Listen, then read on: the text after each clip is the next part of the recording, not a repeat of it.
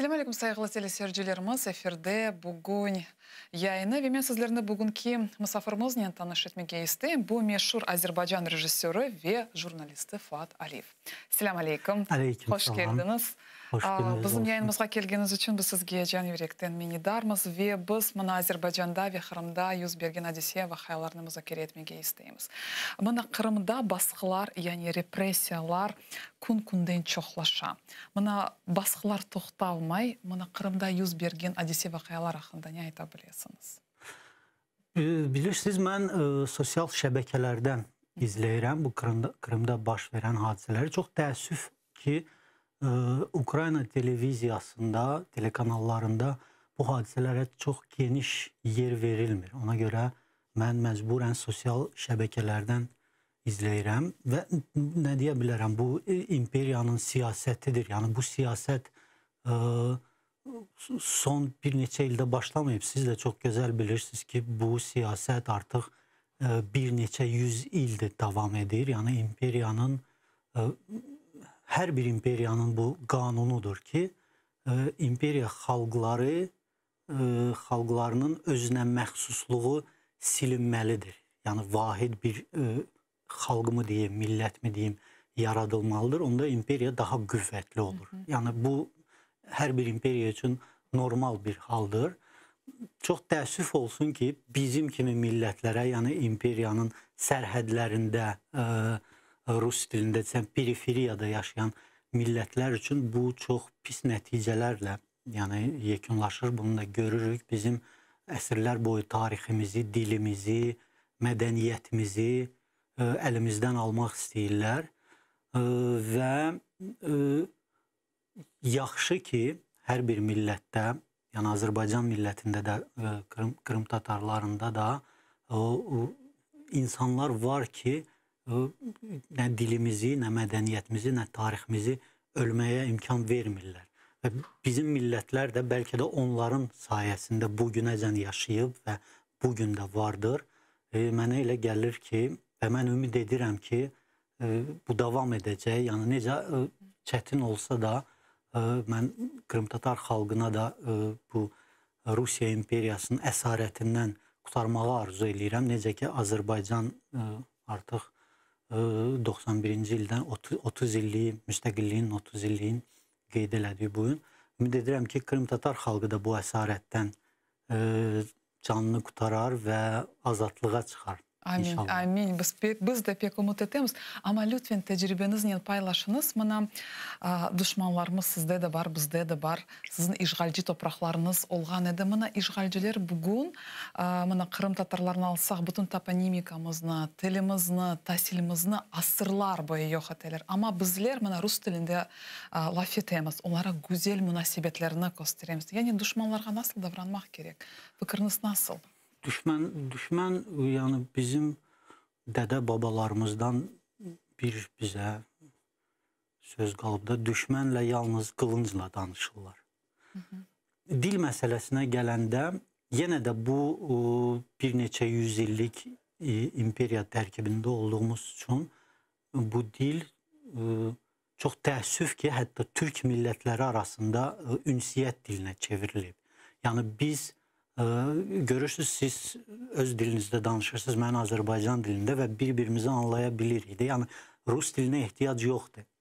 Amma çox təəssüflər olsun ki, bu bir neçə yüz il ərzində Rus dili bütün türk dilli xalqların belə öz aralarındakı ünsiyyət dilinə çevrilib. Yəni bunların arasında özbəklər, türkmənlər, qırğızlar, qazaxlar, azərbaycanlılar, Kırım tatarları, Kazan tatarları.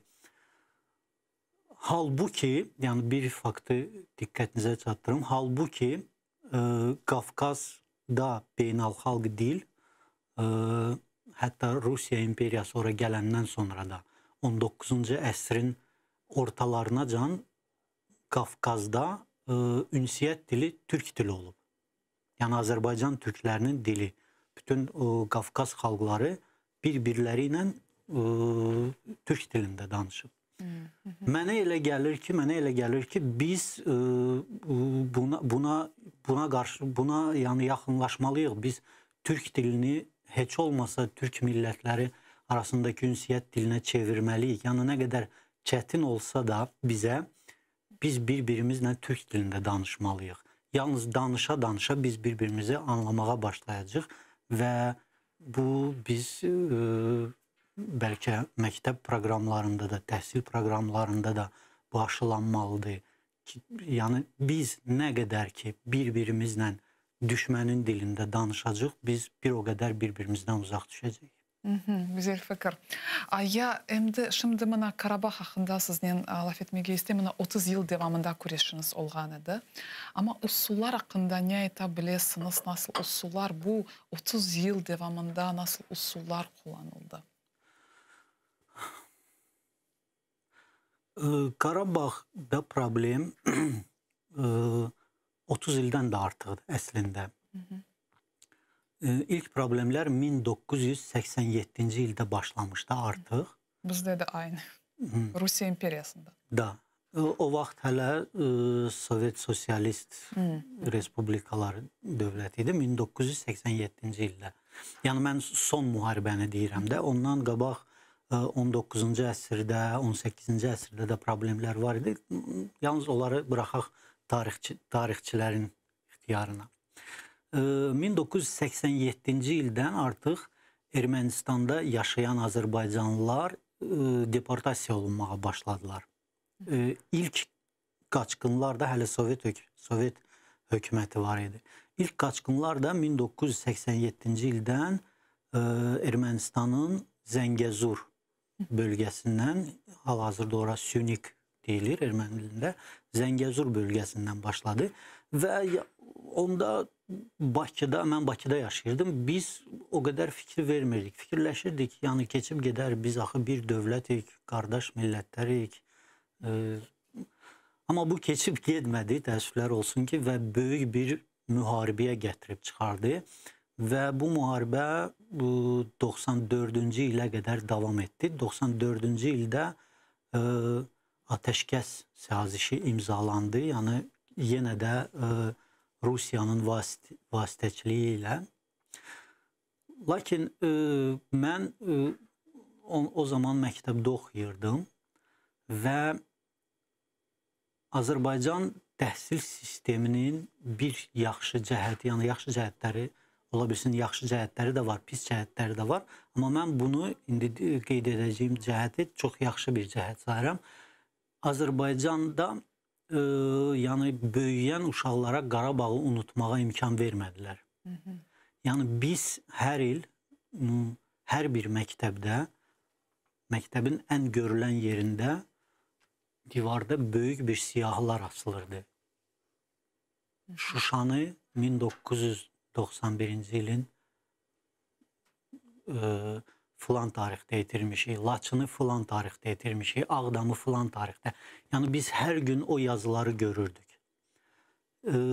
Televiziyada mən Azərbaycanda ilk çalışdığım ANS, Azərbaycan News Service telekanalı olub və bu Azərbaycan ilk müstəqil telekanalı idi və hər gün efiri bu sözlərlə başlayırdı. Qarabağın işğalından bu qədər gün keçir. Hər gün, yəni hər gün tamaşaçılara yadına salırdı ki, bizim torpaqlar işğal altındadır və o torpaqlar bizi gözləyir.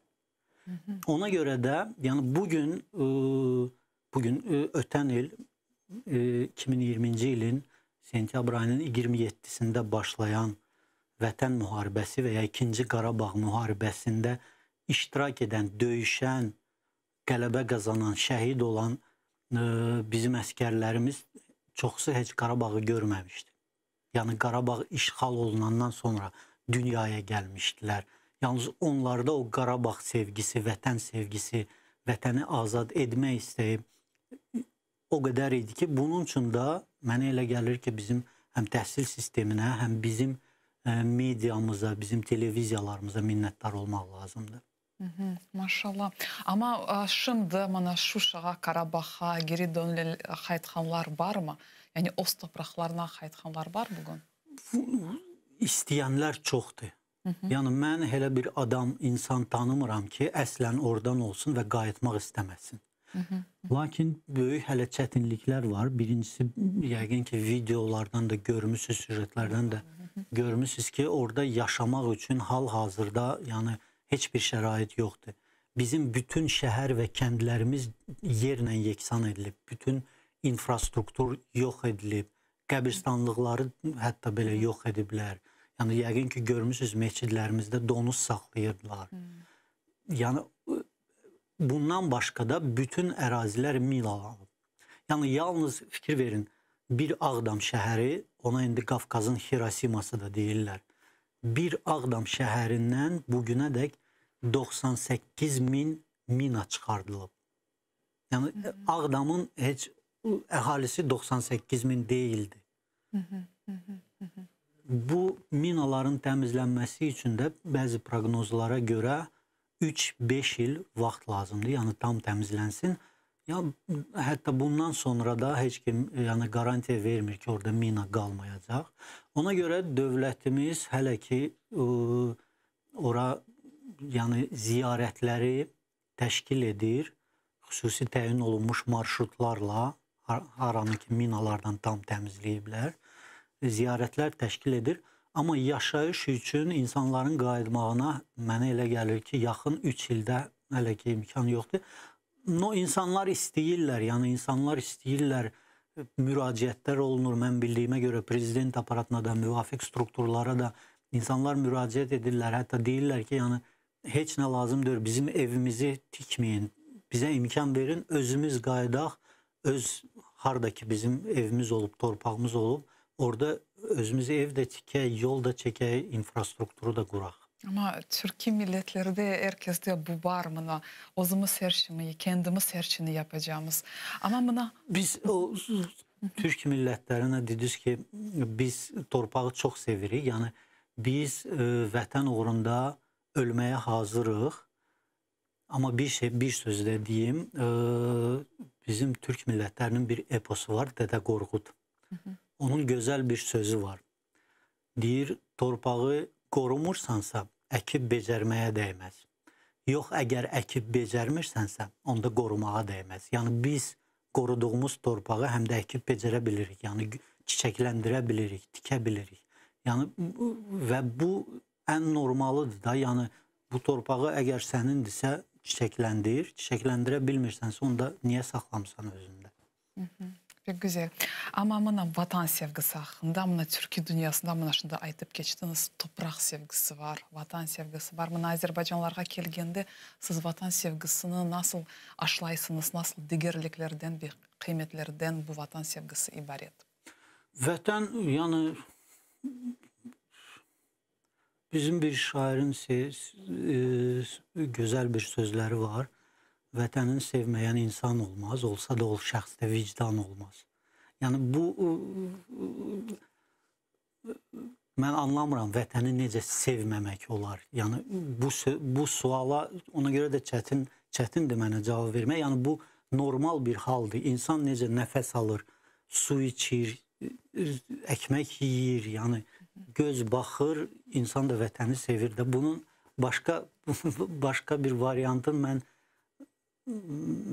anlamıram deyə, ona görə başa sala da bilmirəm. İnsan vətəni sevməlidir də, yəni insan nəfəs almasa ölər, bəs vətənsiz necə?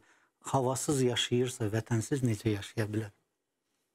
Buna bizim milletimizde bugünkü günde devletimiz yok, harbi güçlerimiz yok. Sözden biz göreşebiliriz. Bunu nasıl siz düşünüyorsunuz? Çünkü alımız pek zor, pek xeyin.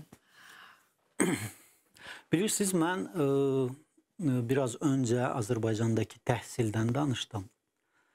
Hal-hazırda Krım tatarların vəziyyətinə baxarkən məni sizin hərbi gücünüzün, ordunuzun olmaması yox, daha çox milli təhsilin olmaması qorxuzur. Çünki dünyada vəziyyət yəni tez-tez dəyişir. Ola bilsin bugün Krım tatarlarının hərbi gücü yoxdur. Amma heç kim bilmir 10 ildən sonra necə olacaq, 20 ildən, 50 ildən sonra necə olacaq. Amma milli təhsilin olmaması milli şuurun pozulmasına gətirib çıxara bilər. Və 50 ildən sonra bugün Krımda məktəblərdə təhsil alan balaca Krım tatarlarının uşaqları 30 ildən sonra necə böyüyəcək onu kim bilir? Onların düşüncəsi nə olacaq? Ama biz buna Rus dili etrafında bulunamız. Bugün Azerbaycan Rus dilini yendi, öyle mümkün etmek. Yani her şey Azerbaycanca sizde. Her şey Azerbaycan. Her şey, ama yendiniz, devletiniz var. Ama bizde Rus dilinin tesiri çok büyük. Biz nasıl tavsiyeleriniz olur? Dil silah olabilir mi aslında? Əlbəttə, əlbəttə. Adı, ismi yadımdan çıxıb, böyük bir dahilərdən kimsə demişdi ki, millətin kimliyini əlindən almaq istəyirsənsə, ilk növbədə dilini əlindən al. Yəni, millət öz dilində danışmırsa, öz dilində kitab oxumursa, başqa dildə oxuyursa, deməli, o kitabı da onun üçün kim yazacaq? Başqa dildə yazacaqlar və onu oxutturacaqlar. O da orada necə yazılıb, elə böyüyəcək. Yəni, imperiyanın bir siyasəti də var idi. Artıq neçə yüz illər.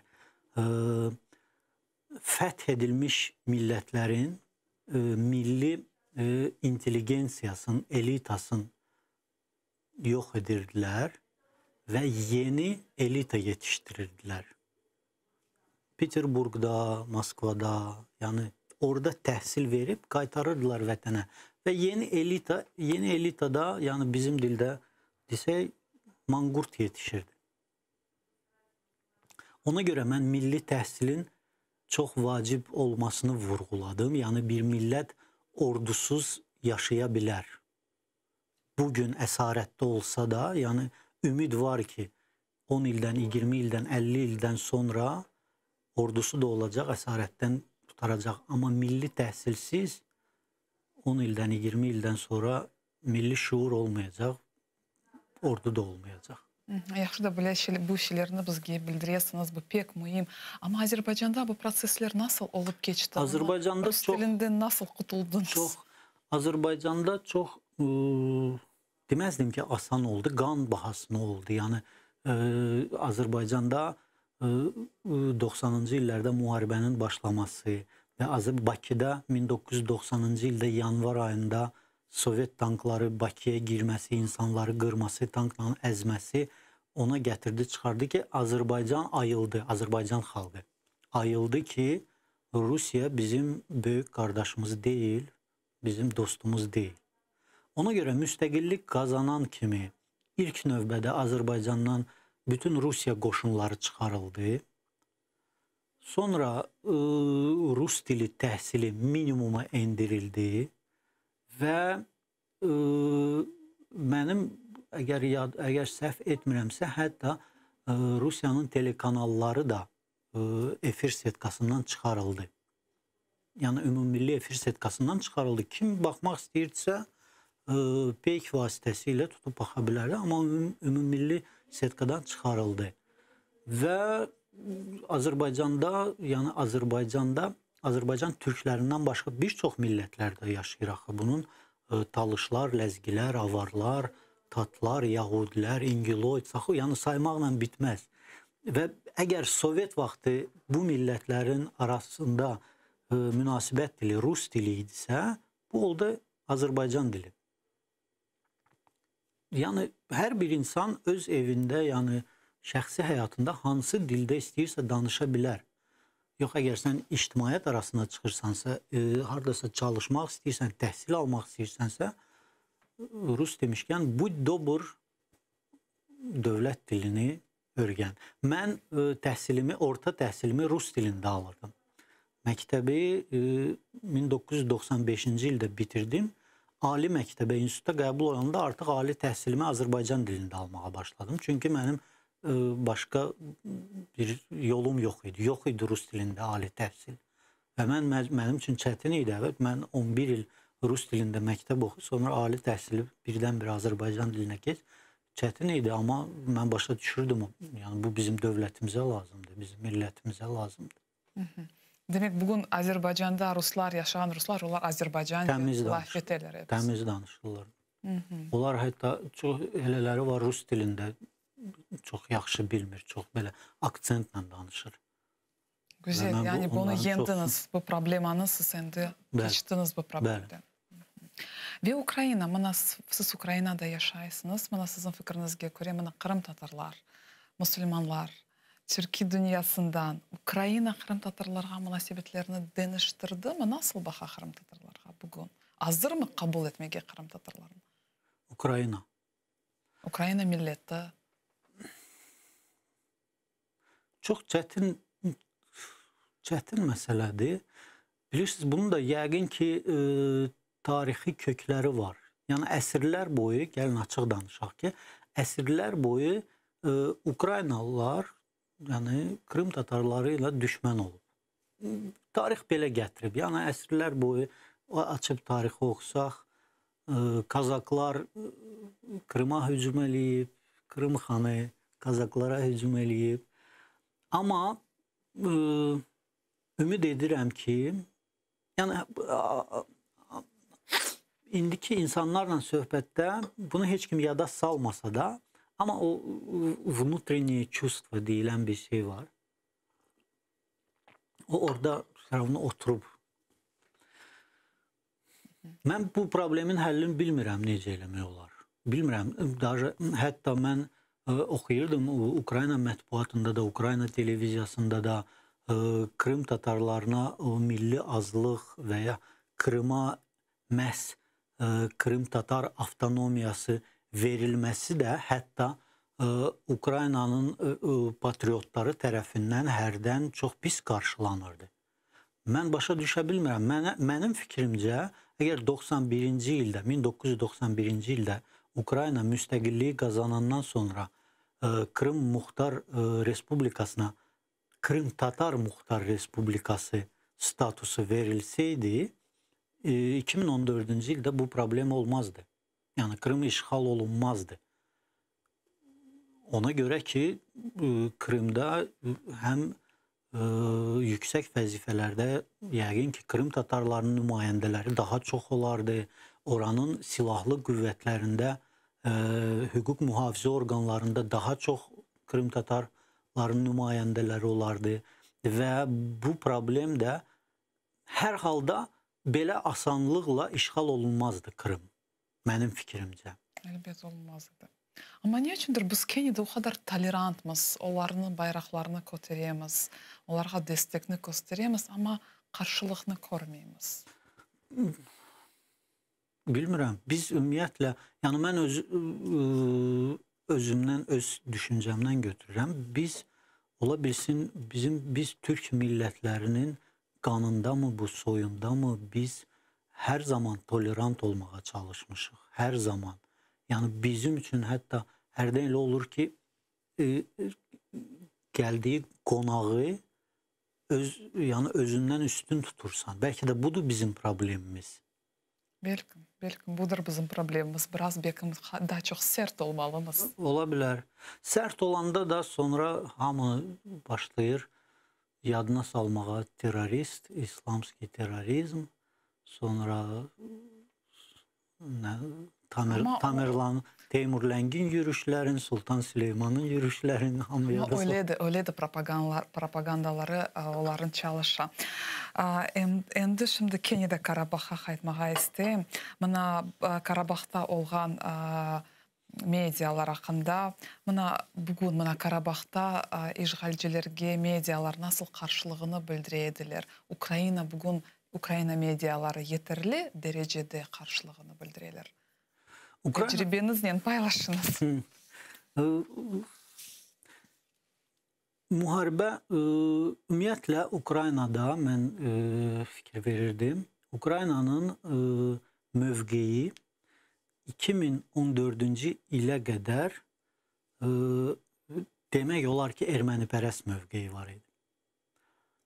Bunun da yəqin ki, tarixi, dini bir motivləri var. Yəni, din cəhətdən bunlar da xristiyan, onlar da xristiyan.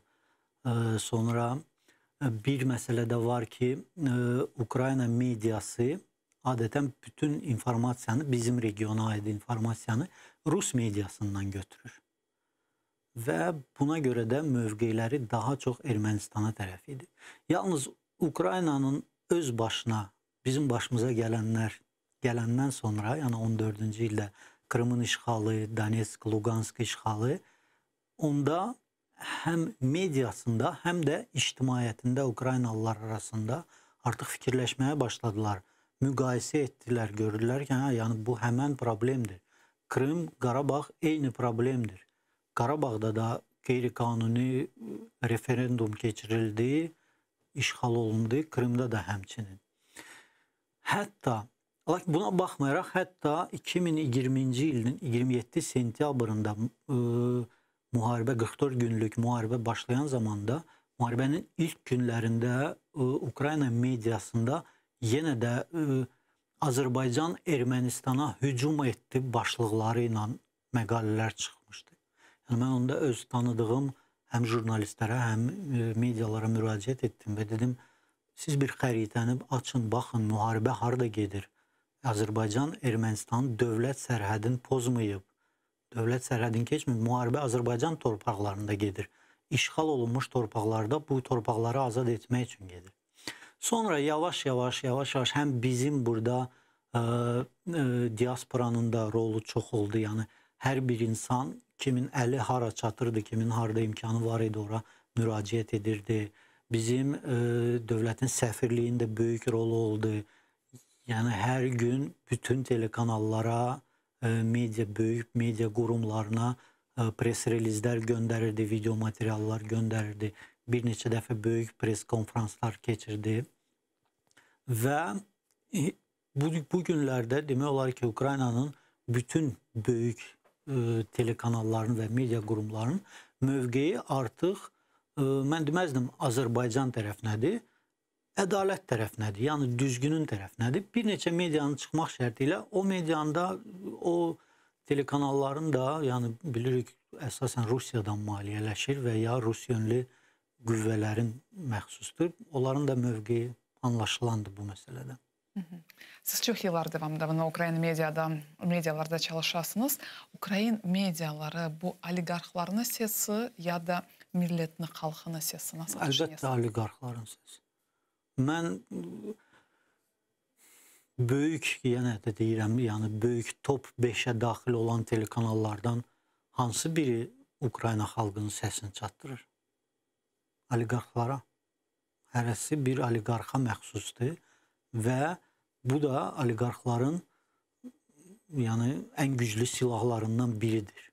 Yəni insanların şuuruna təsir edəcək gücə malikdir və bütün baş verən hadisələr, seçkilərdən tutmuş, yəni etiraz aksiyalarınacan hamısı telekanallar və medialar tərəfindən idarə olunur. Burada yəni mən tanımıram Ukrayna xalqının səsini çatdıran media qurumunu. Şunun üçün Krım üçün çox az aytalar. Ne üçün Krım üçün çox az aytalar, çox aytmalar Krım üçün? Vaxt ayrımlar Krım. Vaxt ayrımı. Yəni bu oligarxlardan bağlı. Yəni bu böyük bir siyasət. Yəni əlbəttə, yəni oligarxın məqsədi nədir? Daha çox pul qazanmaq. Bugün Krımdan hansısa bir Ukrayna oligarxı mənfəət, pul qazana bilər? Yox. Onda niyə efir vaxtını sərf etsin, gəlir gəlməyən yerə? Yəni, nə qədər acınacaqlı olsa da, acı olsa da bu belədir. Yazıq, amma bugün Azərbaycanda, Ukraynada Azərbaycan diasporası, böyük bir Azərbaycan diasporası yaşay, amma özlərinizi nasıl saxlaysınız? Tilinizni, kendilerinizni, Azərbaycan dünyasını nasıl yaşatırasınız? Biz Azərbaycan diasporası ümumiyyətlə bütün dünyada Azərbaycan diasporasının formalaşmasının çox kiçik bir tarixi var. Yəni biz ümumiyyətlə əsasən Azərbaycanda yaşayırıq, Azərbaycanlılar.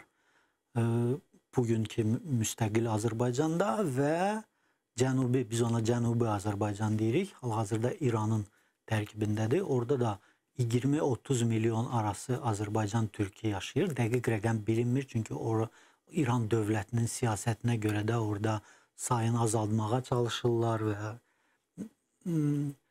və bizim diaspora kimi formalaşmağımıza səbəb də elə 1-ci Qarabağ müharibəsi oldu. Yəni insanlar hardasa yaşadığı yerdə Azərbaycan həqiqətlərin dünyaya çatdırmaq üçün birləşməyə başladılar.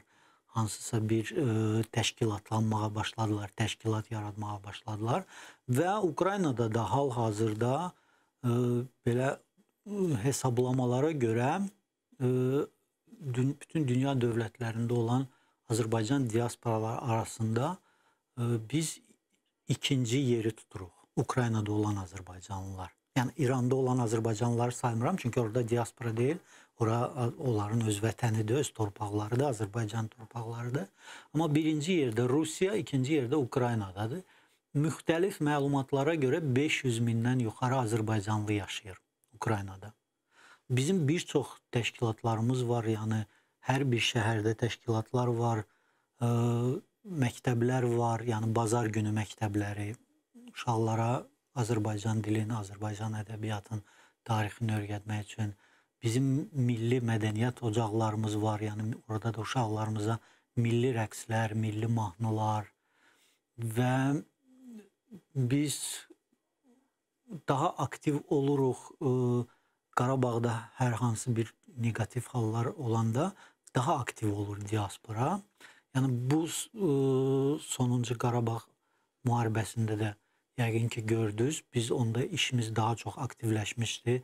Biz BMT-nin binası qarşısında, OBSE-nin qarşısında, səfirlik qarşısında bir çox aksiyalar keçirdirdik və çalışırdıq, yəni əlimiz çatan medialarla işləyirdik ki, biz həqiqətlərimizi çatdıraq. Yəni işlərimiz əsasən bundan ibarətdir. Şükürlər olsun ki, Azərbaycanın Qarabağdan başqa böyük bir problemi yox idi və bu Qarabağ problemi də demək olar ki 99% həll olunub. İnşallah 1%-i də yaxın illərdə ümid edirəm həll olunacaq və biz diaspora kimi hamımız qayıdacaq Azərbaycana da, işimiz qalmayacaq. Amma dillərinizni mana vatandan uzaq yaşaysınız, dillərinizi nasıl saxlaysınız? Öyle ana dilinizdə, Azərbaycan dilinizdə, Koruşkəndə laf etsiniz. Biz yəni vətənimizdən uzaqda yaşasaq da tez-tez görüşürük, tez-tez bir yerdə oluruq, tez-tez danışırıq bir-birimizlə. Həm də biz tez-tez Azərbaycanda yaşayan qohumlarımızla da danışırıq. Yəni dili unutmaq çox çətindir. Əlbəttə çətinliklər olur və mən artıq 2008-ci ildən Ukraynada yaşayıram və hərdən hiss edirəm ki, hansısa bir sözü demək üçün artıq mənə vaxt lazımdır o sözü yada salmaq üçün. Lakin biraz burada doğulan və böyüyən uşaqlarımızda çətinlik olur. Çünki məktəbdə, həyətdə, küçədə uşağın əsas çox vaxt keçirdiyi yerlərdə Ukrayn dilində və ya Rus dilində danışırlar. Amma neyniyək? Amma sizin balalarınız, evladlarınız Azərbaycanca bilirlərmi? Yox. Ne üçün? Çünki mən evdə olmuram adətən. Mən səhər işə gedəndə onlar yatıb, məni axşam işdən gələndə artıq yatıb. Yəni məni başa düşürlər, amma danışmağa onların təcrübəsi yoxdur. Yenə də uşaq bağçası, məktəb Ukrayn dilində, həyətdə Ukrayn Rus dilində təcrübə yoxdur. Amma mən dediyimi başa düşürlər, mənə artıq Rus və ya Ukrayn dilində cavab verirlər. Amma münasibətlərini, Azərbaycan-Ukrayn münasibətlərini Azərbaycan diasporası təsir edir mi? Əlbəttə təsir edir. Əlbəttə təsir edir və bu yenə də 44 günlük vətən müharibəsini yada salaq. Bu müharibə ərzində bizim diaspora çox aktiv idi və bu da Ukrayna siyasətçilərinin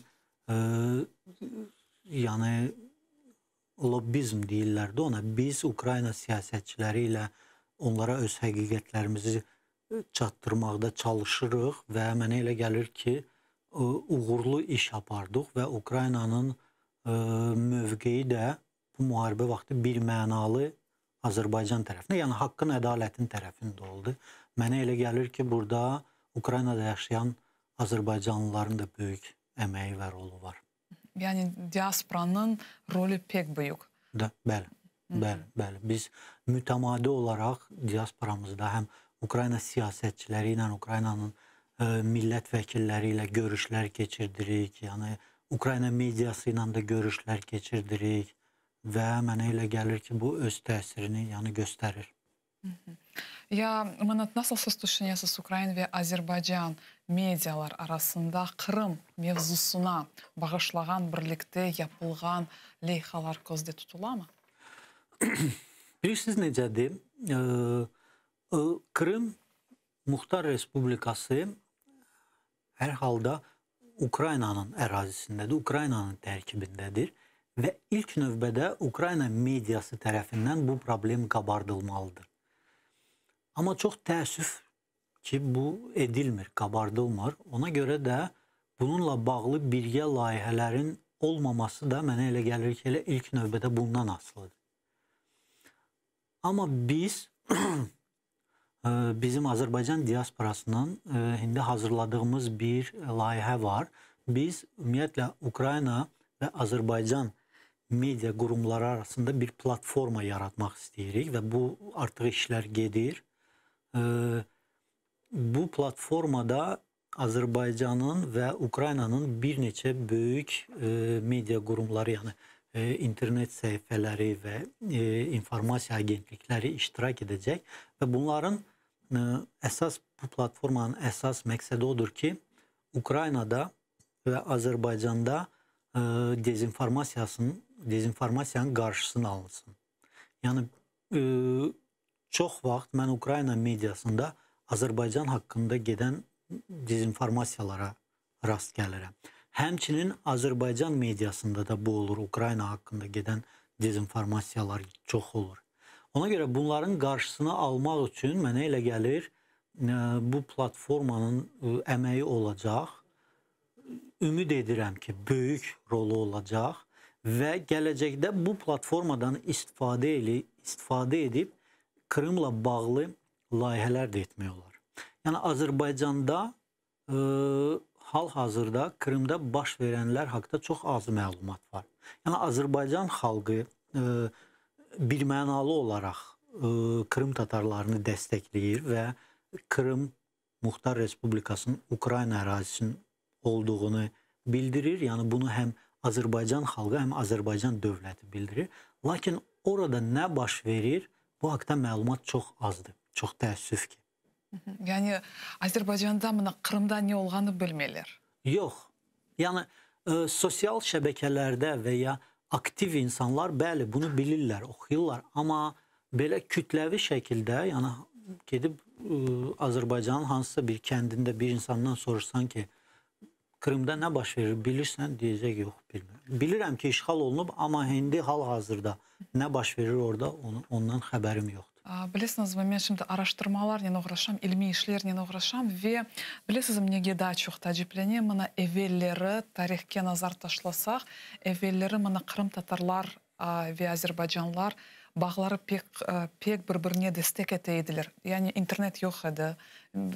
Öyle bağlar, mesafeler büyük idi ama bir-birine insanlar pek yardım edilir. Mana Tercüman gazetasına Azerbaycanlılar destekini gösteriyorlar ve bizim de meşhur insanlarımız Bekir Çobanzadeler, Hasan Rifatovlar, onlar hepsi mana Azerbaycan medeniyetine, tiline de tesirini çok tesir ettiler ve siz de bizge pek yardımlar etken ediniz. Yani bugün bu böyle münasebetler yok. Böyle medeniyette, siyasette böyle münasebetler yok. Yani bu bizden bağlı. Bizler bu bağlarını kurmayımız mı? Biz, əlbəttə, kim qurmalıdır? Biz qurmalıyıq. Bu münasibətləri, yenə də qayıdıram, Sovet imperiyası bu münasibətləri kəsdi.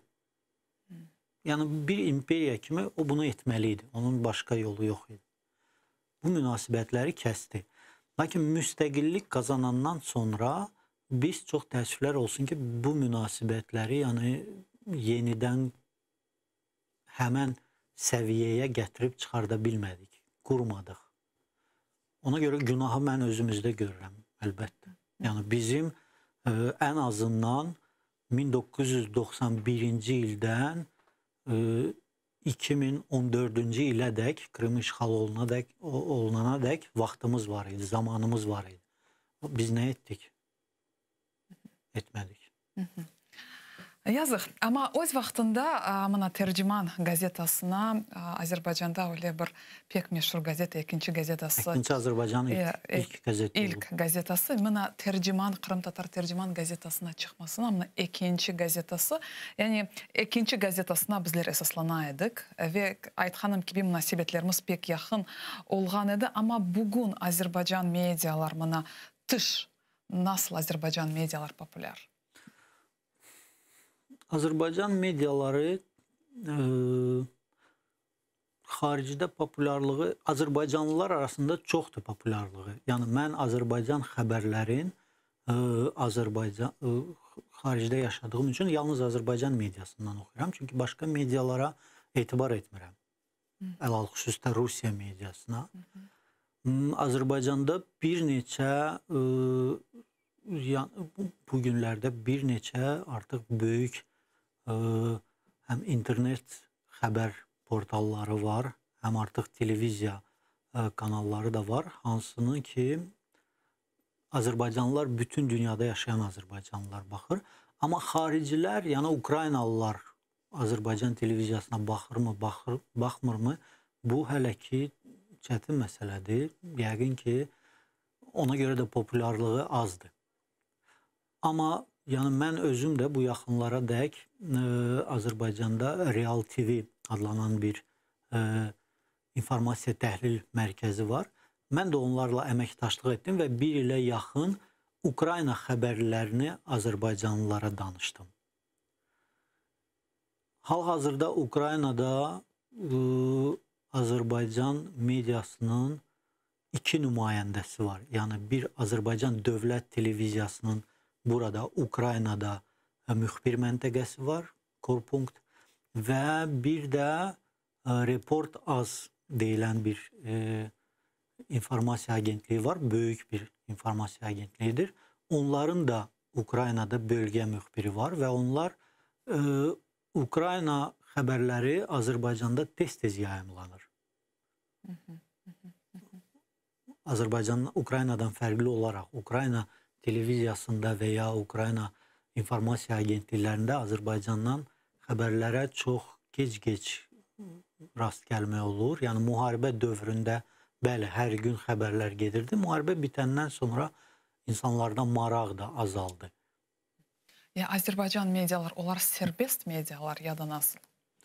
Sərbəst sözün tam mənasında sərbəst bugün yəqin ki heç nə yoxdur. Yəni qayıdaq yenə oliqarxlara da. Yəni bu mediada çalışan insanlar məvacib almalıdır, maaş almalıdır. Yəni bu medianı, böyük bir medianı saxlamaq üçün zəngin bir insan lazımdır. Onlar da adətən kimlərdir? Oliqarxlar. Lakin Azərbaycanda ictimai televiziya var. Dövlət televiziyası əlbəttə ki, Azərbaycan Dövlət Televiziyası Azərbaycan dövlətinə tabedir. İctimai televiziya sərbəst medialardan biri kimi qeyd edə bilərəm. Çünki o media oliqarxların yəni orada əli yoxdur. İctimai televiziyadır. Amma bütün qalan yerdə qalan informasiya agentlikləri, internet saytlar əlbəttə ki onlar hər hansı bir qüvvələrə məxsusdur. Sadəcə Azərbaycanla Ukraynanın arasında fərq odur ki, Azərbaycanda olan, bugün də olan qüvvələr hamısı pro-Azərbaycan qüvvələrdir. Ona görə medialarımız da Azərbaycan haqqında çalışırlar, doğru, düzgün yox, Azərbaycana sərf eləyən, Azərbaycanı yaxşı göstərən informasiyaları yaysınlar. Sizde Sputnik bir medyanız çalışa. Yani o da Azerbaycan'ı bugün yani takdim etti. Ama Kenya'da bu agentliğiniz pek aktif çalışa. Ya o da Rusya holtuda. Böyle Margarita Simonyan. Bunu da biraz tafsilatlıca etiniz. Yani Azerbaycan, bugün Azerbaycan'ı böyle takdim ettiler. Yani Sputnik medyası. Azərbaycan demokratik bir dövlətdir. Yəni Azərbaycan hər hansı bir mediaya öz ərazisində işləməyə qadağan edə bilməz. Yəni bu beynəlxalq qanunlara ziddir. Ona görə Sputnik mediası da Azərbaycan qanunlarına uyğun olaraq gəlib Azərbaycanda bir mətbuat orqanı kimi qeydiyyatdan keçib və çalışır. Yəni Azərbaycan buna qarşı qanuni yolla heç nə edə bilməz. Sputnik Azərbaycan, yəni Sputnik holdinginin üzvüdür. O da Rusiyaya məxsusdur. Onların maliyyə, finans və imkanları da çox böyükdür. Ona görə də onlar hər yerdə çalışa bilir. Çox təəssüf ki. Yəni Azərbaycan da bir demokratik dövlət kimi heç bir mediaya qadağan edə bilməz ki, Azərbaycan ərazisində işləmək. Əgər bu media qurumu dövlət qanunlarına tabi olursa, onda nə etmək olar? Yani Rusya her yerde var. Yani Rusya'nın tesiri büyük. Ama sizde var mı öyle milletinizde, yani medyalar arasında karşılık bildirmesi? Böyle insanlar var mı? Kim buna karşı çalışanlar? Öyle gibi insanlar var mı sizde? Böyle gibi medyalar onlara karşı çalışan? Ya da sizde öyle o problem yok? Bizdə o problem yox. Bizdə Azərbaycan bilirsiniz, Rusiya kanallarının Azərbaycanda çox populyar olmamasının səbəbi bilirsiniz nədir? Çünki Azərbaycanda Rus dilini artıq çox insan bilmir. Rusiya mediasında baş verənlərdən heç Azərbaycanda yaşayan insanların çoxsunun xəbəri yoxdur. Ona görə də bu problem Azərbaycanda yoxdur. Hətta 2020-ci ildə başlayan müharibə vaxtı Rusiya mediasında, mərkəzi kanallarında, Rusiya 24 və digər kanallarda və bir çox Rusiya mətbuatında Azərbaycana qarşı materiallar getməyə başladı. Və hətta başladılar dezinformasiya daşıyan məlumatlar yaymağa. Azərbaycanda bilmirəm, təşviş yaratmaq üçün, panika yaratmaq üçün və Telegram kanallarda, sosial şəbəkələrdə və bunun heç bir təsiri olmadı. Bilirsiniz niyə görə? Yenə həmən söhbətə qayıdıram. Çünki Azərbaycanda Rusiya mediasını baxan və oxuyan insanların sayı çox azdır. Və ona görə də onlar bütün məlumatları Rus dilində yazırdılar Telegram kanallarda, sosial şəbəkələrdə. Lakin bilmirəm, analiz etməmişdilər, ya səhlənkarlıq idi. Yəni bu atdığı güllə boşa çıxdı. Çünki onları oxuyan olmadı və onların yazdığından heç kimin xəbəri də olmadı. Yani bu sizin zaferiniz. Yani esası siz bana Rus dilinden kurtuldunuz, öyle mi etmeye? Yani bizim seyircilerimizge de bu güzel bir tecrübe olsun. Yani bana Rus dilinden kurtulsak bu büyük bir galibiyedir. Ama Ukrayna'da Azerbaycan informasyon vasıtaları çalışır mı? Bəli, Ukraynada, yani ben dediğim kimi Azərbaycan Dövlət Televiziyasının müxbir məntəqəsi var. Jurnalisti çalışır burada. Ukrayna xəbərlərini Azərbaycana çatdırır. Və bir də Azərbaycanın böyük bir xəbər portalı var. Report.az. Onların da burada müxbiri, jurnalisti çalışır və mütəmadi olaraq Ukrayna haqqında məlumatlar çatdırır. Və yenə də xatırladım ki, biz planlaşdırdığımız, yəni üzərində işlədiyimiz platforma tam qüvvəsi ilə işə başlayandan sonra bu əlaqələr daha da sıxlanacaq. Azərbaycan tamaşaçısı, Azərbaycan oxucusu Ukrayna haqqında daha çox məlumat ala biləcək və bu məlumatların arasında əlbəttə ki, Krım haqqında da məlumatlar olacaq. Krım tatar xalqının bugünkü problemləri haqqında da məlumatlar olacaq. Çok güzel. Ve ben şimdi öyle bir teklifte bulunmak isteyeyim. Mına siz endi sizin topraklarınız endi nihayet serbest. Ama serbestlik için çok asırlar, yıllar devamında көрüştünüz. Ve ben şimdi bizim seyircilerimizge meşhur Azerbaycan siyasetçini nasıl serbestlik hakkında onun fikirlerini seyretmeye teklif eten bu Mehmet Emin Resulzade. Azatlık için böyle aytkan kelini seyrettik. Sonra sohbetimizni devam ederek.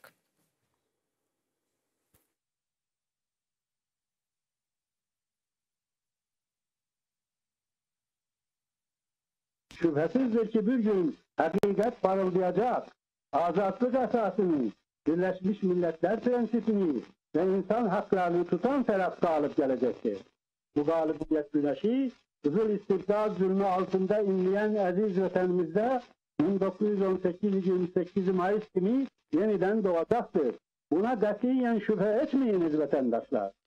Üç renkli İstiklal bayrağını göçlerinde gezdiren buradaki vatan ailesi bizlerden, orada her cüre korku ve tezyiq altında dertleri istiklal eşkiyle çırpınan azadlık ailesi sizlere candan selamlar gönderir. 28 Mayıs İstiklal kurbanlarının aziz ruhları huzurunda hürmetle eğilir ve her iki tarafı birleştiren milli büyük hasreti şairin beytiyle dile getiririm. Sen bizimsen, bizimsen, durdukça bedende can, yaşa, yaşa, çok yaşa, ey şanlı Azerbaycan. Bu Mehmet Emin Resulzade'nin öyle güzel bir nasihatları olgan edi. Mana şimdi Fuat Bey devam eder ve men isterdim ki iki söz Mehmet Emin Resulzade hakkında aytmasını ve sonki sualim olacak. Məhəmməd Əmin Rəsulzadə Azərbaycan Demokratik Respublikasının banisi olub. Ümumiyyətlə, Azərbaycan Demokratik Respublikası Türk və İslam dünyasında ilk respublika olub. Və Azərbaycan Demokratik Respublikası da hələ hal-hazırda demokratiyanın yəni demokratiyanın ən çox inkişaf etdiyi yer Avropa sayılır. Amma bir faktı nəzərinizə çatdırım ki, Azərbaycan Demokratik Respublikasında qadınlara səs hüququ ilk olaraq Azərbaycan Demokratik Respublikasında 1918-ci ildə verilib. Avropa dövlətlərində bir çoxsunda, hamısında demirəm, bir çoxsunda 40-cı, 50-ci illərdə qadınlara səs vermə hüququ verilibsə, Azərbaycanda bu 1918-ci ildə verilib və Azərbaycan Demokratik Respublikasının öz müstəqilliyini, istiqlaliyyətini elan edəndə onların ilk deklarasiyasında Azərbaycanda dinindən, dilindən, milliyyətindən asılı olmayaraq bütün insanlara bərabərlik verilib. Yəni Azərbaycan Respublikasının ilk konstitusiyasında. Yəni Məhəmməd Əmin Rəsulzadənin sözləri var: millətlərə istiqlal, insanlara hürriyyət. Yəni Məhəmməd Əmin Rəsulzadə çox Azərbaycan üçün çox əziz və çox böyük insandır. Bugün də onun xatirəsi yad olunur və hər il 28 mayda Azərbaycanda Respublika günü kimi qeyd olunur və bugünkü Azərbaycan Respublikası da həmən 1918-ci ildə yaranan Respublikasının davamçısı kimi özünü təqdim edir.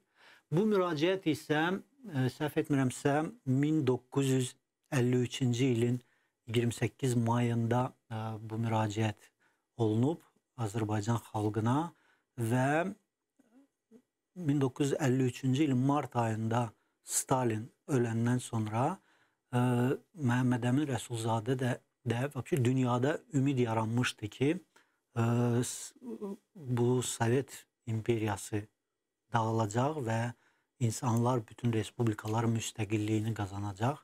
Onda da Məhəmməd Əmin Rəsulzadə də buna ümid edirdi. Lakin çox təəssüf olsun ki, 2 il sonra, səhv etmirəmsə, dünyasını dəyişdi və onun qəbri Ankaradadır, Türkiyədədir. Çox təəssüf olsun ki, Məhəmməd Əmin Rəsulzadə Azərbaycanın bugünkü günün görə bilmədi. Amma ümid edirəm ruhu şaddır. Elbette ki. Ve sübyetimizin sonunda Kırım Tatarlarga, onların bugün ağır alda Kırım Tatarlar, onlarga nasıl tilekleriniz, nasıl destek sözlerini aytar ediniz? Mən ümumiyyətlə Məhəmməd Əmin Rəsulzadənin Azərbaycan xalqına dediyi sözü hər birini Kırım Tatar xalqına da deyə bilərəm. Yəni onun bu sözlərdə əsas mesaj o idi ki, ümidi itirməyin. Bir gün haqq, ədalət öz yerini tutacaq. Məhəmməd Əmin Rəsulzadənin bir gözəl sözü də var. Bir kərə yüksələn bayraq bir daha enməz. Yəni o bayrağı düşmənlər yandıra bilər, sındıra bilər, cıra bilər. Amma bir kərə o bayraq yüksəlibsə bir daha enməyəcək. O gün gələcək inşallah, yəni Kırım Tatar xalqının da öz milli təhsili də olacaq, öz milli azadlığı da olacaq və mən arzu edirəm ki, biz hamımız o günü görək. Amin. Amin. Sağ olunuz böyle destek sözleriniz için, bizim yayınımızga kelgeniz için. Sizge can yürekten minnettarmız. Sağ olunuz. Çok sağ olun. Saygılı teleseyircilerimiz, bu güzel noktada yayınımızı yekünleyimiz, hatırlatam yayınımızın misafiri, meşhur Azerbaycan rejissörü, jurnalisti Fuat Aliyev olgan edi. Men ise sizlerden sağlıklaşam, yayınlarımızdan meni meslekdeşlerim devam edecek. Bizle olunuz.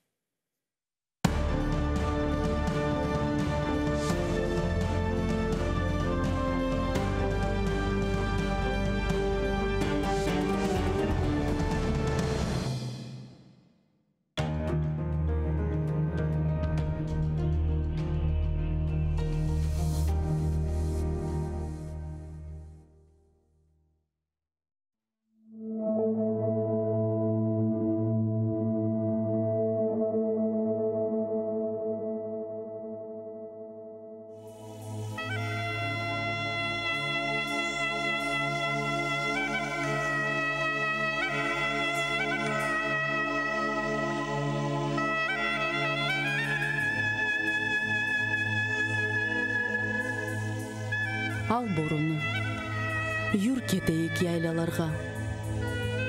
Çal bir ava, çal bir peşraf, bir qaytarma. Çal bir nağme, barsın yetsin yıldızlarga.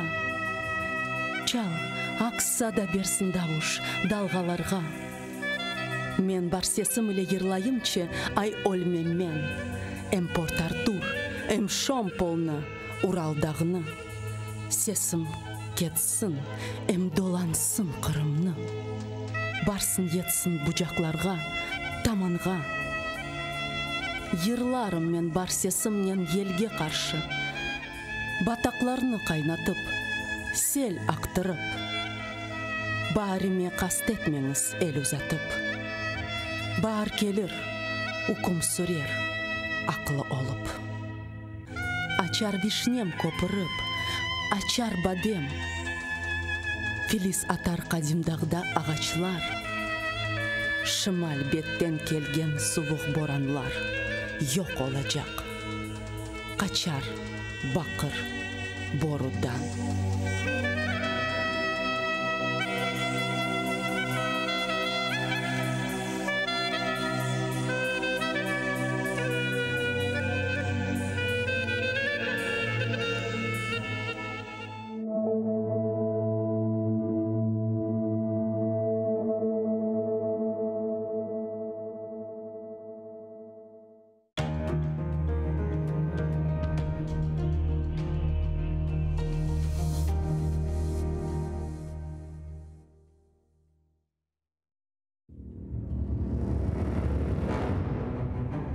Хаджи Герай Кырым ханлығыны тізгенде 29 yaşında еді. Тахминен 350 yıl devamında Kırım ханлығы devlet olarak hüküm sürdü. İsmail Gasprinski Tercüman gazetini 28 yaşında neşir etip başladı. Номан Челебиджихан Kırım Tatar Milli Kurultayını 33 yaşında tızdı.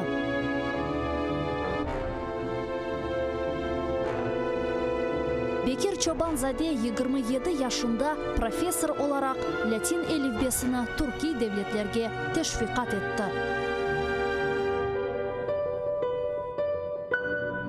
Şair Amdi Giraybay 29 yaşında milletçilikte kabatlanıp Moskvada Butyrka hapishanesinde vahşice öldürüldü.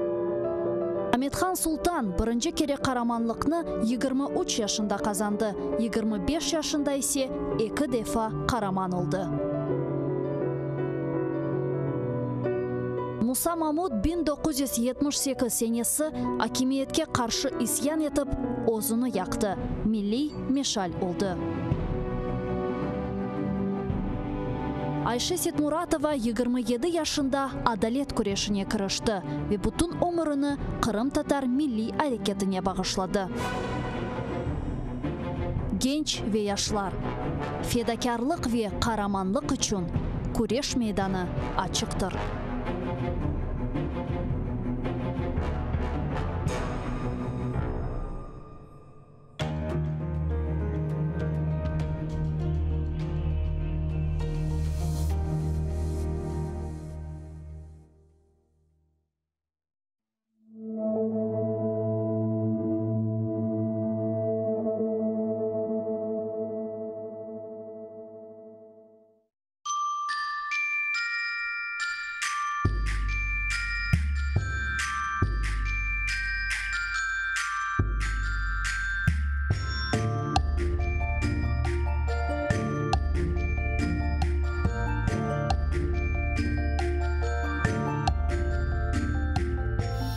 Eşit yumuşak yapraklarının türkülerini, yarın kelse pencereden yarıp ursa. Eşit Kırım'ımın dülberligini, kuşlar yırlap azbarından uçsa. Eşit bu kırlarım kökten yüksek, kuru ozenimnin kokularını, güller aça, pişi taze otmek, tuz kokusu, deniz dalgaları. Eşit nasıl yüzüm sıcak yerden öse, ozen suvu aka, güneş oynay. Kırım hep yerlerden bana güzel. Bu sevgiden güçlü sevgi olmay.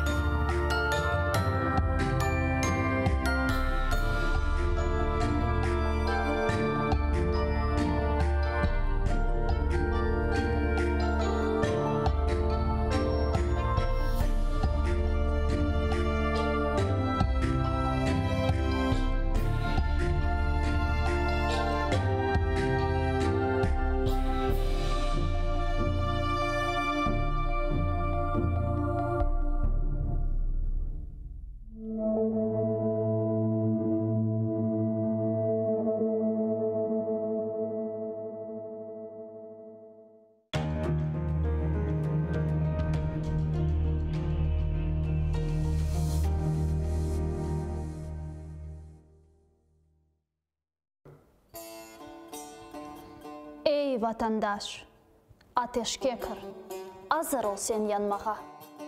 Vatan için can vermesen, ne için geldin dünyaya? Güzel Kırım toprağında ecdadının kanı var. Her bir terek yaprağında milletinin canı var. Gerek olsa fırtınaday atıl düşman üstüne. Göster ona asırlarla toplangan bar küçümünü. Yenmegence omur billa kureş kene ve kene. Al dediler al almagan intikam bir uçumda. Sen milletsin bir vakitlar Moskvada at oynatkan. Aciz kalgan getmunlarga yardım kolu uzatkan. Bugün ne için andamında korkup pısıp yüresin. Öz yurtunda suçlu gibi boynun kısıp yüresin.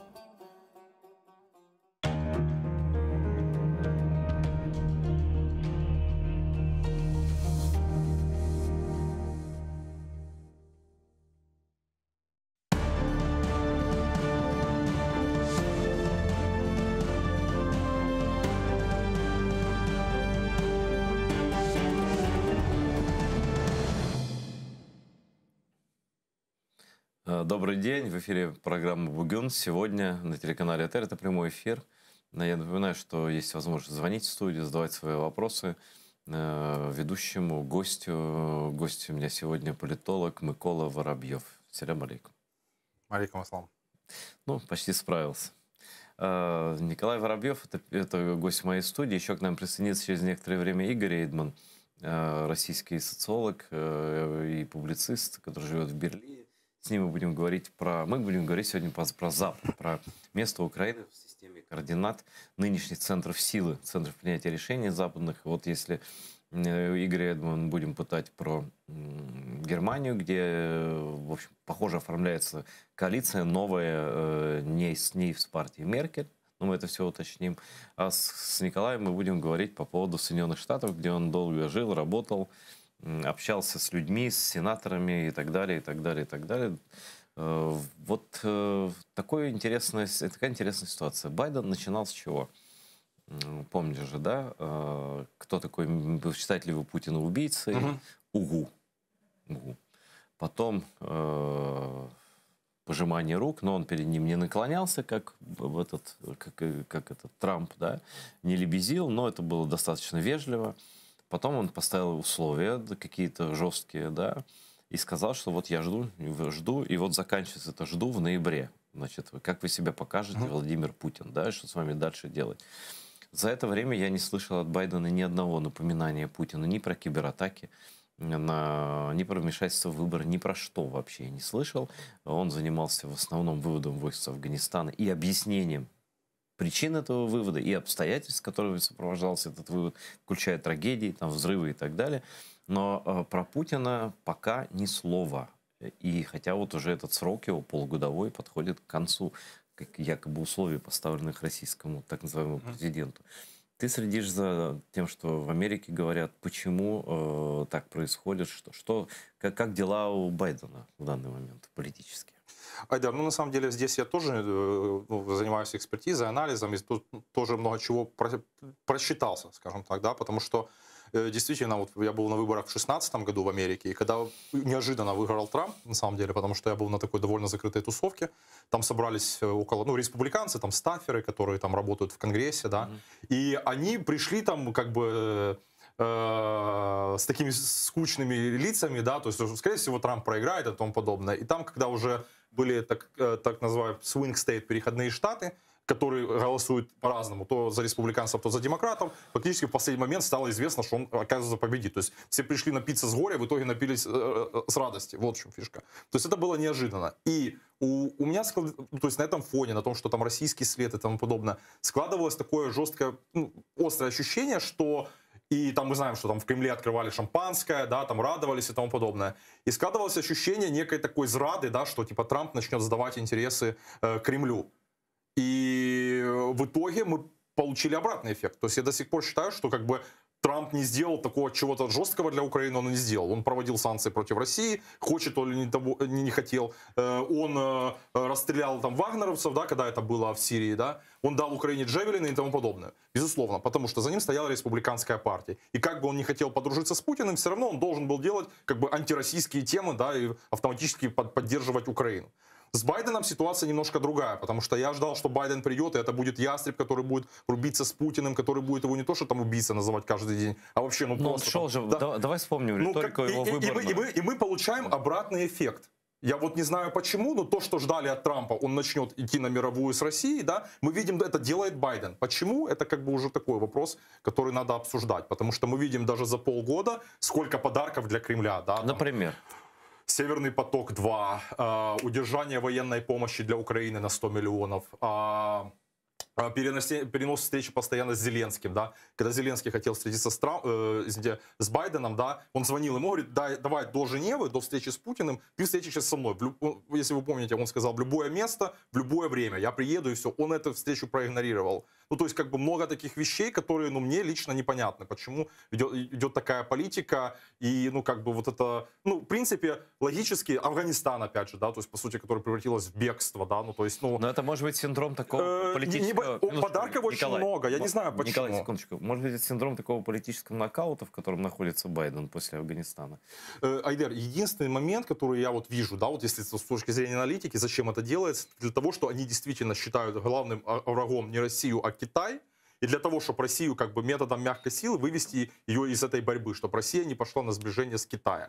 И тут, мне кажется, что Байден совершает вот эту ошибку, если вы помните, вот перезагрузка, которую кнопку эту назвали перегрузка. То есть они наступают на те же самые грабли. Они верят, что с Путиным, с Россией можно договориться, что можно устроить еще одну перезагрузку, да, что можно довести, ну, то есть сделать их хотя бы не врагами, а хотя бы нейтральными. И почему-то вот такое понимание, я вот это только могу объяснить противостояние. Вот, знаешь, цитата понравилась. Я попрошу режиссеров найти эту цитату. Генеральный секретарь НАТО Йенс Столтенберг призывает страны-члены Альянса к поддержке взаимодействия с Российской Федерацией. Это должно помочь избежать холодной войны или гонки вооружений, блеет генсек НАТО. Я прошу прощения за такую оценку. Покажите, пожалуйста, эту цитату, чтобы всем видно было.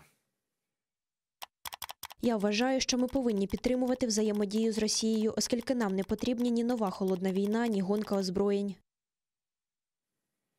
Ну, что про это можно сказать? Ну, да, опять, я говорил еще по поводу примеров подарков. Опять же, вот это конфликт с французами, да, по поводу их кораблей, когда Австралии они должны были продавать. И, по сути, как бы, когда Макрон уже лично после переговора с Байденом, он заявляет, что надейтесь сами на себя только. То есть, это дает понять, что, как бы, Америка уже не будет за нас так вписываться, как раньше. Нам же с тобой казалось, и это было действительно так, что Трамп разрушает вот эти трансатлантические связи. Он вносит разлад и в НАТО. Помнишь, как он митинговал там аж... Прям Столтенберг сидел напротив него, когда он говорит, что может вообще уйти там Америки. Ну, такой вот, да, говорил. Ну да, что у НАТО это устаревшая, он так сказал, что это устаревшая организация. Власть сменилась, и думали, что как бы все будет наоборот. А сейчас, как кажется, дезинтеграция продолжается. Макрон, и, по-моему, Макрон, да, заявляет, или кто-то в Евросоюзе, о необходимости создания своих войск. Да. Я могу себе представить войска Евросоюза. Это, наверное, будут те войска, где никто не будет приказа стрелять вообще, потому что, ну, я думаю, что они не способны воевать вообще. В принципе, евросоюзские морально не способны армии, да. И, в общем, процесс возложения вот этого атлантического сотрудничества налицо. И тут же, вот ты же пишешь для американских изданий, да, для Atlantic Council. Там, Atlantic Council, да? Jamestown Foundation, ну да. Ну вот, как они объясняют вот эту... Хотя бы давай с Китая начнем. Вот эта стратегическая история про то, что Китай главная угроза, да, она звучит просто рефреном. То есть земли захватывает Россия, беженцев Европы организовывает Россия, ведет несколько войн Россия, а виноват Китай. Вот с чем это связано? Как это в мозгу в одном в политическом американском умещается? Мне кажется, наверное, в первую очередь то, что, наверное, есть опять же понимание, что Россия, у России нет таких амбиций, которые есть у Китая. То есть если мы смотрим даже по ВВП, да, по вооружению и тому подобное, допустим, ВВП там, России там, считали как ВВП Нью-Йорка, условно говоря. То есть Россия не является такой грозной в руках американцев, которой является Китай. То есть Россия не скупает там целые страны, да, не коррумпирует там, я не знаю, какие-то то есть, методы. То есть, точно, в принципе, точно ли не коррумпирует? Россия вряд ли начнет воевать, допустим, открыть... кроме апокалипсиса, кроме ядерной войны, то есть у них нету, как назвал Обама Россию, это regional power, региональная сила. Очень интересно. В то время, когда Китай... Минуточку, Китай не захватил ни одного острова. Но они действуют по-другому, они действуют не военными методами, они, как сказать, competitor, то есть Россия не может тягаться с американцами, да, там, по экономике, по армии, по вооружению и тому подобное. А Китай уже догоняет Америку во многих показателях. По покупке мировых политиков Россия, конечно, не может... Ну, я не сказал, что я так думаю, но так думают американцы. Потому что Китай, конечно, покупает целые страны, это правда. Да. Он скупает элиту этих стран. То есть у России нет таких масштабов, скажем так, может быть, они и хотели, я прошу прощения, а много ли премьер-министров Германии, канцлеров и премьер-министров Франции купили китайцы? Или только Россия этим занимается? Я опять же не знаю, допустим, как Россия может навредить американской экономике. Ну, вряд ли, да, там какие-то санкции, либо что, а Китай может навредить, да, вот дешевыми товарами, да. Когда Трамп шел на лозунге America First, Америка на первом месте, когда они занимались протекционизмом и тому подобное, когда на китайские товары вводились искусственно пошлины и тому подобное, потому что китайцы отправляют своих студентов, студенты учат все американские технологии и тому подобное, и потом они вынуждены отработать там 10 лет на компартию Китая. То есть, по сути, они копипастят, у них нету никаких правил, и они, по сути, наносят огромный урон американской экономике. Про Россию мы так сказать не можем. А Россия не обладает таким потенциалом и такими возможностями, как бы они хотели нанести такой удар. Россия всего лишь устроила штурм Капитолия, профинансировала его всего лишь. Это, конечно, ерунда, потому что что, да, 200 лет истории, штурмовать Капитолий, это дело такое обычное для американцев. Вот я не понимаю, действительно не понимаю, вот этот дискурс о том, что Россия не опасна, и что с ней можно договориться. На чем он основан? Кто является ее апологетом? Сам Байден? Или какие-то люди в его окружении? Или вообще какая политика все-таки все равно, какой бы ни был, даже мы видели Трампа, очень экстравагантный президент со своим мнением там, и так далее, но все равно его сдерживал Госдеп, да, его там сдерживал Конгресс. В первую очередь республиканская партия, потому что это ястребы. Да, вот. Что окружает Байдена? Кто у него делает политику? Почему его политика такая началась с такой ястребины, перешла на такую куриную, такую, знаешь, тихую? Ну, Айдер, смотри, тут как бы мы могли бы догадаться, даже по тому периоду, когда Байден был вице-президентом, да, то есть он вел такую политику, в принципе, надеясь на перезагрузку там с Россией, да. Это было при Обаме, это было после грузинской войны, но до украинской. Ну хорошо, но как реагировала администрация Обамы во время событий, крымских событий? Да. То есть это, как сказать, куриная позиция, она была и тогда, это то есть, по сути. Да. И по Донбассу то же самое. То есть, действительно, когда Порошенко выступал в Конгрессе, когда ему там несколько раз, там, 10 раз там, срывали овации и тому подобное, действительно, при Обаме Украина получала, ну там какие-то санкции вводили, хорошо, но она получала реально одеяло и сухие пайки. Это, извините, 14-15 год, это было тогда, когда вот-вот на волоске Украина держалась. Байден тогда был вице-президентом. И что? Была какая-то жесткая, да, были санкции, но какой-то жести против России не было. Смотри, все-таки как рассуждают люди, и как или все рассуждают, все-таки по американской традиции, все-таки вице-президент идет в паре президента, он не может противоречить ему, правда? Ну так. Ну, а тут бы стоило бы, наверное. Ну, то есть, стоило, не стоило, но этого не было. Тем не менее, Байден приезжал в Украину, Байден тут выступал. И мы говорим о результате. То есть, одно дело говорить, да, вот картинка, да, ну, эффект, какой эффект? То есть Трамп говорил, что там я там подружусь с Путиным, НАТО устарело, но мы Украине продали все-таки эти джавелины. Это был серьезный ход. Многие не понимают, но как бы в Вашингтоне были очень большие дебаты, потому что главный вопрос был в том, что они боялись вооружать Украину, боялись спровоцировать Россию. И даже символически, даже если этих джавелинов пока нет на фронте, да, то есть там они где-то на складах, но даже политический ход это был очень сильный. Потому что Украина получает джавелины, и это дает зеленый свет другим странам, то есть там Канаде, там другим партнерам, да, продавать Украине оружие, да, либо поставлять оружие. То есть они дали, то есть когда Вашингтон дает добро, все остальные думают, да, ну значит это стоит делать. То есть он не побоялся это сделать, он не побоялся дать приказ там по вагнеровцам, да, в Сирии. Курсы продолжаются сейчас, в принципе, просто нет ужесточений никаких. Ну, извини, когда Салливан, и опять же, это команда, которая сейчас с Байденом, Блинкен, Салливан, это все люди, которые работали при Обаме. Это все, они были те же советниками. И когда появляется информация, что Украине удерживают 100 миллионов помощи, это было в мае, да, и он говорит, ну мы да удержим 100 миллионов, но в принципе, если там начнутся какие-то провокации на границе, если Россия ужесточит, тогда мы дадим. Извините, эти провокации не прекращаются с 2014 года, особенно весной, когда они там, эти группировки, насчитывало до 100 тысяч. Но вообще-то именно из-за этого, чего вы ждете? Пожалуйста, именно из-за этого и полетел на встречу инициировал встречу с Путиным Байден. Просто, Айдер, хороший вопрос. Что бы было, если бы Трамп так поступал? То есть ему бы не только импичмент устроили, я не знаю, что бы ему устроили. То есть если Трамп вел бы такую политику по Украине, по России, как ведет ее Байден, я не знаю, его бы там просто распяли, наверное. Ну, не знаю, это из области предположений. У нас на связи Германия, Игорь Эйдман. Игорь, привет. Привет, Айдер. У меня в студии Николай Воробьев, политолог. Я его тут больше пытаю про Америку. Он честно говорит, что как бы совершенно непонятная история с Байденом, и чем это закончится, непонятно. Все эти ультиматумы Байдена подвешенные, так сказать, висят как вобла на ветру, высыхают, и непонятно, что делать с Путиным. Но хотя бы есть какая-то более-менее ясность, наверное, в Германии, потому что новости идут такие из страны, где ты получил убежище, что там все-таки образовывается правящая коалиция, и она другая, нежели та, которая руководила Германией последние десятилетия. Так ли это, Игорь? Ну, пока можно только говорить, что высоки шансы на образование такой коалиции. До конца, конечно, уверенности в том, что она будет сформирована, стопроцентной уверенности нет. Потому что все-таки переговоры, конечно, идут, но три партии, у каждой из этих партий свои позиции, особенно, как мне представляется, противоречат друг другу позиции по внутриэкономическим и экологическим проблемам между зелеными и свободными демократами, то есть либералами.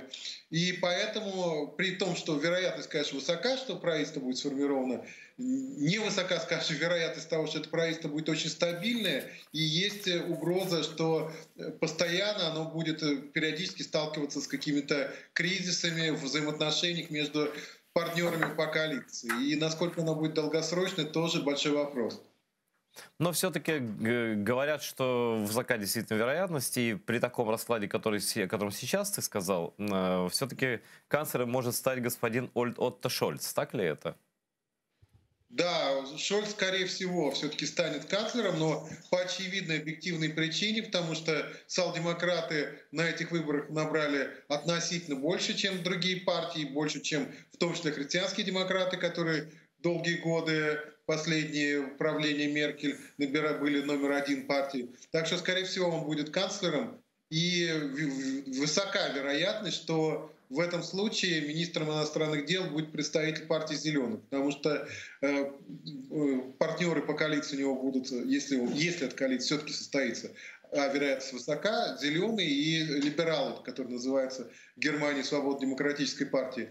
Причем «Зеленые» будут как бы вторая партия на количество набранных голосов, а либералы по количеству набранных голосов идет третий. И поэтому при коалиционном правительстве важнейший пост министра иностранных дел, скорее всего, отдадут партии, которая набрала второе количество голосов среди участников коалиции, а это «Зеленые».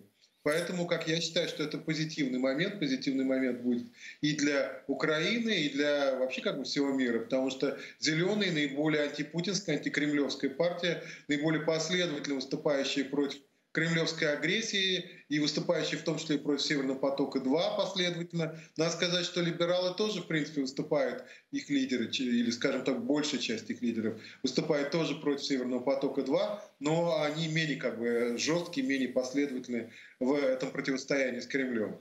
Ну, социал-демократы, как мы знаем, за Северный поток.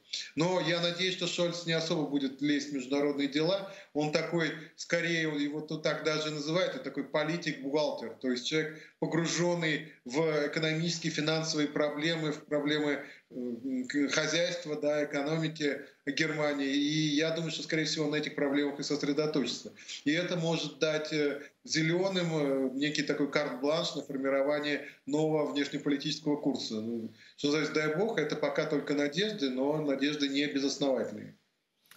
Вот поясни нам, пожалуйста, с Николаем Воробьевым и всем украинцам, вот насколько, ну я не знаю, как это может быть такой компромисс, как это устроено в политикуме немецком. Ты, Коль, тоже задавать вопросы, если хочешь. Сейчас просто спрошу, потом как в разговоре пойдет. Как может быть так, если социал-демократы за Северный поток, а это совершенно меняет, ну, как бы, конфигурацию безопасности в Европе, да, и так далее. Зеленые против категорически, как ты говоришь, Северного потока. И как они подпишут коалицию, что там будет написано про Северный поток-2? Вводить нельзя запретить или что? Нет, ну я думаю, что там, кстати, не один такой вопрос, потому что, как я уже сказал, эти все три партии имеют свои взгляды и на внешнюю, и на внутреннюю политику, и на проблемы экологии. То есть «Зеленые», они такие экологисты, для них очень важны, прежде всего, это охрана природы, охрана климата и так далее, и так далее. А либералы, то есть свободные демократы, а для них важнее интересы крупного и прочего бизнеса, интересы развития экономики. И как бы противоречий очень много. Социал-демократы, они как бы традиционно больше там напирают на некую социальную составляющую, хотя тоже заинтересованы в развитии экономики и в решении экологических вопросов. То есть в том-то и дело. Поэтому я говорю, что я не думаю, что вот эта коалиция, которая сейчас создается, она будет прочной. Скорее всего, с Северным потоком и с многими другими вопросами они останутся открытыми. И они не придут к какому-то общему знаменателю. Они скорее зафиксируют свое отношение. Зеленые зафиксируют: мы против потока, а значит, социал-демократы, канцлер скажет: а деваться уже некогда, все построено, и давайте дальше по закону решать. Вот если условно вы сможете суд по суду отменить или не допустить сертификацию и ввод в действие этого проекта, то мы скажем: ну что ж, суд — это святое дело, мы на суд не влияем, у нас разделение властей. А если вы не сможете этот процесс остановить, то значит, он пойдет. Ну что-то в этом роде. То есть я думаю, что многие вам, не только этот вопрос, но и многие другие вопросы, они будут в подвешенном состоянии в этой коалиции. Дай бог, если они сработаются, эти партии три. Но я говорю, что такого прецедента еще не было в германской истории. Была большая коалиция социал-демократы, христианские демократы, были коалиции зеленых с социал-демократами, свободных демократов с христианскими демократами и социал-демократами, даже если копнуть вглубь истории и вспомнить 70-е годы прошлого века. Но вот такой трехсторонней коалиции не было, и она, конечно, очень сложной будет. Вот если как бы российские власти, они, конечно, вмешивались в выборы, и я даже наблюдал, как они вмешивались, они топили прежде всего даже против зеленых тоже, но и особенно против христианских демократов, против партии Меркель. Почему? Потому что христианские демократы, будучи как бы многие годы первой партией в Германии, это был некий фактор стабильности во внутренней и внешней политике Германии. А вот как им удалось в результате все-таки этот замковый камень вынуть, и стабильность сейчас как бы разрушена. И как эта трехсторонняя коалиция будет существовать, сказать трудно. Будем надеяться, что все-таки немецкий политический класс, он довольно рационален, разумен, и вот эти все три партии все-таки договорятся по основным ключевым противоречивым вопросам и смогут эффективно управлять и стабильно управлять Германией. Но это будет гораздо сложнее достигнуть, чем было раньше. Да? Так что посмотрим, поживем, увидим, что называется. Игорь, вопрос еще такой. Скажите, пожалуйста, а как все-таки Кремль будет себя вести вот в этой ситуации? То есть я так понимаю, потому что нам, наши эксперты, украинские эксперты говорят о том, что да, Северный поток, скорее всего, закончат, но его не запустят там в действие. Да? То есть как Россия, она дальше будет шантажировать Европу искусственным поднятием цен на энергоресурсы? Либо вот какие их шаги? То есть какой у них там оптимистический вариант самый такой и пессимистический? А я добавлю, секундочку, Игорь, перед тем, как ты будешь отвечать, новость. Газ, подскочив на 40%, на 40%, наближається до ціни у $2000. Ніхто ніколи такого не бачив, никогда такого не было. Это какая-то похоже на искусственную какую-то спецоперацию накануне зимы. Да, конечно, это типичный метод шантажа, такая типичная для российской политики, путинской политики, такая методика, да, гопническая. То есть надо сначала наехать, да, а потом в виде отката получить какие-то преференции. Но это как бы обоюдоострая вещь ведь. Они могут доиграться до того, что цена на российский газ будет столь велика, что его просто невыгодно будет покупать. Немцы просто перейдут на покупку сжиженного газа и будут покупать газ там в США и в других странах, где у которых есть возможность продавать сжиженный газ. То есть это же вопрос экономики. То есть цену Россия не монополист на этом рынке. Существуют и другие акторы на этом рынке. Она не может бесконечно задирать цену. Если они будут дальше задирать цену, то просто они потеряют рынок. И это будет самое для них печальное. Так что вот эти шантажисты, они авантюристы, они могут доиграться. Ну как далеко они пойдут в этом вопросе? Так как они, как мы все знаем, да. Либо это еще будут какие-то методы, кроме того, да, манипуляции с ценами, может еще какое-то давление. То есть им в кровь из носа надо закончить Северный поток-2 и иметь как бы вот этот немецкий рынок. Поэтому что они еще предпримут? Они предпринимают уже многие годы лоббистскую, очень активную политику.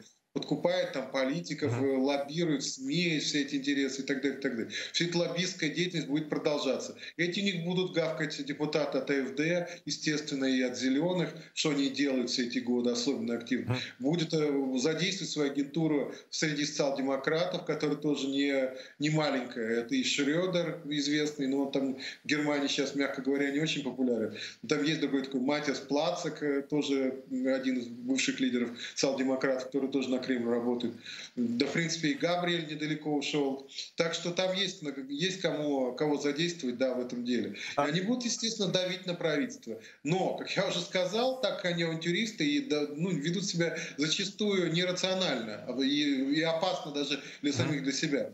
И факт абсолютно, что они добьются успеха, они могут наломать таких дров, что потом себе во вред все это сделать. То есть дойти в своем шантаже до такого уровня, что этот шантаж ударит по ним самим.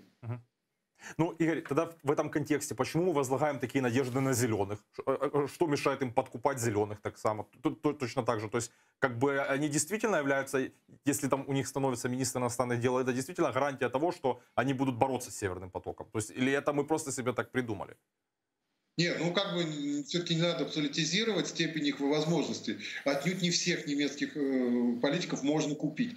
Но как раз можно купить небольшой процент немецких политиков. Безусловно, у тех же социал-демократов большинство людей не продались Кремлю.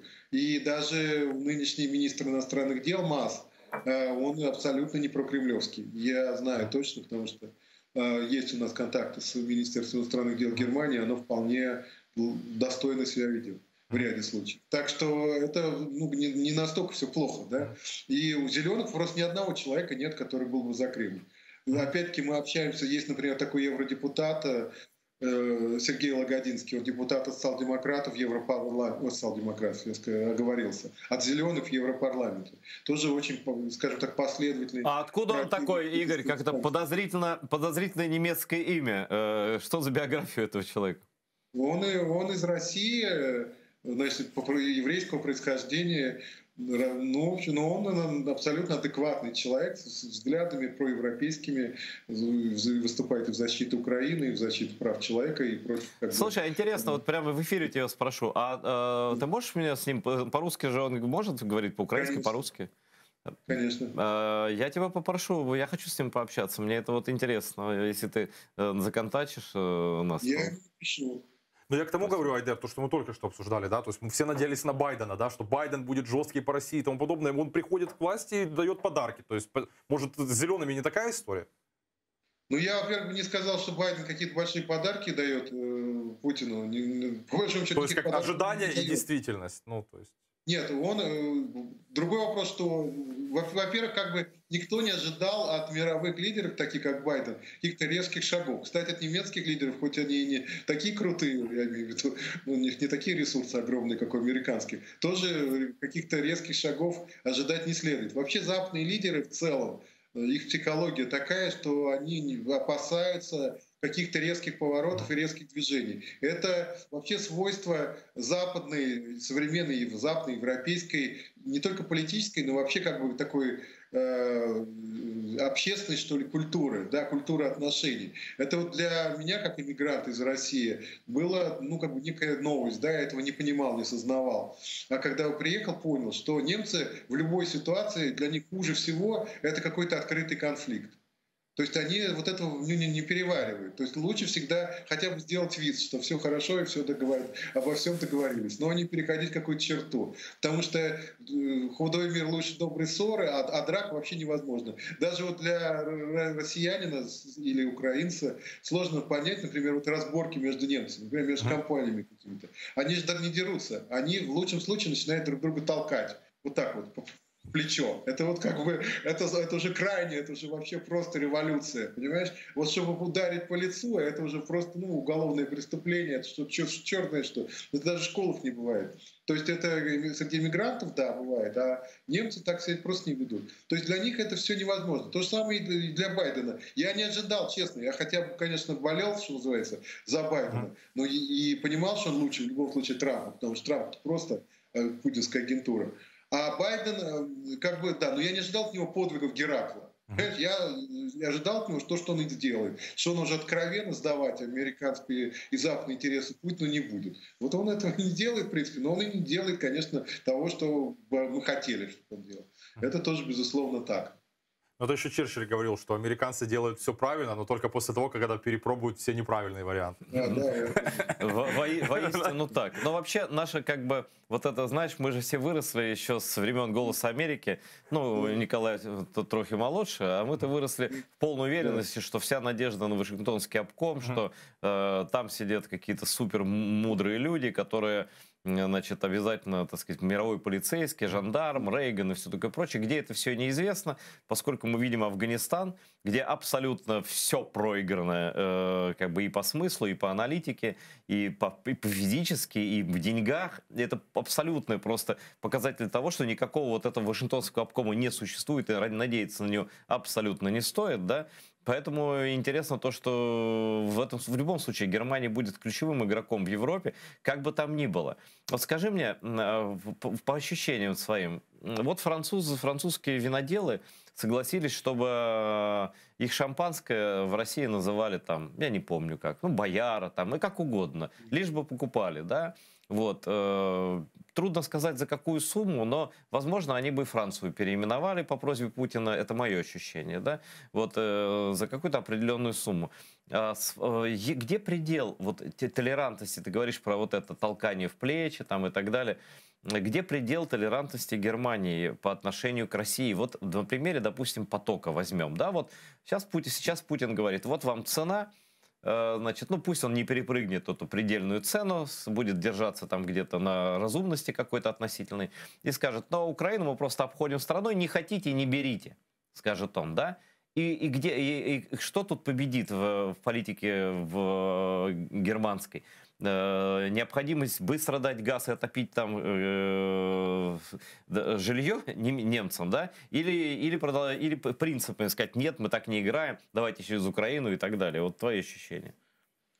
Нет, я думаю, что, конечно, терпение европейцев, в том числе и немцев, там, западных лидеров в целом, оно, конечно, велико, но оно не беспредельно. Если, как мы историю уже вспоминали, то всегда был какой-то момент, когда это терпение, значит, когда ему находил терпению, приходил предел, да, и наступал предел. А знаешь, как по-украински это будет забавно, очень классно звучит? Терпец зірвався.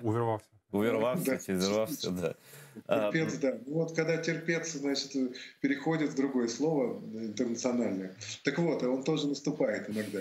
Так вот, значит, если мы вспомним историю, так всегда было. И в ту же гитлеровскую Германию ее долго терпели до какого-то момента. А потом даже такие вялые, откровенно старые политики, как Чемберлен и там Деладье и другие, они все-таки в 1939 году уже стукнули кулаком по столу и сказали, все, пошел этот Гитлер к черту, мы больше с ним договариваться не будем. Потому что он же не ожидал, что если он нападет на Польшу, он не ожидал, что даже Англия вступится за Польшу. Даже Франция он был не уверен. А уж про Англию он был уверен, что Чемберлен не будет рыпаться.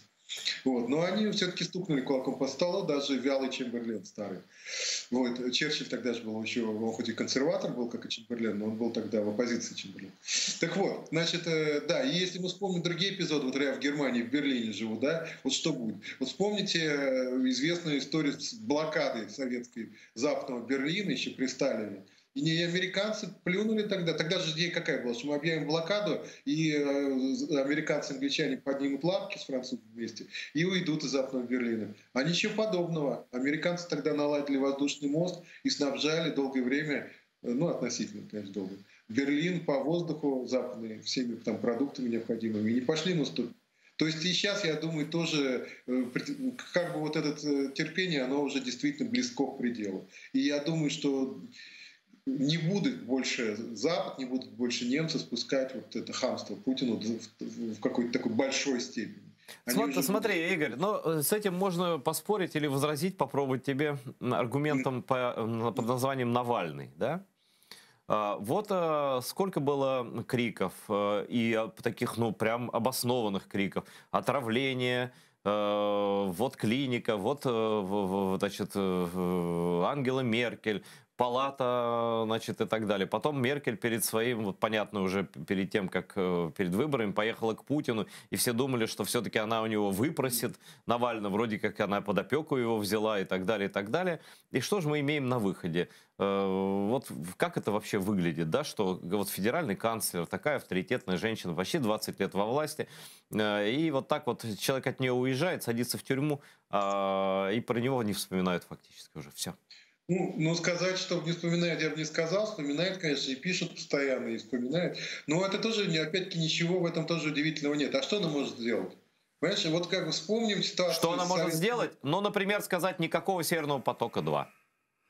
Да, вот на это, конечно, их не хватает западных лидеров, и не хватало никогда. Вспомни историю, опять-таки, советских диссидентов, когда там Щеранский там сидел, Орлов, Сахаров был в ссылке. Каждый, вот тоже вспоминал «Голос Америки», каждый день «Голос Америки» говорил о том, что вот безобразие, какая-то немецкая волна говорила о безобразии, там какой-нибудь, значит, РФИ французская говорила, что безобразие. И тем не менее они продолжали какие-то переговоры и торговлю с Советским Союзом. И, кстати, тогда же была аналогичная история, мы забываем об этом, тоже там тогда был не Северный поток, а газопровод Уренгой, Помары, Ужгород и дальше в Западную Европу. И, значит, американцы тогда тоже призывали к санкциям про администрацию Рейгана, а немцы и другие европейцы за милую душу покупали газ и строили этот газопровод.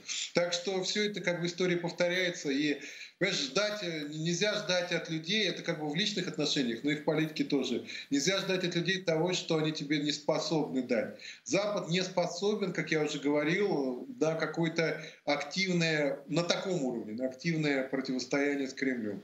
Если, как я уже сказал, Кремль будет продолжать борзеть, терпению придет конец. И этот конец терпения — это не посадка каких-то диссидентов, или там даже 100 диссидентов, или даже 1000. А, например, не например, а только, скорее, военное, например, расширение военной агрессии против, например, Украины, или против еще вернее, против Прибалтики. Вот это, я думаю, что Запад не стерпит. Если условные российские танки пойдут там на Харьков и Одессу, и там Киев тем более, тогда это будет действительно новая совершенно ситуация, подобная, может быть, той, которая была в 1939 году в Европе. А какие-то отдельные посадки диссидентов или там какие-то, пускай кровопролитные, не какие-то, а действительно отвратительные провокации на границе, это все они еще пока схавают. Не, но мы все это видим. Вот в Крымской платформе приезжают министры, высокопоставленные лица, в том числе из Германии. Выступает там Нариман Джелял, первый зампред Меджлиса крымско-татарского народа. Потом он возвращается домой к семье, к жене и 4 детям в Крым, где его спокойно сажают как взрывника. Как будто, знаешь, они как будто это придумали специально, как подрывника трубопровода. Да? Вот просто, ну, это, как они там выбирают эти сценарии, бог их знает, но звучит это как издевательство, да? И что же Германия, базовая демократия Европы, и что? Про Навального хоть что-то сказали, а здесь человека они видели лично, он выступал и на Крымской платформе, и я не видел никаких резких заявлений. Может быть, ты видел? Нет, я тоже не видел, но я не могу сказать, что я так слежу. Я думаю, что заявления... Надо, кстати, это хорошая информация, нужно их дергать, чтобы они чесались. Потому что люди, как говорят, не только мы ленивые, но и не любопытные, но и немецкие политики тоже не такие шустрые. Но ты все время теребишь, ты все время там организуешь акции какие-то, да? И не какие-то хорошие, и у Бундестага, и везде. Насколько... Вот я понимаю, что у вас там немного таких русских и украинцев, таких проукраинских взглядов русских, я имею в виду украинцев, но тем не менее, вы какое-то влияние вот на политику вы чувствуете, вы оказываете, или на них так вообще влиять бесполезно совершенно? Ну, в общем, какого-то прямого влияния, конечно, нет. Это, у меня мании величия нет, и я его не жду, какого-то прямого влияния. Тут есть другой момент, психологически важный момент, вообще как бы влияние на общество и СМИ. Вот присутствие таких... Дело в том, что в Германии и вообще в Европе, на Западе, существует такой миф, очень выгодный Путину. И на что ссылаются постоянно немецкие политики. А что вы хотите? Это же выбор россиян. Это они вот захотели такого президента. И нам ничего не остается. Мы же не можем с целым народом воевать. Нет, так мы и не... Ради бога, мы вот из Украины, да, нам, в общем, пусть этот выбор россиян остается в пределах их национальной территории, да? Да, немцы по-другому рассуждают. Они говорят, я все понимаю тебя. Немцы рассуждают по-другому. Немцы говорят, ну вот, смотрите, это же выбор россиян, ну что мы теперь с ними делать будем? А мы показываем через СМИ, прежде всего, да и личном контакте с политиками, с тем же МИДом и так далее, что нифига это никакой не выбор россиян, что это Германия не готова воевать с Россией, ну пускай она не воюет с ней, но противостоять вот этой банде, которая захватила власть в России, это, говорит, для немецких политиков, для любых, да, это как бы воспринимается совершенно по-другому. Это типа святое дело. То есть как бы они не могут, они политкорректны безумно, поэтому они не могут осуждать народ, да, или осуждать государство, страну в целом. Говорить, мы вот против этой страны противостоим. Это просто, ну, все политкорректные люди, там, то есть 90% избирателей просто их на вилы поднимут. А вот говорить, что вы видите, вот есть россияне, которые против Путина, их много, вот они даже здесь у нас в Германии их 1000 собирается на демонстрации в Берлине, а в России их миллионы, и мы как бы выражаем их интересы, борясь с Путиным. Тогда немецкий избиратель, левый, в том числе, а левых избирателей чему, начинает чесать репу и говорить, ну да, тогда, конечно, если Путин не представляет Россию, тогда против него можно и нужно бороться и противостоять. Это вот такая логика. Это то есть тут есть, конечно, тут элемент лукавства, но, видимо, с ними иначе нельзя. Тут Николай хочет спросить. Я просто хотел бы добавить, что все-таки, наверное, ну, Игорь, вы согласитесь или нет, но у немцев еще свежа вот эта вот историческая память, и вот для них вот этот мем «лишь бы не было войны», он как бы является первоочередным, то есть как бы не спровоцировать. Но, с другой стороны, я соглашусь с тем, что по поводу красных линий, вот если танки там, если Путин начнет реальную боевые действия, да, там продвигаться вглубь территории Украины, все-таки Меркель надо отдать должное. В 2014-2015 году позиция была довольно жесткая по Крыму и по Донбассу, и Минский процесс, и санкции и тому подобное. Мне кажется, что все-таки как бы тут надо дать должное политике Меркель. Как вы считаете? Безусловно, она... Нельзя сказать, что она была... она была инициатором во многом санкций. И сначала с Обамой и оказывала некое давление там на Белый дом, да? По поводу жесткой... То есть позиция была... Пусть Игорь ответит, да. Да, нет, она тогда действительно, да, ну, опять-таки, в пределе искусства, это же, как известно, да, высказывание, что искусство это политика, это искусство возможного. Вот в рамках того, что она вообще могла себе позволить, в рамках той политической парадигмы и политической психологии, которая у немецких элит существует, она вела себя даже неожиданно, достаточно жестко и высказывалась даже жестко относительно Путина, что он там живет в своем мире, мягко говоря, отличающийся от реальности и так далее. Вот. Потом, правда, она довольно быстро начала отъезжать, опять-таки, исходя из того, чтобы не было войны. Пускай хоть как-то там, да, вот там Россия поступила, ну, совершенно отвратительно, агрессор проявился, захватил территорию. Но сейчас главное, чтобы война не разгоралась, чтобы как-то все это присыпать песочком, так, хоть как-то, хоть для видимости, да. Но и была, в общем, довольно вот все это Минский процесс, там уже от него так не очень хорошо, от ее позиции попахивало. Что касается нынешней, я думаю, что нынешняя любая администрация немецкая, из тех, которые возможны, они будут вести себя скажем так, не менее жестко, опять-таки, к сожалению, и не более жестко, чем Меркель. Вот примерно так же они и будут себя вести. То есть, если начнутся опять какие-то крупномасштабные боевые действия, они, конечно, сделают все возможное, чтобы как бы противостоять этому и на все свои рычаги против Путина, которые у них есть, используют. Но если этих крупномасштабных боевых действий, нового витка агрессии, связанного с захватом территории, не будет, то они, скорее всего, ничего нового против Путина не предпримут.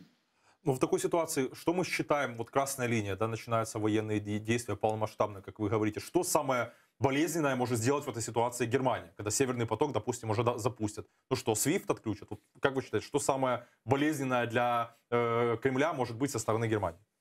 Однозначно, что тогда Северный поток прикроет. Однозначно. Потому что он уже, в общем-то, висел на волоске, когда Навального травили. Даже после запуска, даже после запуска, правильно? Что? Даже после запуска. Да, потому что, да, даже тогда, даже среди христианских демократов, среди партии Меркель были уже высказывания, что надо останавливать Северный поток.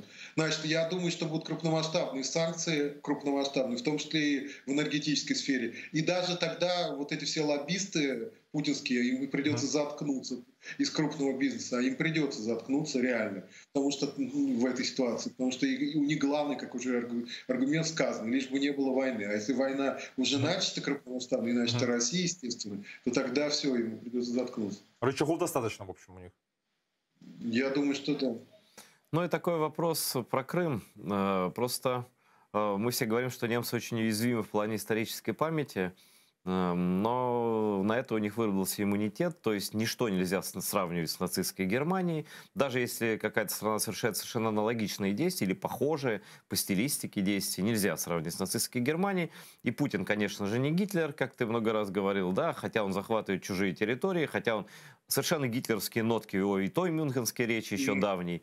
И это превосходство, русский мир, нет границ. Но я не понимаю, чем это отличается от германской идеологии гитлеровского времени или от итальянской, вот этой экспансии, Великой Италии, возродим там все дела, Эфиопия наша, и Судеты наши, и все такое прочее.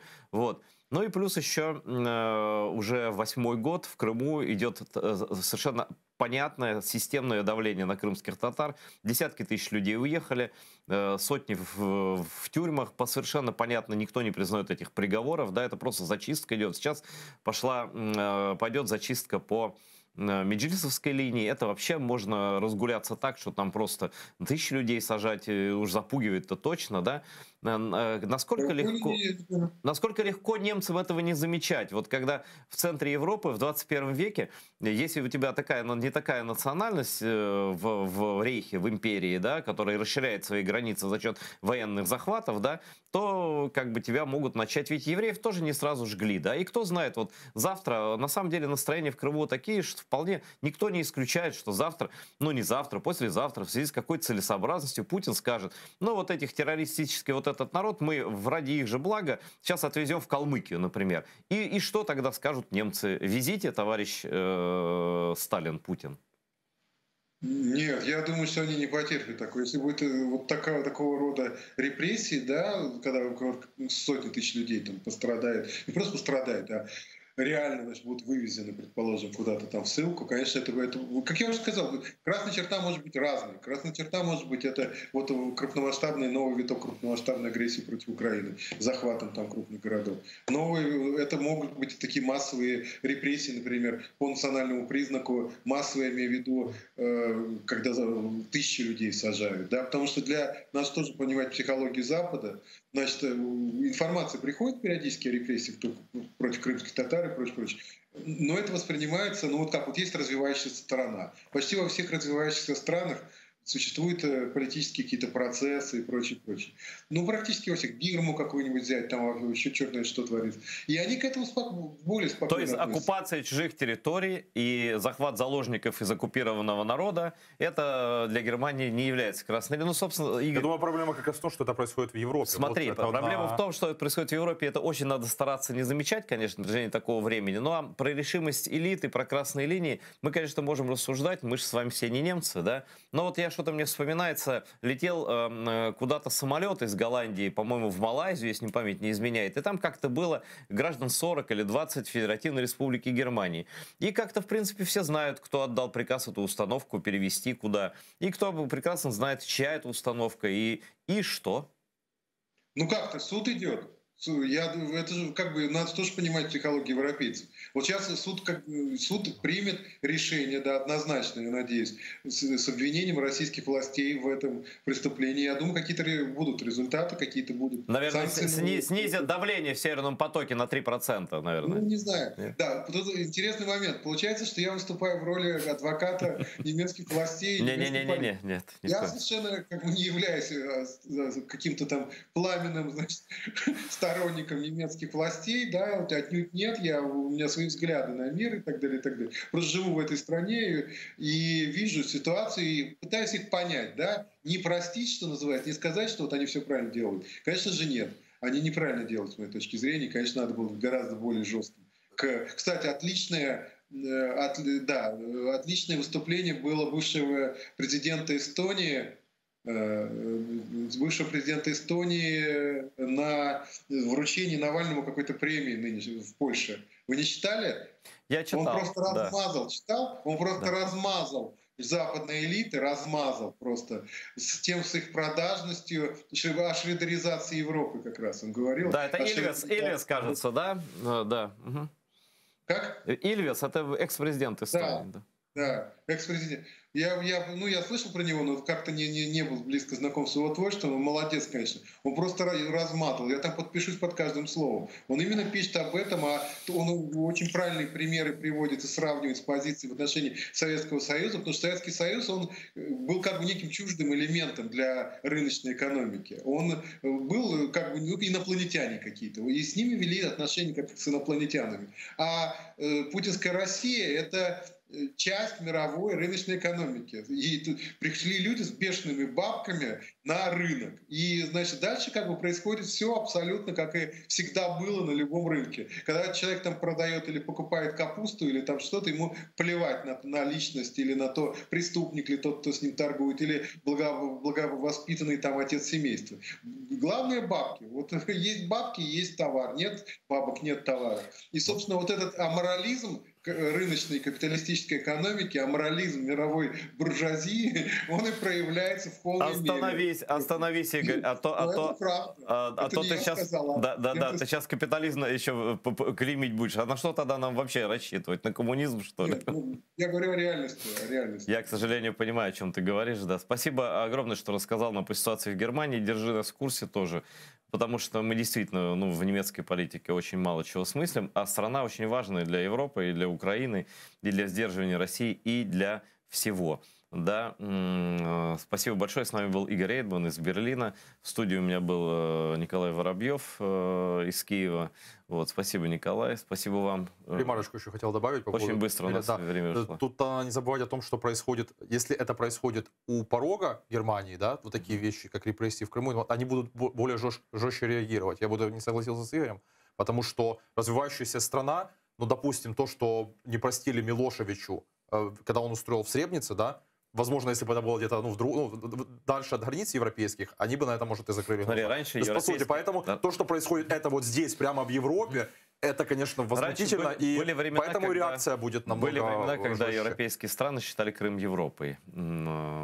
Изменилось с той поры, только выросла трусость, мне кажется, больше ничего. Потому что Крым Европой быть не перестал. Абсолютно точно. Абсолютно согласен. Да, ну посмотрим, что все. У меня одна надежда и вера. Верю я и надеюсь в злой гений Путина, который не умеет останавливаться.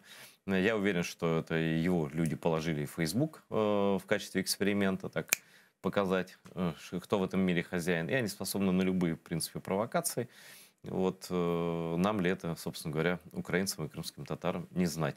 Но, может быть, когда-то и до немцев дойдет. Вот Николай говорит про близость со событий. Ну вот, скоро у них танки будут уже под Польшей, да? Вот. А от Польши и до Германии, в общем, рукой подать, да? Ну, хорошо. Хотите, ждите. Мы, в принципе, знаем, кто это за люди. Смотрите АТР дальше, не переключайтесь, небольшой перерыв, эфир продолжится. И не забывайте, пожалуйста, подписываться на Patreon. Пусть любая сумма, но вы становитесь участниками нашей общей борьбы. Кто бы вы ни были, на оккупированных территориях, в западных странах, любая сумма.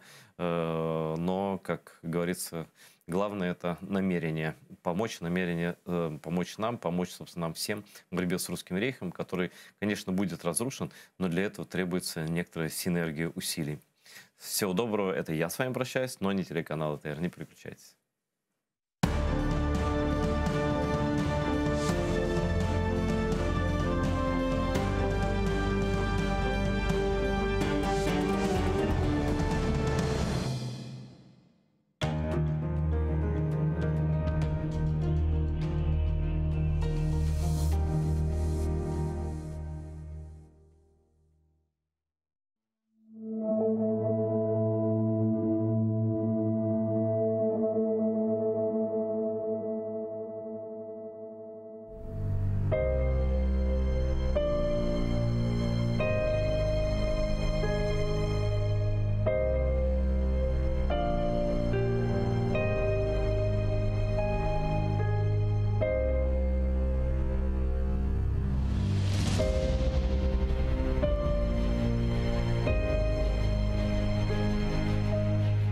Бақый дүния яратылған, дейлер қиямет қопқанжы.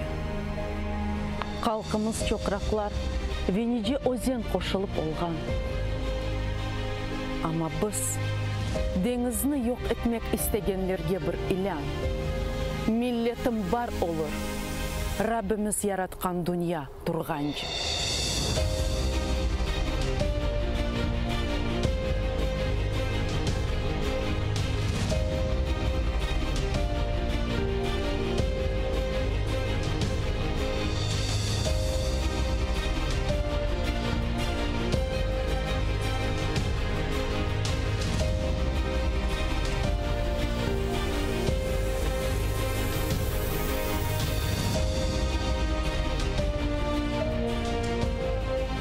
Башқа суларда чаяжақ олды, құрғаққа девірділер.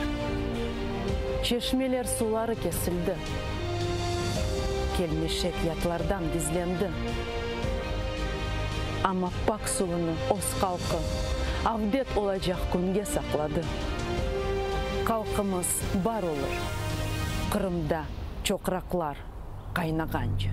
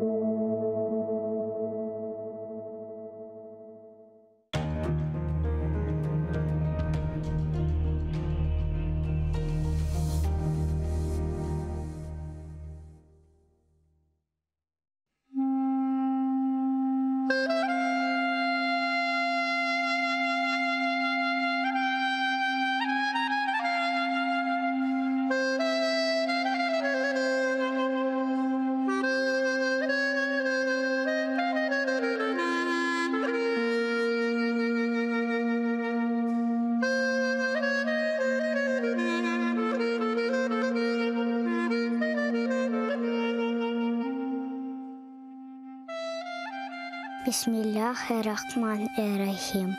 Яратаным, Аллахым, 99 исмин бар. Я Раббым, Қырымларға истеклеріні бер, ютында дәвлетлеріні. Сенден ғайры yok кімсеміз, ветан için дуа етеміз. İmdad bekle, Қырым үрметті, Райым әйлі açsın хызметті. Бізні Қырымда яраттың, ярдымын еле, сөргінден қайттық. Әнді халқымыз Қырымында, дәвлетлі olsun ветанымызға. Біз үшін азиз Қырымымыз, дәкмында açsın бақтымыз. Сенден ғайры yok anlayacak. Яратаным, aç бізге хучақ. Қырымларға әліні ұзат. Ярдым бер, я Раббым, бер бізге имдад. Бұл азиз топрақ, еждадым ері. Қырымларының түкенмес ері. Ада бізлеріні ветанымызға, сайып алайық Қырымызға. Қырымлар қалбі, тек сана әман. Еждадлар еріні бағышла. Амин.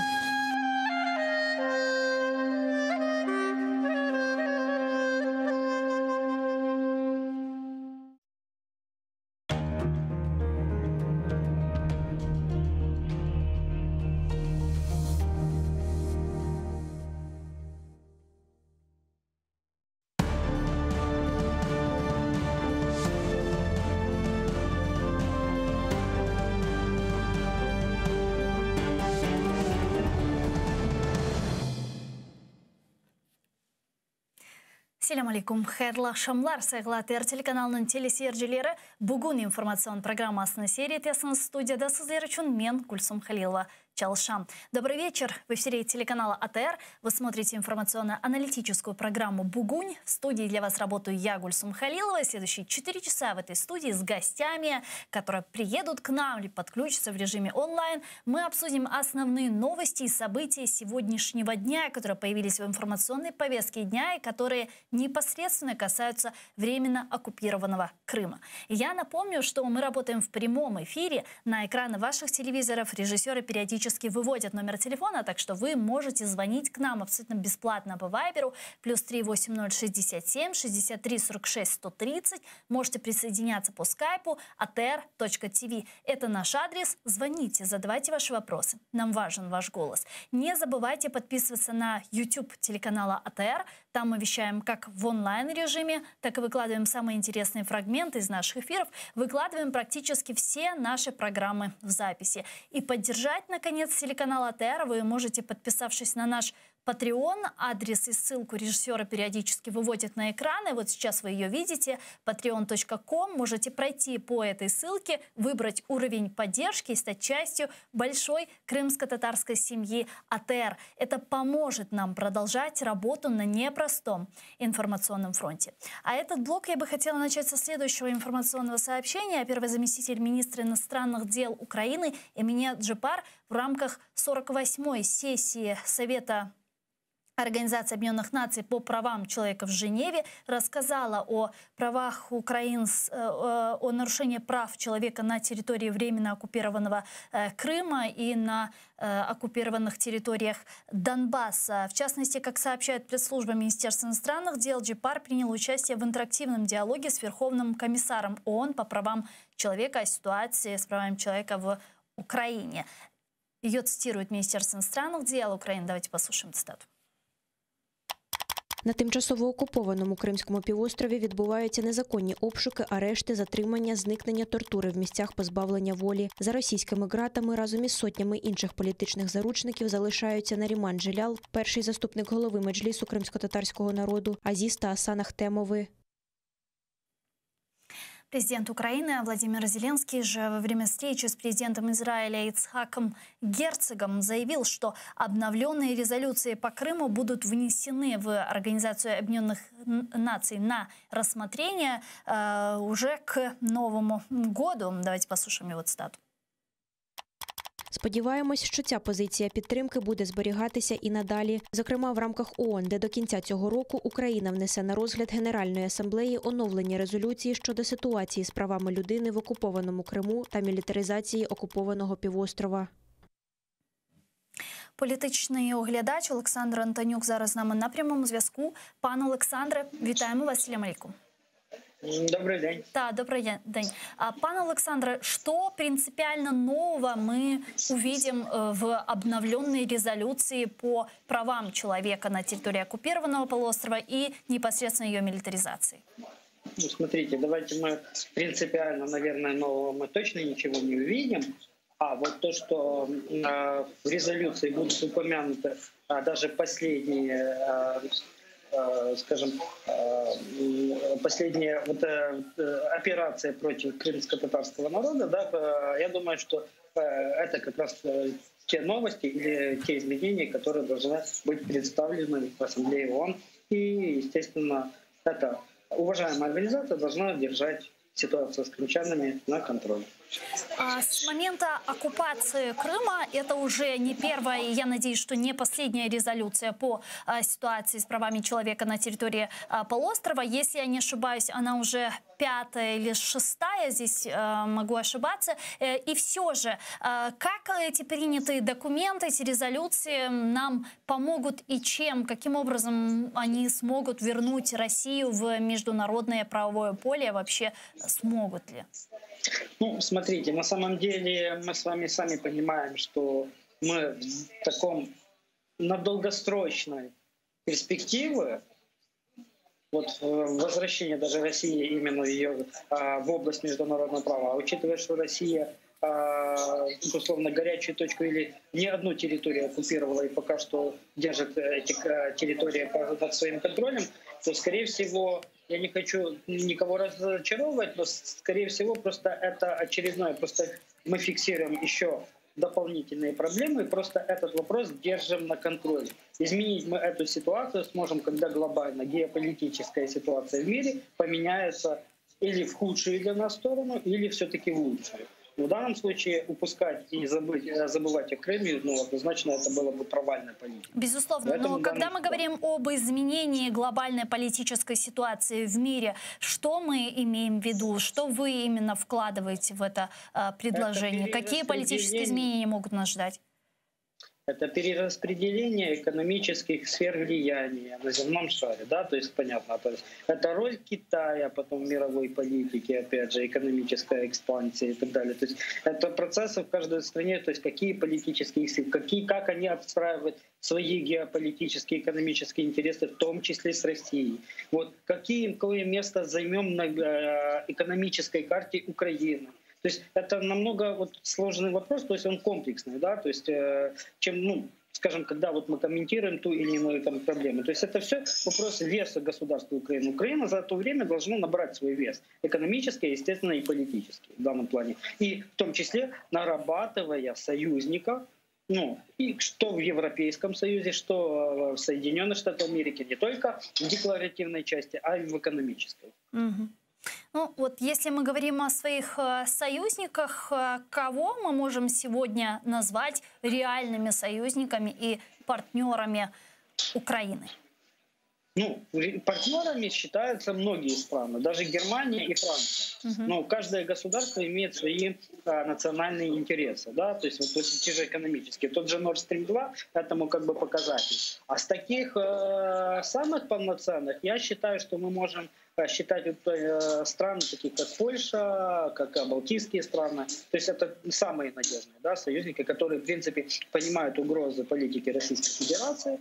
И поэтому в этом плане это самое. А все другие, это, опять же, все упирается, с одной стороны, политике ценности, которые декларируются, а с другой стороны, опять же, экономика. Это касается США? В том числе. Потому что в Китае сейчас, допустим, заигрывает с Россией или держит тут баланс, потому что, точнее, Соединенные Штаты, потому что у них на повестке дня конкуренция с Китаем. И последнее время... Они используют Россию как раз для того, чтобы балансировать развитие Китая, естественно, да, и разыгрывать свою геополитическую карту. Я почему задаю этот вопрос? Потому что в последнее время нам приходится слышать очень серьезную критику в адрес администрации президента США Джозефа Байдена. Говорят о том, что он ничем от Трампа не отличается, и сейчас все свои силы кинул на противостояние с Китаем, и при этом невзирая на интересы своих других партнеров. В частности, речь идет о Франции, которая довольно очень критически относилась к этому военно-оборонному соглашению между США, Британией и Австралией. И в таком случае многие говорят о том, что США во имя противостояния с Китаем может на второй, на третий, на четвертый план отодвинуть своих других союзников, партнеров, которым также представляют угрозы другие страны, в данном случае Украине, Россия. Действительно, стоит ли этого опасаться? Скажем так, это отбрасывать нельзя, потому что любая страна, опять же, руководствует в первую очередь своими интересами. Опять же, конкуренция с Китаем это для Соединенных Штатов, это же, опять же, это производство, это экспансия рынков, той же самой электроники, да, то есть мы же с вами пользуемся гаджетами, которые в 90%, как правило, производственные мощности находятся в Китае. Это на самом деле миллиарды, триллионы долларов оборота. Поэтому я считаю, что критика, наверное, имеет основания такому быть, но опять же не следует забывать, что политика даже президента той или иной страны, она все равно является последовательной своего предшественника. Потому что не бывает так, что пришел один президент, он по-другому, потому что даже те договора, которые подписывает президент, условно, с другим президентом из другой страны, он подписывает это не как Трамп или как Байден, а как президент Соединенных Штатов. И когда государство берет на себя какие-то обязанности. Поэтому, да, опять же, это тот момент, который говорю, меняется геополитическая ситуация в мире. И мы должны это учитывать и попробовать не выпасть с мировых трендов и занять свою выгодную нишу. А как можно выжить в этом турбулентном мире Украине? Смотрите, если мы говорим о экономике, нам опять же тоже нужно, давайте так, если мы говорим о сотрудничестве экономических моментах, как минимум мы должны создавать условия производства в Украине, да, то есть, опять же, высокотехнологического продукта, то есть то, что делает экономику прогрессивной. Пан Александр, алло. Политический обозреватель Александр Антонюк был с нами на прямой связи. Видимо, есть какие-то технические неполадки, которые наши инженеры сейчас попробуют исправить. И напомню, что мы работаем в прямом эфире, так что вы можете звонить к нам абсолютно бесплатно по Вайберу. +380 67 63 46 130. Это наш номер. И также можете присоединяться по скайпу atr.tv. Это наш адрес. Звоните, задавайте ваши вопросы. Нам важен ваш голос. Я так понимаю, что пока технические неполадки не устранены, правильно?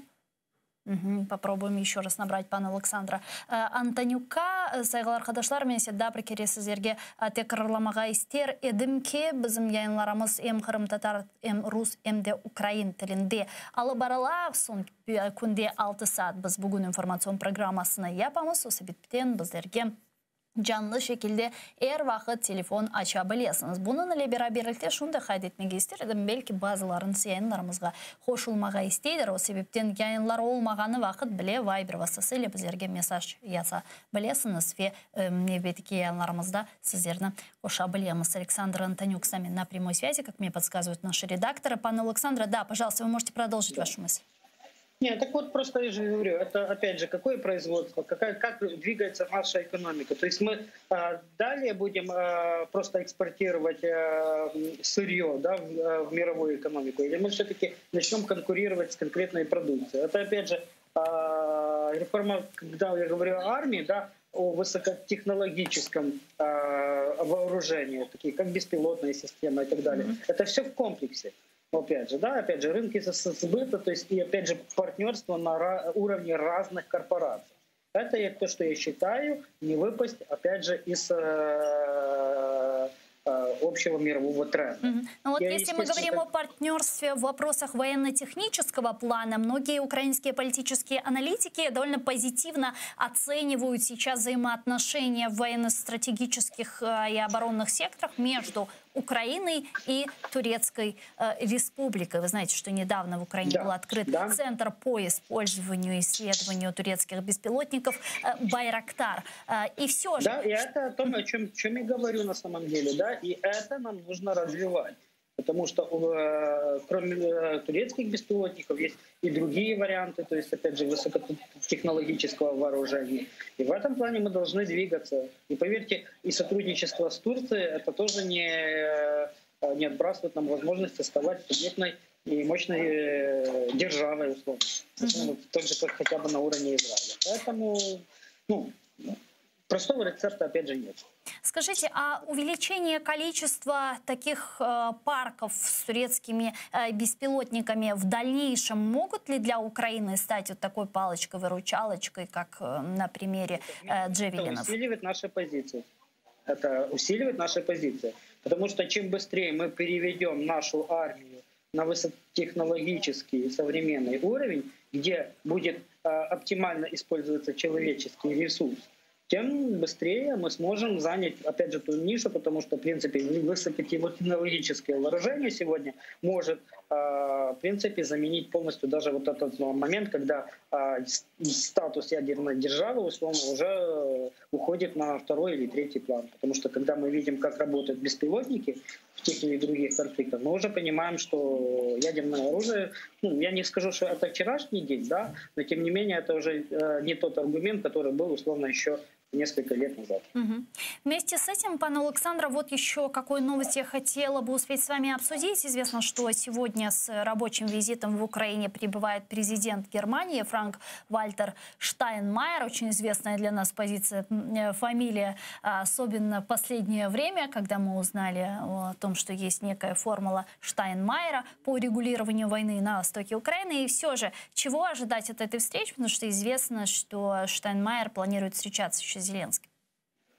Я думаю, что, скорее всего, такая очень мягкая дипломатия будет. Да? То есть мы уже видели даже по некоторым тезисам, которые уже озвучивали даже германские СМИ. То есть мы получим условно тот тезис, который нас устроит, что мы на правильном пути НАТО. А для России, скорее всего, Штайнмайер будет говорить, что это случится не скоро. То есть мы получим тезисы, которые, с одной стороны, и нас, и их будут радовать, и, опять же, и расстраивать одновременно. какого-то продвижения скачка мы точно не увидим. От этой встречи мы точно не решим вопрос Nord Stream 2. Но мы можем решить вопрос о инвестициях в нашу ГТС по части развития альтернативной энергетики, в том числе перевод или в будущем работа с водородом. Вот это максимум, я буду считать, что это будет большой плюс. Ну и опять же экономический момент. По Минску и так далее, думаю, что мы не сможем продвинуться ни на йоту. Даже если будет смена канцлера в Германии в пользу Олафа Шольца? Я думаю, да. Потому что, опять же, Минский процесс, я считаю, он сейчас в глубоком тупике. Дякую вам дуже, пане Олександре. Чохсагулно, что нашли время и подключились к нам в эфир. Политический обозреватель Александр Антонюк был с нами на прямом связку. А как мы отметили выше, действительно, президент Германии Франк-Вальтер Штайнмайер 6 октября прибыл с официальным визитом в Украину. У него запланирована встреча с президентом Владимиром Зеленским. Об этом сообщает посольство Германии в Украине. Говорится в их сообщении следующее, цитирую. Федеральный президент Франк-Вальтер Штайнмайер прибыл в Киев. Сегодня он посетит Карюковку, чтобы почтить память жертв трагедии 1943 года. Далее отметили посольство лидера Германии запланированную встречу с президентом Украины Владимиром Зеленским, а также президентом Израиля Ицхаком Герцогом, а также посещение Бабьего Яра. Тем временем министр иностранных дел Украины Дмитрий Кулеба отметил, что Украина считает, что Северный поток-2, военная безопасность Украины и ситуация на Донбассе – это непосредственные связанные вопросы, поэтому выступает за их обсуждение в нормандском формате. Он сказал, что встречи советников, лидеров в нормандском формате регулярно происходят, но тем не менее эти вышеозвученные вопросы непосредственно должны обсуждаться в таком форматі. От його цитата. Зараз переговори в нормандському форматі ведуться виключно на рівні радників-лідерів. Після візитів Меркель в Москву і Київ відбулося 2 раунди консультацій, 2 відеоконференції. Тема газу на них не обговорювалася, але вона безпосередньо тисне зовні на учасників переговорів. Україна вважає, що Північний потік-2 і військова безпека України, ситуація на сході України – це безпосередньо пов'язані питання. Тому ми виступаємо за ув'язку цих питань і їх обговорення. С нами сейчас на прямой связи Евгений Ярошенко, аналитик Кримсос. Пане Евгенію, вітаємо вас. Салям алейкум. Алейкум салям, доброго дня. Да. Пане Евгений, сейчас активно ведутся переговоры, разговоры о необходимости проведения встречи 4 лидеров в нормандском формате. Совсем недавно президент Украины Зеленский сказал о том, что он готов встретиться с Путиным тет-а-тет и обсуждать тему Крыма и Донбасса. И, по его мнению, это бы позитивно повлияло на решение этих вопросов. Какова вероятность того, что такая встреча состоится и на ней будет обсуждаться вопрос Крыма и Донбасса? Насчет вероятности встречи в нормандском формате здесь трудно сказать, потому что тут много и внутренних, и внешних факторов, которые будут определять возможности и готовность как Украины, так и России, так и Франции, Германии принять участие, организовать такую встречу. Касательно того, будет ли Крым рассматриваться, наверное, для нас это ключевой вопрос, поскольку нормандский формат был задуман именно для того, чтобы обсуждать Донбасс. Однако Крым, как мы видим, из-за противодействия России вообще не рассматривается на каких-либо переговорных майданчиках. Поэтому Генеральная ассамблея ООН и Крымская платформа являются чуть ли не единственными институциональными форматами, где можно поднять вопрос с Крымом на многостороннем уровне. Конечно же, Россия будет всячески противиться тому, чтобы Крым поднимался. Однако, с точки зрения Украины, для того, чтобы надавить на Россию, эффективнее рассматривать Крым и Донбасс в одном пакете. Ведь и ситуация в Крыму, и на Донбассе — это все является результатами агрессии Российской Федерации против Украины. Но правильно ли я понимаю, что все равно, чтобы вносить тему Крыма в повестку дня переговоров нормандского формата, нужно разрешение всех сторон? Конечно, ведь это трехсторонний переговорный формат, поэтому так или иначе нужно согласие всех 4 сторон для того, чтобы тот или иной предмет обсуждался. И к тому же здесь очень важно вспомнить то, о чем многие правозащитники говорили накануне Крымской платформы. Это то, что нужно, чтобы Крымская платформа оперативно реагировала на происходящее в Крыму.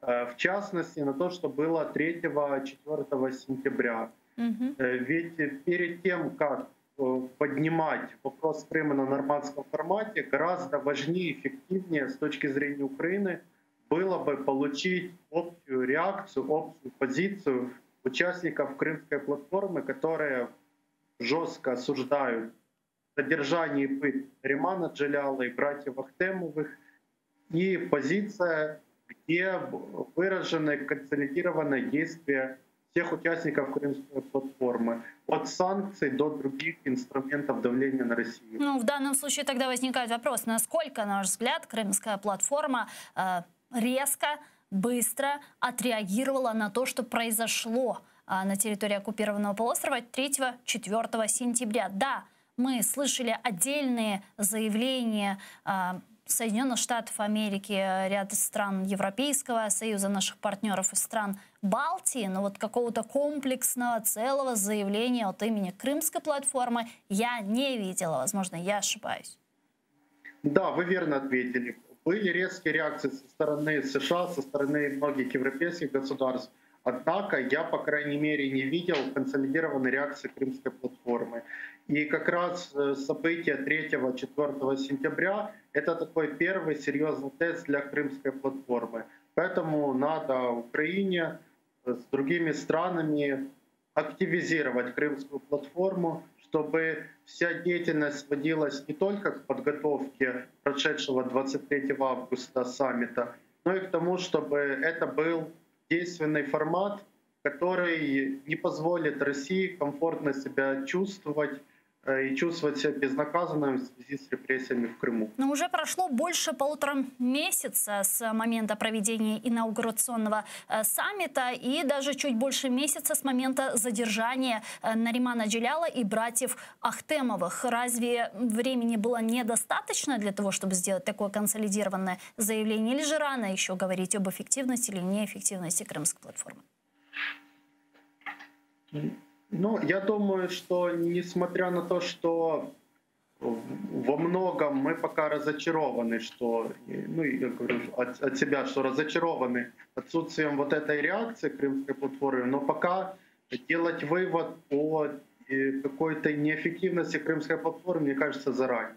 Это новый формат, поэтому нужно какое-то время, чтобы можно было в каком-то более длительном временном промежутке дать оценку этой инициативе. А вы, кстати, входите в экспертную сеть Крымской платформы или нет? Да, Крымсос задействован в 3 экспертных группах Крымской платформы. А можете поделиться сейчас какой-то работой экспертной сети Крымской платформы, в частности, Крымсос, в каких группах находится и что сейчас делается в этих группах? Ну, я сначала перечислю, какие существуют группы. Там 7 групп. Одна группа касается непризнания санкций, вторая — это нарушение прав человека и международного гуманитарного права, третья — это экономика и экология, четвертая — это права коренных народов, пятая — это вопросы безопасности, и еще 2 группы, сейчас навскидку не вспомню. Крымсос принимает участие в 3 из них. Это вопрос прав человека и международное гуманитарное право, это экономика, экология, и это санкции и непризнание аннексии Крыма. Вот. В рамках этих групп эксперты из разных организаций ведут разную коммуникацию для того, чтобы так или иначе Крымская платформа на уровне экспертов и дальше существовала, и дальше можно было обмениваться своим опытом по решению того или иного вопроса, связанного с Крымом. Ну, а сейчас какая-то работа все же ведется, проводятся какие-то встречи, собрания, консультации, известно ли вам что-то?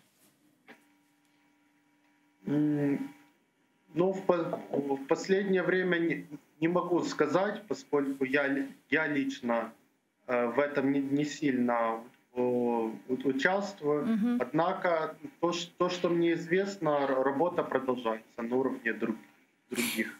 Еще до проведения инаугурационного саммита Крымской платформы народные депутаты Украины говорили о том, что в пакет законопроектов Крымской платформы входит еще и законопроект о статусе политических заключенных. Говорили о том, что, возможно, до саммита примут этот закон, чего не произошло из-за того, что, наверное, не было времени, но тем не менее закон об отмене СЭС, закон о коренных народах был принят, и говорили о том, что вот с началом нового политического сезона осенью, возможно, будет принят законопроект о политических заключенных. Как вы считаете, что должен в себя включать этот законопроект о политических заключенных? Каким образом он должен содействовать в помощи семьям политических заключенных? И что должно определять статус политзаключенного? То есть какая должна быть дефиниция?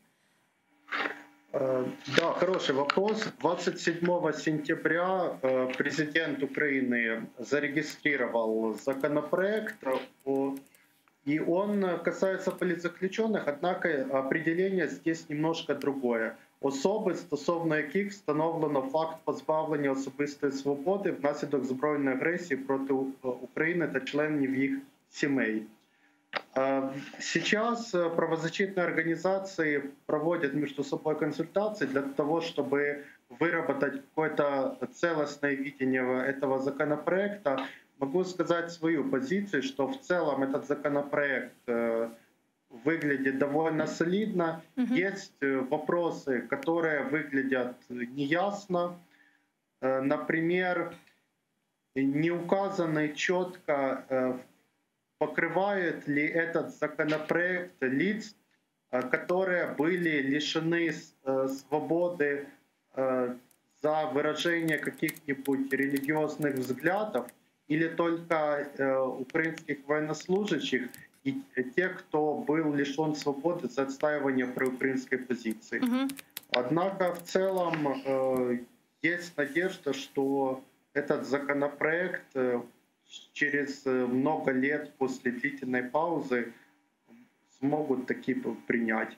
И семьи будут получать ту помощь, которая гарантируется законом, а не в ручном режиме каком-нибудь. Ну, в целом вам законопроект нравится, и изменения в него бы вы не внесли? Нет, есть отдельные изменения, однако они не носят какого-нибудь фундаментального характера. Дякую вам дуже, пане Евгене. Чохсагулно, что нашли время и подключились к нам в эфир. Евгений Ярошенко, аналитик Крымсос, был с нами на прямой связи. Тем временем министр иностранных дел Украины Дмитрий Кулеба встретился с генеральным секретарем ОБСЕ Хельгой Шмидт, и стороны обсудили закрытие миссии ОБСЕ на неподконтрольной Украине участке госграницы с Россией. Кулеба назвал решение России о закрытии миссии наблюдателей ОБСЕ на пунктах пропуска сознательным шагом для разрушения минских договоренностей, поскольку 4-й пункт Минска предусматривает постоянный мониторинг государственной границы наблюдателями ОБСЕ. Подробнее в его цитате. Міністр переконаний, що Росія завадила присутності спостерігачів ОБСЄ на кордоні для того, щоб з ще більшою зухвалістю постачати на тимчасово окуповані території в Луганській та Донецькій областях зброю, боєприпаси та найманців і надалі підживлювати збройний конфлікт. На возможной встрече президента России Владимира Путина с президентом Украины Владимиром Зеленским российская сторона хочет добиться отмены санкций и навязать Киеву прямой диалог с представителями так называемых Донецко-Луганских народных республик. Кремль давно уже направил Украине проект возможных решений двустороннего саммита. Об этом говорится в пропагандистском российском издании «Коммерсант», ссылаясь на свои источники. Давайте послушаем цитату. Москва несколько месяцев назад довела до украинской стороны свое видение итогов возможной встречи господ Путина и Зеленского. Всего в списке 12 потенциальных решений, и почти все касаются двусторонних отношений. В Кремле считают, что на встрече можно было бы договориться о восстановлении полноценных дипломатических отношений и согласовать возвращение послов в Москву и Киев, снять взаимные торгово-экономические ограничения и отменить санкции в отношении физических и юридических лиц. Кроме того, Россия исходит из того, что два лидера могли бы принять решение о восстановлении транспортного сообщения между двумя странами, а также договориться о подготовке до 1 декабря 2022 года соглашения о транзите и поставках газа на период после 2024 года. С нами сейчас на прямой связи российский политический деятель и оппозиционер Леонид Гозман. Леонид Яковлевич, здравствуйте. Добрый день. Да. На ваш взгляд, какова вероятность того, что такая встреча двух президентов России и Украины в ближайшей перспективе может состояться, учитывая, что с двух сторон мы слышим взаимоисключающие позиции и заявления? Я думаю, что эта встреча маловероятна. Я не знаю, что хочет президент Украины, ну, вам виднее. Что касается нашего президента, то он, очевидно, не хочет встречаться с Зеленским, и по понятным причинам. Дело в том, что встреча с Зеленским означает, что он признает Зеленского равным себе. А он не хочет его признавать равным себе. Он не хочет признавать Украину независимой страной. Он хочет рассматривать Украину как мятежного вассала, знаете, которого надо как-то там подавить, успокоиться и так далее. Он готов говорить о проблемах Украины с Соединенными Штатами, с Германией, с Францией, но не с самой Украиной. Поэтому я думаю, что этого не будет. Но кроме того, Владимиру Владимировичу Путину, как мне кажется, совершенно не нужно, чтобы в Украине был мир, спокойствие там и так далее. Мне кажется, что его, к сожалению, для нас, для Украины, разумеется, к сожалению, его вполне устраивает та ситуация, которая есть сейчас. Ну, если мы говорим о встрече тет-а-тет, которая не может состояться, то может ли состояться встреча в нормандском формате? Ведь такая уже встреча была в 2019 году. Да, это, мне кажется, вполне возможно. И здесь, ну вряд ли она в чем-то будет. Вообще, понимаете, в чем дело? Вот когда... Проблема в чем? Проблема в том, что Украина хочет решить существующие проблемы. Я не знаю, как там, справедливо, несправедливо, это судить гражданам Украины, а не мне. Но совершенно очевидно, что президенту Зеленскому, Верховной Раде, гражданам Украины надо решить это, надо решить проблему, надо выйти из кризиса, надо перейти к нормальной жизни и так далее. Мне кажется, что руководство России не хочет решать эту проблему, понимаете? И поэтому, когда им предлагают какие-то варианты, пусть даже выгодные варианты, они их будут саботировать, забалтывать там и так далее. Потому что самое хорошее для руководства нашей страны — это чтобы тлел вот этот огонь на Донбассе, чтобы была такая нестабильность во многом, ну и прочее, чтобы был статус-кво. То есть, в принципе, никакая встреча сейчас, какой бы она ни была, в каком формате бы эта встреча не состоялась, тет-а-тет, либо в нормандском формате, она не будет эффективной вообще. Я не вижу возможности. Я не вижу возможности договоренности. Именно потому, что вот та ситуация, которая сейчас полностью устраивает одну из сторон, а именно Российскую Федерацию. Это вот то, что надо.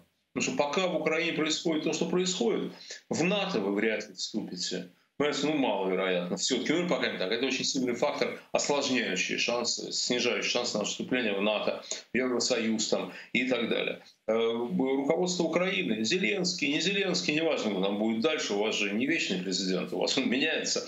Вот. Но любой президент Украины, у него будут связаны руки вот этой ситуации. Понимаете, это как во время войны, там, часть дивизии надо держать вот здесь, да, вы не можете их использовать, потому что у вас они связаны там.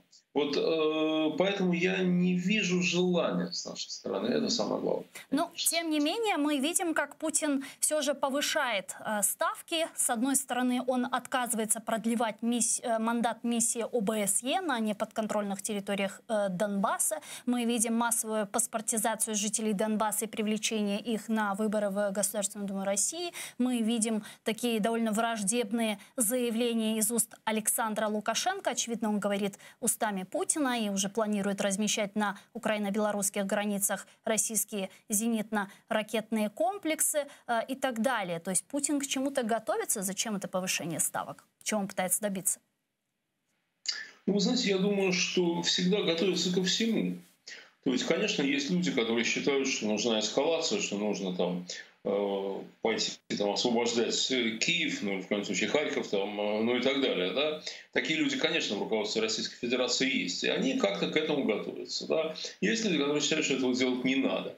То есть, знаете, подготовка всегда идет про все сразу. Да? И не надо делать таких уж скоропалительных выводов. Что касается Лукашенко, то, понимаете, ну, во-первых, Лукашенко говорит голосом Путина, или уже у него просто совсем крыша уехала, он вообще неизвестно, что говорит. Судя по некоторым его действиям, второе более правильно, да? Вот. А кроме того, конечно, был бы я там гражданином Украины, или тем более украинским там, не знаю, депутатом или там министром или еще кем-то, я бы, конечно, рассматривал украинско-белорусскую границу точно так же, как украинско-российскую, с точки зрения потенциальных угроз. Вот точно так же совершенно.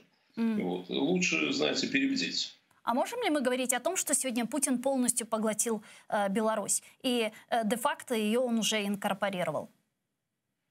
Нет, пока нет. Пока нет.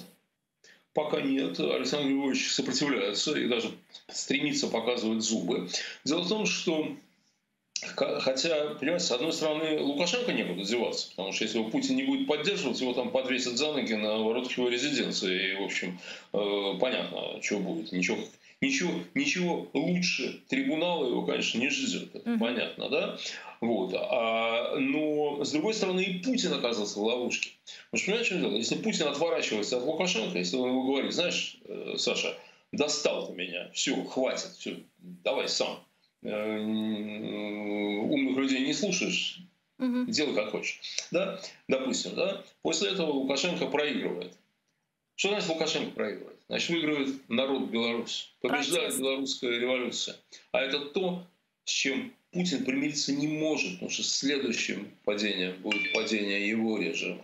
Вот. Поэтому они вот в такой взаимной ловушке оказались. И Лукашенко, он очень хитрый человек, Он великолепно этим пользуется. Вот. Он не стал частью России. Нет, не стал пока. Но учитывая реакцию Запада, Европейского Союза, Соединенных Штатов Америки по отношению к Лукашенко, и если мы посмотрим на те враждебные заявления со стороны Александра Лукашенко против Запада, то можно, в принципе, сделать вывод, что у него не осталось никакого пути, кроме как России. У него только один билет в один российский конец. Или же все же нет? Он сможет, думаете, помириться еще с Западом? Ну, помириться с Западом будет, конечно, сложно, хотя я думаю, что если он вдруг начнет выступать против Путина, да, то Запад опять, как это уже было, между прочим, станет ему всякие ковришки давать и с ним заигрывать. Понимаете, ведь, слушайте, конечно, там, я не знаю, Евросоюз мне нравится значительно больше, чем руководство Российской Федерации. Но идеализировать их не надо. И у них, в конце концов, свои там интересы, они достаточно циничны. Вот. Но главное у Лукашенко вот что. Я думаю, что он уже не рассчитывает помириться с Западом, но он рассчитывает держать такое вот динамическое равновесие с Россией. То есть как бы и доить Россию постоянно. Это вообще, конечно, просто полный цирк. Он приезжает сюда каждый раз, уезжает, значит, с большим чемоданом денег. Да? Вот. Значит, и доить Россию, но и сохранять такую как бы независимость. Я думаю, что Лукашенко понимает, что Путину некуда деваться. Путин, при всей неприязни к нему, я думаю, что Владимир Владимирович Путин испытывает глубокую неприязнь к Александру Григорьевичу. Глубокую неприязнь, личную.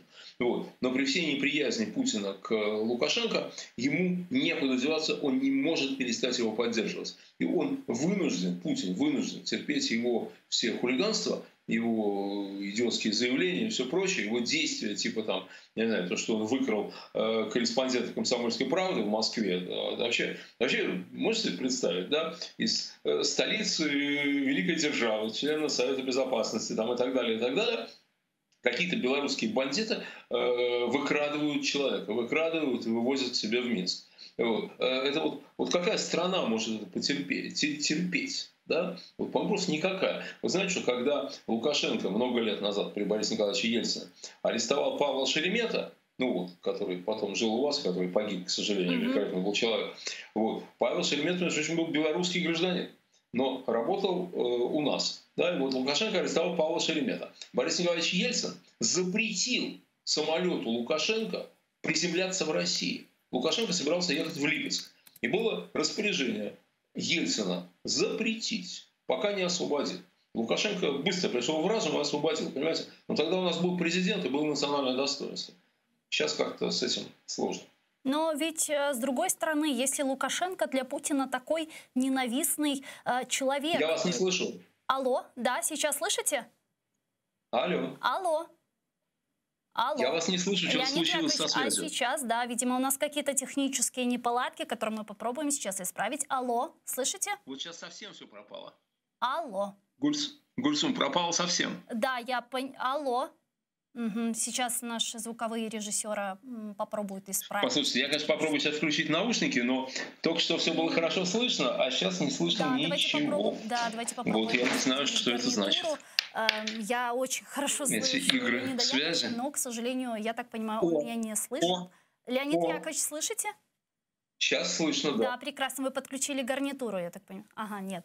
Нет. Да, нет. Леонид Яковлевич, видимо, были какие-то технические неполадки. Леонид Яковлевич, тем не менее, если мы говорим о том, что Александр Лукашенко такой ненавистный человек для Путина, почему бы не сделать так и не поставить в руководство того же лидера оппозиции, того же Бабарыка, который, в принципе, не прочь воссоединяться с Россией, с Путиным и так далее? Или же Путин просто боится победы протеста? Гульсум, я не знаю, что собой представляет Бабарыка. Вот. Не знаю. Не исключая того, что он вполне себе, так сказать, был бы карманный, удобный президент. Но так сложилось, что сегодня Бабарыка один из символов, ну, не такой, конечно, силы, как Тихановская и Мария Колесникова, да, но все-таки один из символов белорусской революции. Он все-таки сидел в тюрьме, он и сидит в тюрьме, он все-таки пытался баллотироваться и так далее. Да? И поэтому поставить Бабарыка значит признать победу белорусской революции. Победа белорусской революции означает немедленно, ну, может, не немедленно, но очень быстро подъем протестного движения у нас. Понимаете? Это будет такой пример для нас, да? Такой пример для наших элит, что режим может рухнуть в одночасье, да? Что у нас начнется тут просто полная паника, катастрофа. Путин не может на это пойти. Он мог бы поставить, как мне казалось, вот еще где-то несколько месяцев назад, мне казалось, что Путин может сделать вот что он может поставить вместо Лукашенко какого-то человека из его же окружения, ну, такого незасвеченного, незамазанного, такого технократа тихого, да, спокойного, незаметного, вот, и так далее. Но, понимаете, этот незаметный технократ будет временной фигурой, он должен будет провести подготовку к выборам. Вот, ну, это совершенно очевидно, да, а это опять победа белорусского народа, да, то, на что не может пойти Путин. Он в тупике, Путин в тупике, как он с вами, между прочим, в тупике, вот, так он и с Беларусью в тупике, ну, вообще он везде в тупике, мне это кажется. Вот.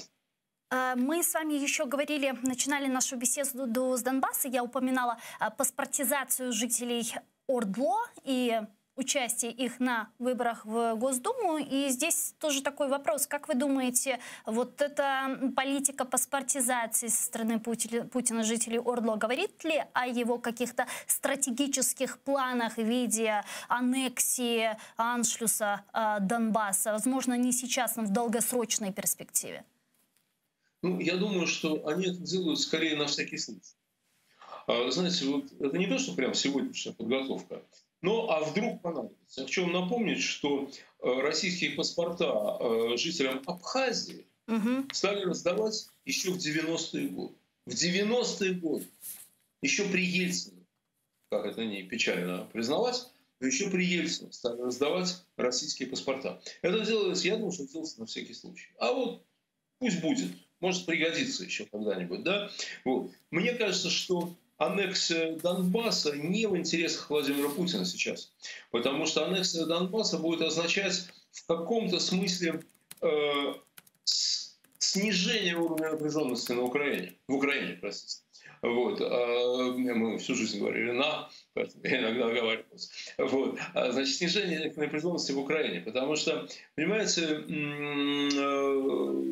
ну, если там будет граница, если там будет вообще все, ну вот как будто бы это другое государство, да, то у Украины будет, как мне кажется, на некоторое время немножко меньше головной боли, чем сейчас. Путину же выгодно сохранять вот эту напряженность. Поэтому я думаю, что аннексии Донбасса не будет. Эскалация возможна, а аннексия не в интересах нашего режима, мне кажется. Еще один важнейший вопрос, который я хочу успеть с вами обсудить. Вопрос Крымской платформы. Вы знаете, что инаугурационный саммит Крымской платформы прошел 23 октября. Затем последовала реакция России в виде очередной волны репрессий на территории Крыма. Был задержан первый заместитель председателя Меджлиса крымско-татарского народа Нариман Джилял и еще несколько крымско-татарских наших соотечественников, которых обвинили, абсолютно абсурдные обвинения предъявили, диверсия, какой-то там подрыв газопровода, которого в принципе-то и не было. Как вы думаете, неужели Крымская платформа так серьезно разозлила непосредственно Путина и насколько она может быть эффективной? Ну, во-первых, я хочу выразить солидарность с Нариманом Джилялом и его товарищами, пожелать им стойкости, мужества и удачи вот в этой тяжелой ситуации, чтобы их хранил Бог. Вот. Что касается Владимира Владимировича, то, конечно, разозлил. Понимаете, конечно, разозлил.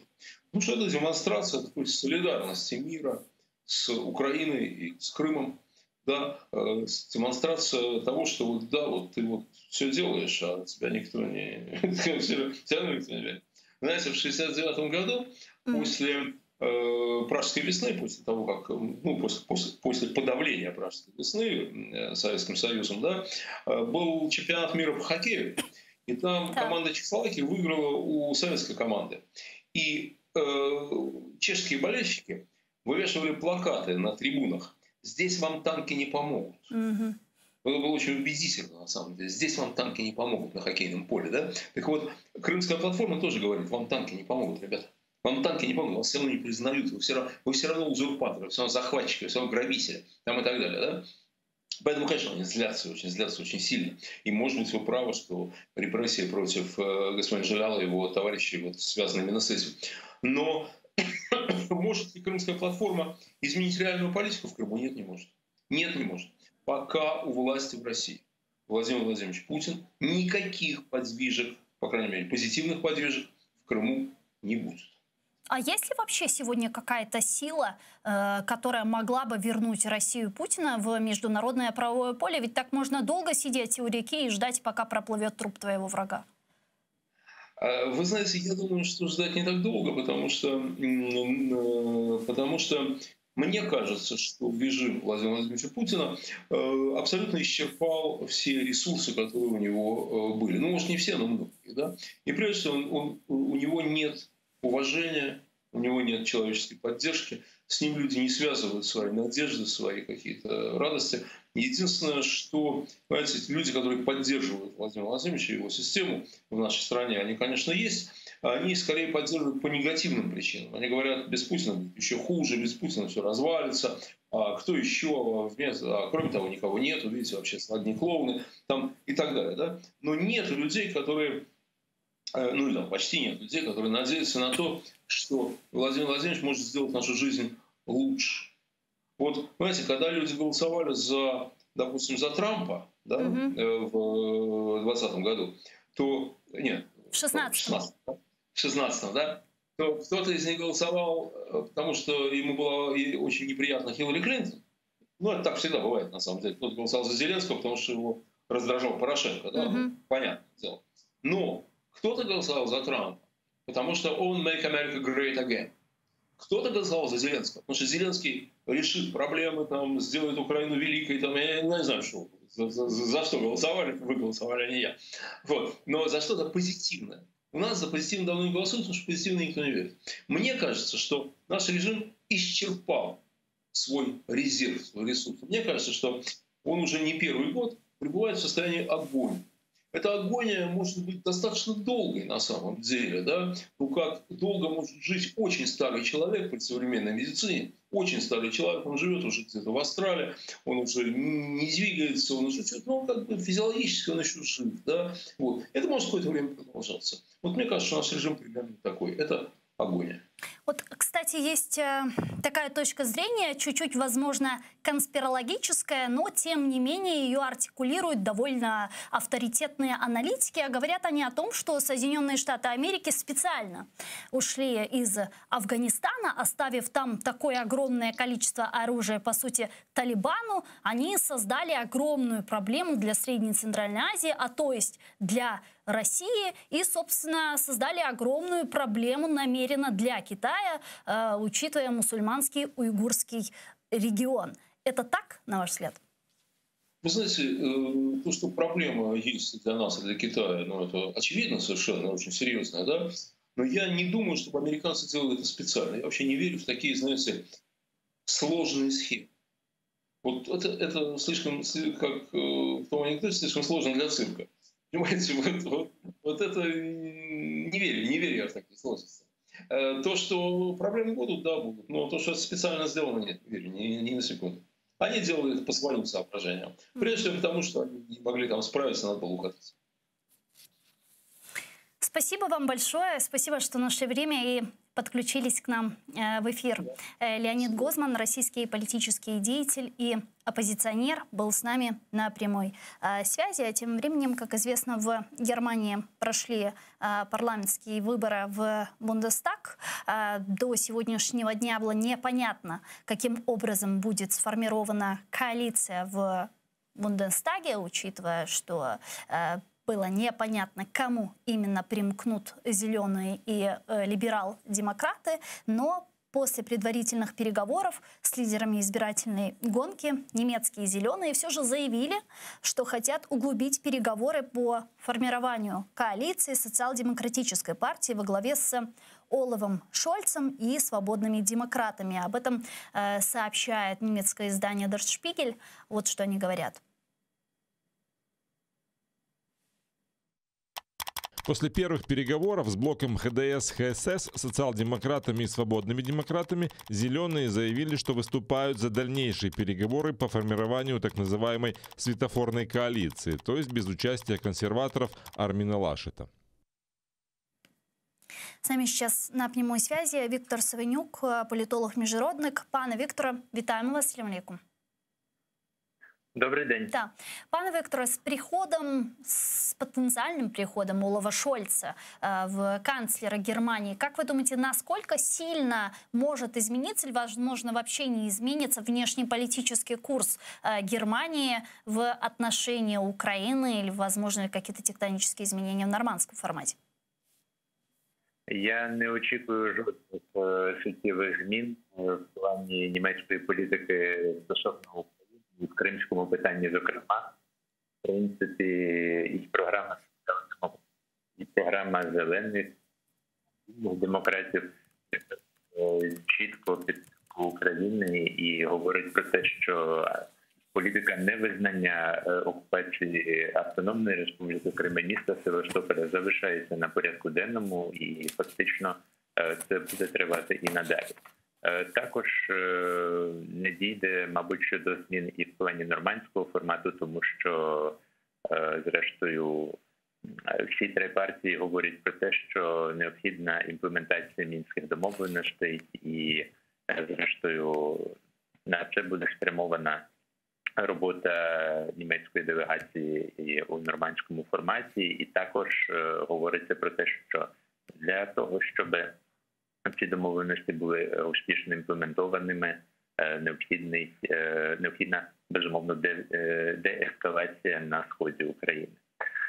Інше питання – це те, що і вільні демократи, і Союз 90 зелених, які будуть молодшими партнерами по коаліції, обидві партії задекларували те, що вони відкидають категорично Північний поток-2. Зелені говорять про те, що цей проєкт має бути зупинений негайно. Вільні демократи також говорять, що він має бути призупинений у зв'язку з отруєнням Навального і у зв'язку з тим, що Російська Федерація веде агресивну зовнішню політику. Ну і до того треба додати, що і зелені, і вільні демократи декларують готовність далі посилювати санкції проти Росії, якщо Російська Федерація вдасться до якихось подальших агресивних дій. И тем не менее, как вы думаете, вот сейчас известно, что начались углубленные переговоры между «Зелеными» и с лидерами СДПН. Будет ли вопрос «Северного потока-2» ключевым в этих переговорах? Или же нет, учитывая, что в этом вопросе позиции «Зеленых», либералов, демократов очень сильно отличаются от позиции СДПН? Навряд чи слід очікувати, що це питання буде ключовим. Зрештою, на цих виборах зовнішня політика не була надто ключовим питанням. Радше йтиметься про внутрішню політику, радше йтиметься про соціальну політику, про питання податків, про питання зарплати, пенсій. І зрештою, в цьому випадку зелені і соціал-демократи мають багато чого спільного. Треба теж пам'ятати, що в даному випадку йдеться не про коаліційні переговори поки що, а йдеться радше про консультації, ці попередні між партіями. І звісно, що від цих консультацій залежатиме, в якому форматі відбуватимуться далі коаліційні перемовини. Однак, тим не менш, це поки що таке, не можна сказати, що зондування на тому, в якому... Да, пане Виктор, мы чуем вас. Правда, видим, уже плохо перервалась, я так понимаю, связь с паном Виктором Савиноком, политологом-международником. Мы попробуем его еще раз набрать. А я пока напомню, что мы работаем в прямом эфире, и вы можете смотреть нас на нашем YouTube-канале. В том числе мы там вещаем как в онлайн-режиме, так и выкладываем самые интересные фрагменты из наших эфиров. Выкладываем практически все наши программы в записи, поэтому не забывайте подписываться на наш YouTube-канал. Ваша поддержка для нас очень важна. А также поддержать телеканал АТР вы можете, подписавшись на наш Patreon. Его адрес режиссера периодически выводят на экраны, то есть ссылку patreon.com, по которой вы можете пройти и выбрать уровень поддержки и поддержать Первый Крымско-Татарский телеканал, стать частью большой крымско-татарской семьи АТР. Это поможет нам продолжать работу на информационном фронте. Да, біркере Крым-татар сайғылар қадашлар сіздерге текрарламаға естередім. Біз 6 саат жанлы яйын япамыз күнде ве бұл 6 саат девамында күн девамында өзберген адислеріні тариф етмеге ве музакер етмеге тұрышмақтамыз. О себептен біздерге дестекні патреонымызға абоне оларақ керчеклештірмеге имканыңыз бар. Зирада чоқ яйынларымыз Крым-татар тілінде olması için çeşitli программаларының мейданға келмесі için Крым-татар тілінде де шу сырада sizin desteğiniz bizler için çok mühim. Malum olğanı ki Ukrayna hükümeti tarafından bir müddet evvelsi bizlerge mali problemler yaratılgan eden mahsus jette aytsam yalanda olmaz ve biz çok böyle zor bir durumga kalgan edik ve bu zor vakit içerisinde çalışkanlarımız bu bizni destek etken pervasız ve lakayt kalmagan semiydeşlerimizin yardımı ile edi ve bugün bu gibi problemlerinin sonuna kadar çözülmegenini da bir kere aytmaga isterim zira Akatinde bu demek bir çok müddet devamında alıp barılgan muzakerelerden sonra ağır geçken bir müddetten sonra küçük böyle bir çözülüvler korundu ama global şekilde bu ATR telekanalına manevi destekinin siyasi bir karar olğanına kele almadık dep aytmaga mümkün ve şimdi yani böyle bir sezonga geçemiz. Okumuzda bizlerini ne bekleydi belli değil. O sebepten özümüz müstakil olmak için birinciden özümüzün güçlerini, halkımızın güçlerini tayanamız dep aytmaga mümkün ve bu meselede sizin yardımlarınız bizim için çok kerektir, çok muhtaçmızdı dep aytmaga mümkün. ATR teлеканалы bu sadece Gülsüm Halilova, Lenur İslamov, Fayder Mujdabayev, Şevket Namatulayev ve diğerlerinin kanalı değil. Bu bütün halkının kanalıdır. Hakikaten çünkü ATR telekanalının ayakta durması 15 senesinden sonra 14 senesinde yüz bergen hadiselerden sonra bu halkımızın muvaffakiyetidir dep aytmaga mümkün.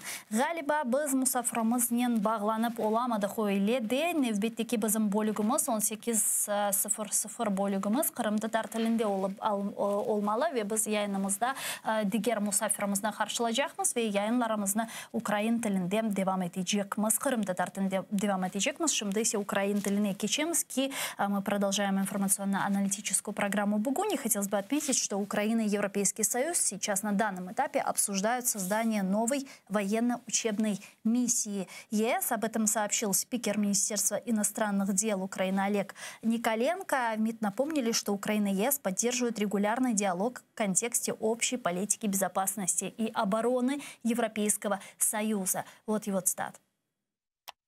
Одна з можливих опцій – започаткування військово-навчальної місії Євросоюзу в Україні. Така місія могла би охопити сфери наразі не покриті ЄОА. Насамперед йдеться про освітній сектор, підвищення професійної підготовки українських військовослужбовців. Контакти з цього питання тривають. Украина обсуждает с ЕС вопрос развертывания военной учебной миссии, однако пока не получила от Брюсселя ответ по этому вопросу. Об этом заявила вице-премьерка по вопросам европейской и евроатлантической интеграции Ольга Стефанишина. Вот ее цитата. Це пропозиція України. Таким чином, ми відреагували на розробку Євросоюзом проєктів у сфері спільної оборони. Ми знаємо, що наразі це питання дискутуються в ЄС, проте відповіді на нашу ініціативу ми наразі не маємо. По суті, ми отримуємо ще один полігон, окрім Яворова, але з можливістю тренування і військово-морських сил. Ми розраховуємо, що це буде цікаво нашим міжнародним партнерам, чи то буде НАТО, чи ЄС.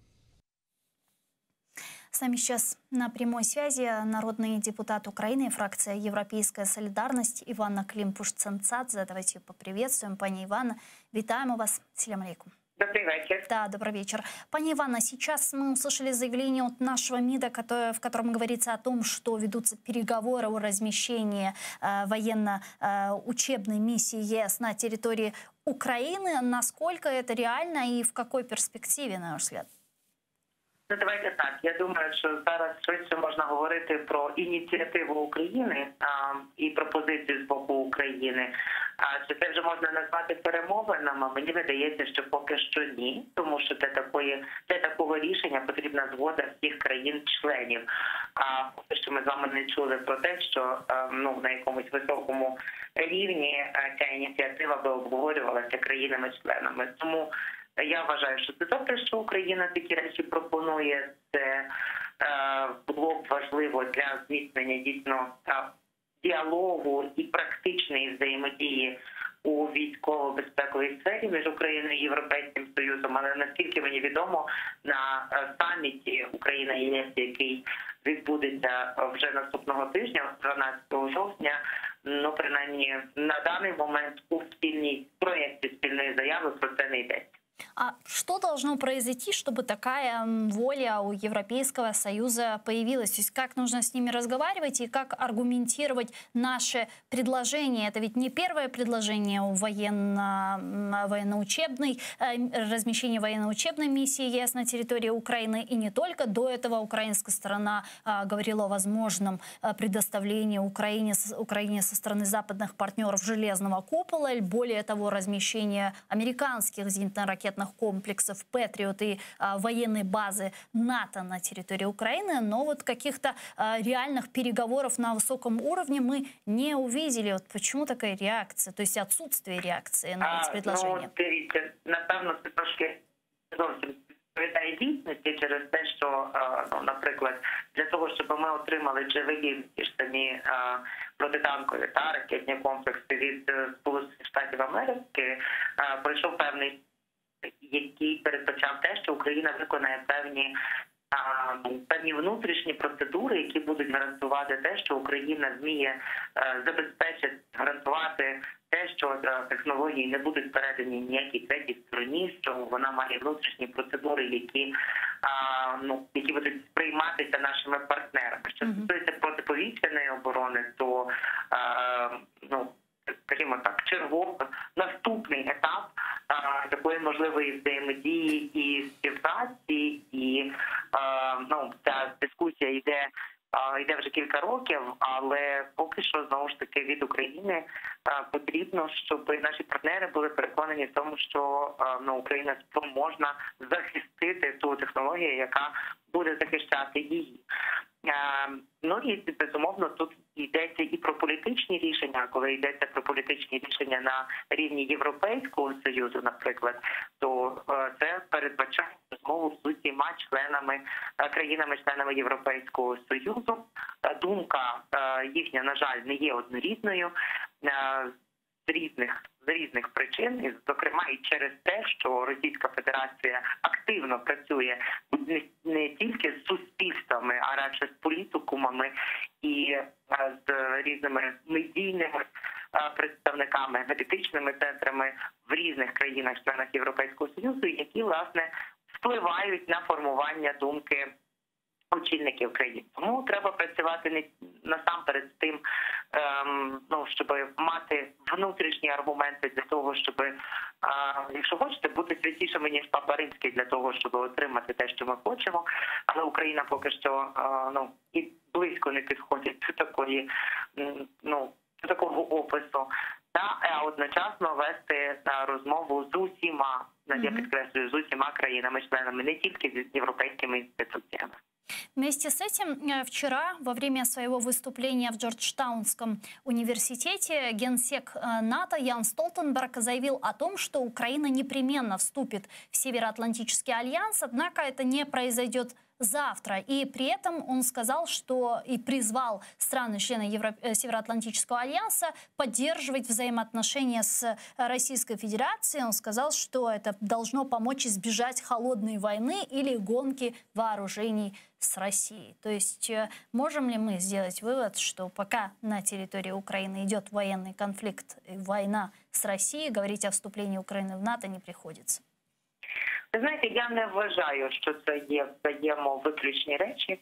Я вважаю, що навіть при наявності конфлікту з Російською Федерацією в Україні, за умови того, що Україна відповідає підходам, принципам, стандартам Північно-Атлантичного альянсу, в неї є можливість і шанс вступити до альянсу, навіть маючи військовий конфлікт з Російською Федерацією. Це, очевидно, передбачало би те, що, скажімо, 5-та стаття Вашингтонського договору про Північно-Атлантичний альянс, можливо, не розповсюджувалася би на окуповані території, наприклад. І тільки після вирішення цього конфлікту вся Україна була б покрита, так би мовити, з 5-ю статтею.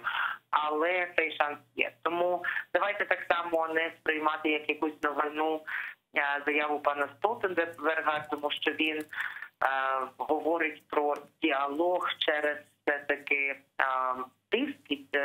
діалог через зміцнення спроможностей альянсу і десь діалог з позиції сили. І тому тут новини в цій заяві я не бачу. И, пани Ивановна, еще один важнейший вопрос, который я хочу успеть с вами обсудить. Он касается внутриполитической ситуации Украины. Приближается отставка спикера Верховной Рады Украины Дмитрия Разумкова. По предварительным данным, Верховная Рада планирует его отправить в отставку уже 7 октября. Какая позиция по этому вопросу европейской солидарности? Как вы планируете голосовать? Ви знаєте, мені, по-перше, надзвичайно прикро спостерігати, з якою турбошвидкістю наші колеги з монобільшості, з партії і фракції «Слуга народу» руйнують буквально щодня додаткові засади регламенту, а це основний закон Верховної Ради України, за яким має функціонувати Верховна Рада України, у цьому намаганні якомога швидше змістити чинного спікера і замінити його на більш слухняного спікера, який буде виконувати всі задачі, буде реалізовувати політику «чого изволите» від вулиці Банкова, де розміщений офіс президента. І це насправді є дуже негативним дзвінком для демократії, для верховенства права, для парламентаризму в Україні. І точно, до речі, не відповідає ніяким засадам і підходам і принципам, які діють в НАТО чи в Європейському Союзі. Тому, скажімо, ця поведінка нам точно не допомагає в досягненні тих цілей, про яких ми щойно з вами розмовляли. Як ми будемо голосувати? Однозначно, ми не будемо підтримувати цю заміну. Ми були єдиною фракцією, хто в принципі не голосував і за призначення пана Разумкова, тому що ми з самого початку, по-перше, оголосили, що ми є в опозиції, ми не можемо нести відповідальність за будь-які кадрові призначення влади. Как вы думаете, что произошло, что пошло не так? Мы увидели, что в результате политтехнолог, который, в принципе, привел Зеленского к власти, после чего стал спикером Верховной Рады Украины, сейчас отстраняется же монобольшинством Зеленского. Ви знаєте, це говорить те, що відбувається зараз, це говорить про те, що президент Зеленський не терпить інакомислення, що президент Зеленський не терпить людей, які мають свою позицію, і він готовий з максимальною швидкістю, і як самі слуги зізнаються, пролетарським остервіненням, вони готові зливати і здавати, і звинувачувати ту людину, яка ще недавно дуже суттєво приклалася до їхньої перемоги на виборах і була першим номером «Слуги народу» тоді, коли 2 роки тому відбувалися вибори до парламенту України. Це просто свідчить про те, що дискусії внутрішньополітичної, дискусії цивілізованої, обговорення і знаходження навіть внутрішніх компромісів у партії влади на сьогодні не відбувається. Є думка або Зеленського, і відповідно він вважає правильно, або ніяка. Как вы думаете, может ли Разумков стать потенциальным кандидатом в президенты Украины в 2024-м? Дивіться, це, напевно, вже питання до різних соціологів, політтехнологів і таке інше. Я би не стала прогнозувати цього. Я думаю, що у пана Разумкова така амбіція на сьогодні є. Я думаю, що точно є амбіція на свій політичний проєкт. І, власне, ми побачимо далі, як будуть розвиватися події. Так, а кто, на ваш взгляд, может стать новым спикером Верховной Рады Украины? Уже есть фамилии? Називають насамперед кандидатуру першого віце-спікера, пана Стефанчука, який проявив свою лояльність і показав, на що він спроможний, як він спроможний порушувати регламент, показує буквально щодня з дня 2 тижні тому, коли ми голосували закон про так звану деолігархізацію, це законопроєкт, коли він умудрився допустити таку кількість порушень, що навіть тільки це вже не дозволяє підписати цей законопроєкт і направити його навіть на підпис президенту. Але також називають і інші прізвища, зокрема, ось щойно я почула прізвище пана Гетьманцева, це ще один служака і виконавець волі Банкової. Тому шукають серед тих, хто візьме під козирьок і буде, власне кажучи, реалізовувати все, що буде спущено з Банкової. Тому йдеться саме про руйнування парламентаризму, йдеться про руйнування балансу між владами законодавчою і виконавчою в Україні і про руйнування ось цієї незалежності різних гілок влади, яке характерне для будь-якої демократичної країни, до яких ми нібито на гаслах прагнемо як країна. И, пани Ивана, последний вопрос и последняя тема, которую хочу успеть обсудить, и не могу, наверное, вам его не задать. Она касается третьего президента Грузии Михаила Саакашвили. Вот как вы думаете, то, что сейчас происходит в Грузии, его задержание, каким образом могут повлиять на украино-грузинские отношения в будущем? Знаєте, я вважаю, що це була велика і груба помилка президента Зеленського, коли він повернув українське громадянство панові Саакашвілі, незважаючи на те, що він уже один раз витер ноги об український кордон, а значить об українську державність, коли він нахрапом насильно переходив український кордон. Більше того, це людина, яка брала кошти від поплічників Януковича з Російської Федерації заради того, щоб проводити мітинги проти влади владної команди в 18-19 році. Тому думаю, що Зеленський зробив ведмежу послугу Україні, коли надав йому, повернув йому громадянство України. Думаю, що він зробив велику помилку, коли він призначив його державним, знову ж таки, державним мужем, тобто який там мав би очолювати якийсь офіс там простих рішень, дуже сумнівних, щоправда. Тому що президент Саакашвілі насправді весь цей час, протягом 7 років його перебування в Україні, він мав одну мету – не дійсно сприяти там розвиткові України, а мав одну мету – повернутися в політику Грузії. Ось в такий спосіб він це зробив, вчергове порушивши кордон і України, і Грузії, зневаживши кордони двох країн, ніби яким він присягався служити і які він присягався творити. Це у стилі Саакашвілі, він людина-феєрверк, провокатор, він людина-театр, тобто це те, що від нього треба було очікувати. Я надіюся на те, що українські можновладці трошки витвердили, розуміють, що вони зробили помилку, будуть, напевно, я підозрюю, що вони будуть робити якісь ритуальні заходи для повернення, приймати, брати якісь дії ритуальні для повернення Саакашвілі в Україну. Щоправда, я не вірю в те, що ці зусилля будуть успішними. І ми вже чули те, що заявив і прем'єр-міністр, і віце-прем'єр-міністр Грузії, що так, безумовно, Саакашвілі може повернутися в Україну після того, як він 6 років відсидить у в'язниці грузинській. Дякую вам дуже, пані Івана. Чухсаловна, что нашли время и подключились к нам в эфир. Народный депутат Украины, фракция «Европейская солидарность» Ивана Климпуш-Цинцадзе была с нами на прямой связи по телефону. А я с вами не прощаюсь. Мы сейчас прерываемся буквально на 5 минут. После вернемся в эту студию и продолжим информационно-аналитическую программу «Бугунь» уже на крымско-татарском языке. Не переключайтесь. Куршкенч.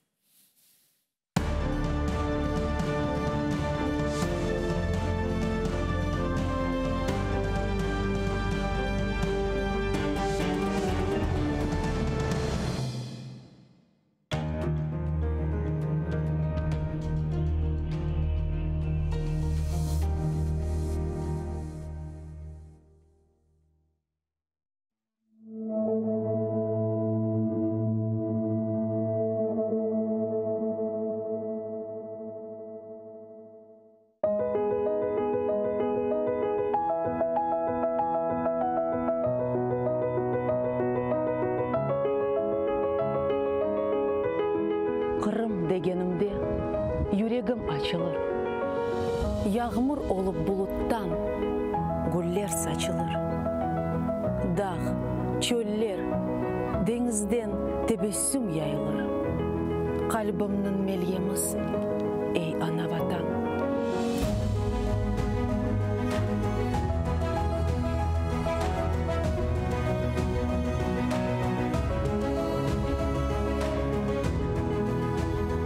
Adını ayttım, yırlay bağlarda kuşlar, sümbüller dağlarımda takar sırgalar. Denizinin tılsımı, ruhumnu sıyla, gönlümün tacısın, ey ana vatan.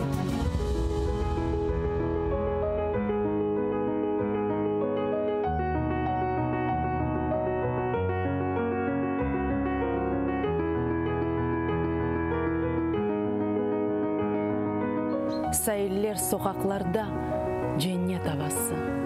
Bahçe bağlar kalkın için dertler devası. Budur asıl insanın ömür sefası. Gözümün nurusun, ey ana vatan.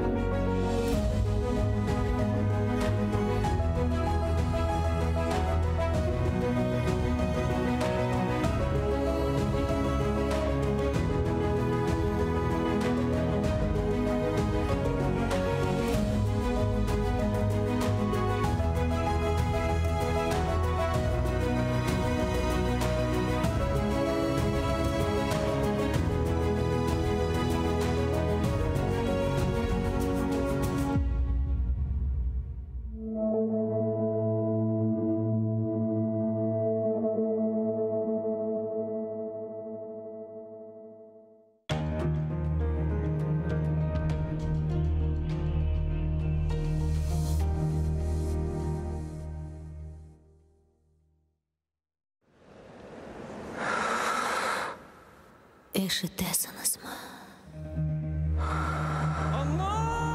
Мен ақта ұмыттыңыз ма?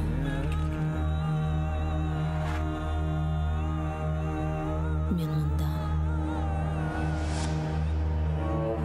Бұл менің топырағым. Менің қырымым.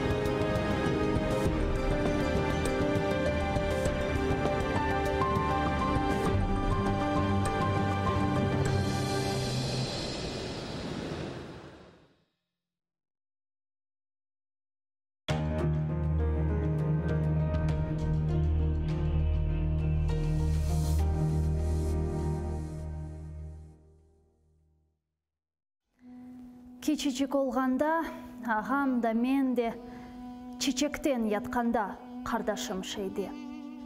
Құртқаға телі шал марама бергенде, бізім үшін ақ чеккен сенде келмедің. Өзіміз межалсыз, бабам да пек қарт. Йоқ екен азбарда араба ве ат, құмшудан бір тілім, отмекні сорап, ала алмаған бір қапым. Сен де келмедің. Тек айлар де келде, йыллар да кечкен. Қарт фақыр бабайым, ачылықтан өлген. Сен де қартанайым, 60-та екен, біздерге көз тіккен. Сен де келмедің. Артық үрве сербест олғанымыз вақыт, епіміз іш көріп, чалышқаны вақыт. Ашаған аққымыз ақ олғаны вақыт. Ескісін сөйлеген, сен де келмедің.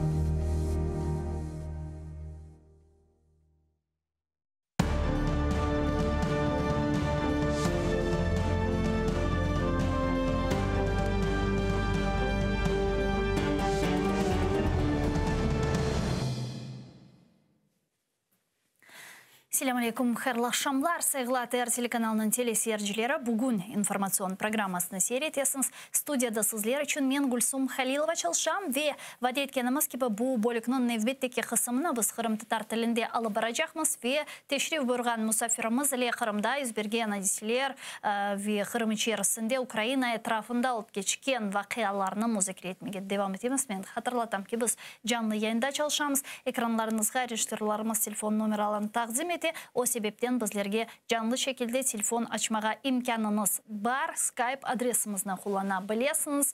Бедава шекілде еді Viber, еді Skype вастасынен ве біздің YouTube сайфемізге абоне олмаға ұнытмаңыз. Сіздің дестегіңіз біздер үшін чоқ мұйымдыр.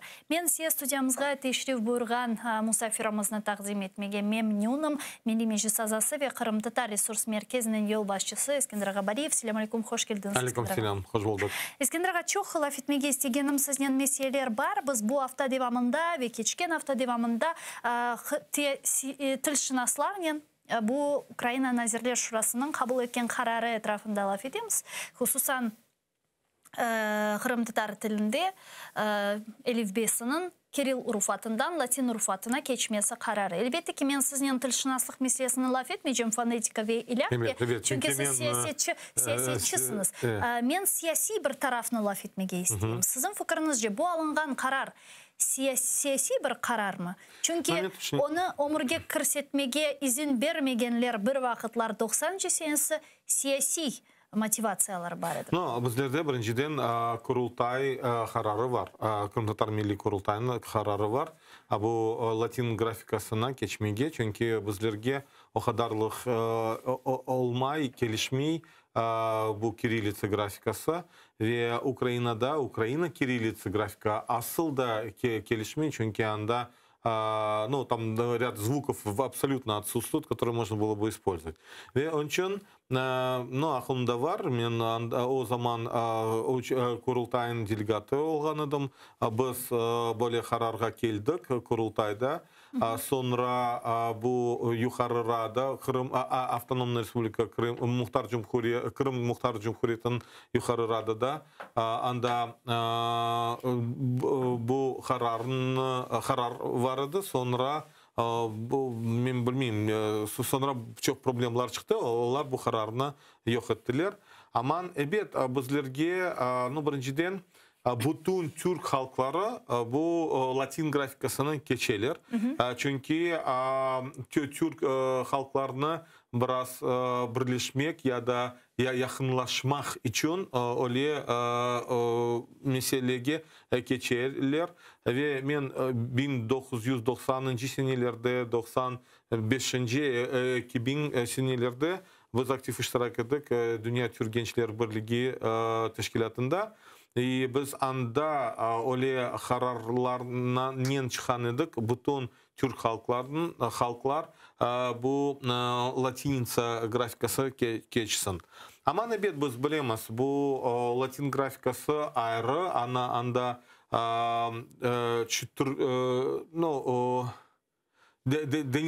değişmeler var. Evet. Mesela alacağımız Uzbek dili, alacağımız Azerbaycan dili ya da Türk dili, anda çok bu звуки вот разные, да, вот есть. Evet, ben düşünüyorum, şunçuk 2020 senelerde, bu birinciden siyaset taraftan biz görüyoruz nasıl Ruslar istemeyler bütün Türk halklarını geçmege Latin grafikasına. Ya bu ne için onların asimilyasiya siyasetine keder etken şeyim? No, evet, onların siyaseti öyle. Onlar evet asimilyasiya yapmaya istiyorlar. Biz görüyoruz ne Kırım'da yaparlar onlar. Bu birinciden ana dili, bu çok bizim ana babalarımız balağını mektepke yollamak başında onlar gelirler, onlarga söylerler. Mına yazınız Rus dili öğrenmeye istiyorsunuz Arizada ve ana dili Rus dili de yazınız. Çünkü ana dili Rus dili. Onun için biz çok bizge simidişlerimiz haber ettiler. Bir haftada 6'dan ziyade Rus dili dersler var. Aman men bilesem ve bizim simidişlerimizge söylemeye isteyim. Evet bizlerge gerek tırışmağa ne kadar çok bizim sınıflarını açsalar o kadar güzel olacak. Çünkü evet işgal yarı Kırım şınçık işgal aman amında bu da kureş bu da göstermek gerek. Bizim identiçnost, bizim subyektimiz göstermek gerek. Onun için şınçık Ukrayna'ga şınçık kaytamız. Evet Ukrayna'da başladılar bu stratejiya hakkında çalışmaya dil meselenin hakkında. İkinciden şınçık çalışalar men iştirak etken edim. Yakın zamanlarda da bir ekspert toplaşığı olacak online. Bu indigenous people tamır halklarının dillerini nasıl inkişafı yapmak için ne yapmaya gerek? Bu UNESCO tarafından iştirak ettiler ve biz onlarla çalışamaz. Yakın zamanlarda yine böyle olacak toplaşığı. Ve dil hakkında evet türlü fikirler var. Evet aytalar mesela böyle zvuk nasıl? Yumuşak olmak gerek ya da yumuşak ve olmak gerek. Bu eski 1921 senelerinde bizde Latin grafikası olgan edi. Ama benim bilgenime göre endi elifbe kabul etildi Latin elifbesi ve anda bu yumuşak ama böyle ekspertler aytalar sonra biz çok problemler olacak çünkü bizim elifbe grafikasının bu Türk grafikası ama o kadar Türk değil çünkü bizde var Evet, çünkü bizim tilimiz hem Oguz hem Кимчак тили, и bizde более вот такие всякие гортанные звуки у нас больше не сохранились. И поэтому, когда мы в Турции разговариваем на родном языке, нам говорят, что вы говорите на староосманском языке. Демек, тамыр халықлар ile bağlı meселені айтып кештіңіз. Мен мұнда біраз тәфсірлі тоқтамаға істер едім, чүнки малюм олған екебі Украина президентінің тешебүсінен бұл кебі қарар Украина юқары шурасында қабыл етілді. Ве енді бұл демек қанунның алтына, бұл қанун алты актларны азырлап ишлері кете менің анлағаныма көре. 2022 сенесіне қадар, яғни демек яны жылға қадар бұл қанунның ішке кірсетілмесі ихтималы не қадар, яғни азырламақ мүмкін olacak mı яны сенесіне қадар, епсі подзаконный актлар? Evet, anda çok işler var. Çünkü mında bu kabinet ministrinin reglamentке бақанда bizlerge kerek yarım yıl devamında rяд подзаконных актов yapmağa ve şimdi biz çalışamız iki taraftan. Bu birinci taraftan bu Kırım Tatar Milli Meclisi'nin ve kurultayının bu EDR, bu reyestrge kırsetmek için bu ухухи шахси, да, как юридическое лицо, ухух шахси. Ухухи шахсиет yapmak için. Evet, çünkü biz çalışamız bu Державная служба по этнонациональной политике, олардың юристлер, hukukçular, bizim hukukçularımız, biz beraber çalışamız, biz bakamız. Çünkü... Yani nasıl etip temsili organı ve kurultayını devletke kaydettirmedi de işte yardımcı olsun, büdjet verilsin ve evet. Hem hesabını açmak için banklarda ve Son bir çaresini taptınız mı? Bir panaceyani taptınız mı? Çünkü bundan evvel çeşit türlü şubeler var idi. Sanki dersin temsili organımızını böyle bir vatandaşlık teşkilatı GO olarak kaydedecekleri için çok büyük bunda böyle şubeler var idi, korkular da var idi. Katente şimdi bir çare Bu problem değil ama Ukrayna'da birinci sefer öyle şey yaparlar. Evet yapamaz ve Ukrayna'da evet çok kanunları var. Onlar biraz karşı gösteriler böyle şey. Onun için çok kanunlarda da değiştirmek gerek ya da дополнение либо изменения, да, вот yapmaya gerek. Но все же как будут регистрировать, если уже нашли? Сейчас нет, мы отрабатываем схему, потому что в любом случае мы учитываем несколько моментов. То есть у Кабинета министров есть ряд, скажем, нормативных документов, на основании которых они принимают решения. Это может быть решение Кабмина, это может быть доручение Кабмина, и это может быть постанова Кабмина. И, соответственно, мы сейчас остановились на двух моментах. Один из моментов, либо это доручение, когда орган, ответственный за подачу, то есть в данном случае это Министерство культуры и Держслужба по этнонациональной политике, они должны подать на основании представленных документов представительным органам, и, соответственно, Кабмин должен принять решение. Но здесь есть определенные нюансы, которые мы сейчас отрабатываем. Я бы сейчас не спешил бы сейчас об этом говорить. Мы, я думаю, после 12 октября мы поставили задачу до 12 октября более тщательно изучить эти моменты, потому что там есть определенные нормативные процессы, там есть, скажем, могут возникнуть кое-какие там проблемы, поэтому сейчас мы ищем механизм, и мы стоим над двумя позициями, но я думаю, мы это найдем, это не такая большая проблема, и у нас все получится. Ну и другой вопрос, evet, başka mesele bizim bütün kurultayın normatif vesikalarına, çünkü Ukrayna tiline bu tercüman yapmak gerek, hazırlamak gerek, göstermek gerek, böyle çok işlerimiz daha var. Çünkü onda demek Tamır Halklar ile bağlı kanunda temsili organını Nazirler Şurası таздықлағаны, яғни ол шекілді де ләғуеті білежеге или бағылы бөлі бір шубелі мадде бар еді. Шымды бұл мадде өзерінде іштер алып барылды ма? Яғни қатенде аледа назирлер шурасы темсili органы таздықламалы? Эбет, сіз бақыңыз, бұл канунда 8-ci maddede öyle yazılmış. Bu Кабинет министров Украины разрабатывает порядок. Да. Порядок, соответственно, легализация и так далее. Здесь есть одна, ну, мы сейчас уйдем в юридические моменты некоторые, но есть один момент, это просто присвоение ЕДР. То есть это в единый державный реестр должны ввести. Потому что в едином державном реестре и общественные организации находятся, и религиозные организации, и государственные органы. Для того, чтобы иметь счета и так далее, и быть субъектом публичного права, то есть быть юридическим лицом. Вот здесь есть определенный механизм. То есть у нас, если мы будем идти полностью по схеме, как это регистрируют державные органы, нет, не общественные организации, а державные органы, то есть закон о державных органах. И там более подробно прописаны эти моменты. Что касается вот нашего закона, он как раз-таки ну, не совсем полно прописан в этом плане, но во всяком случае, если нет запрета, то значит можно.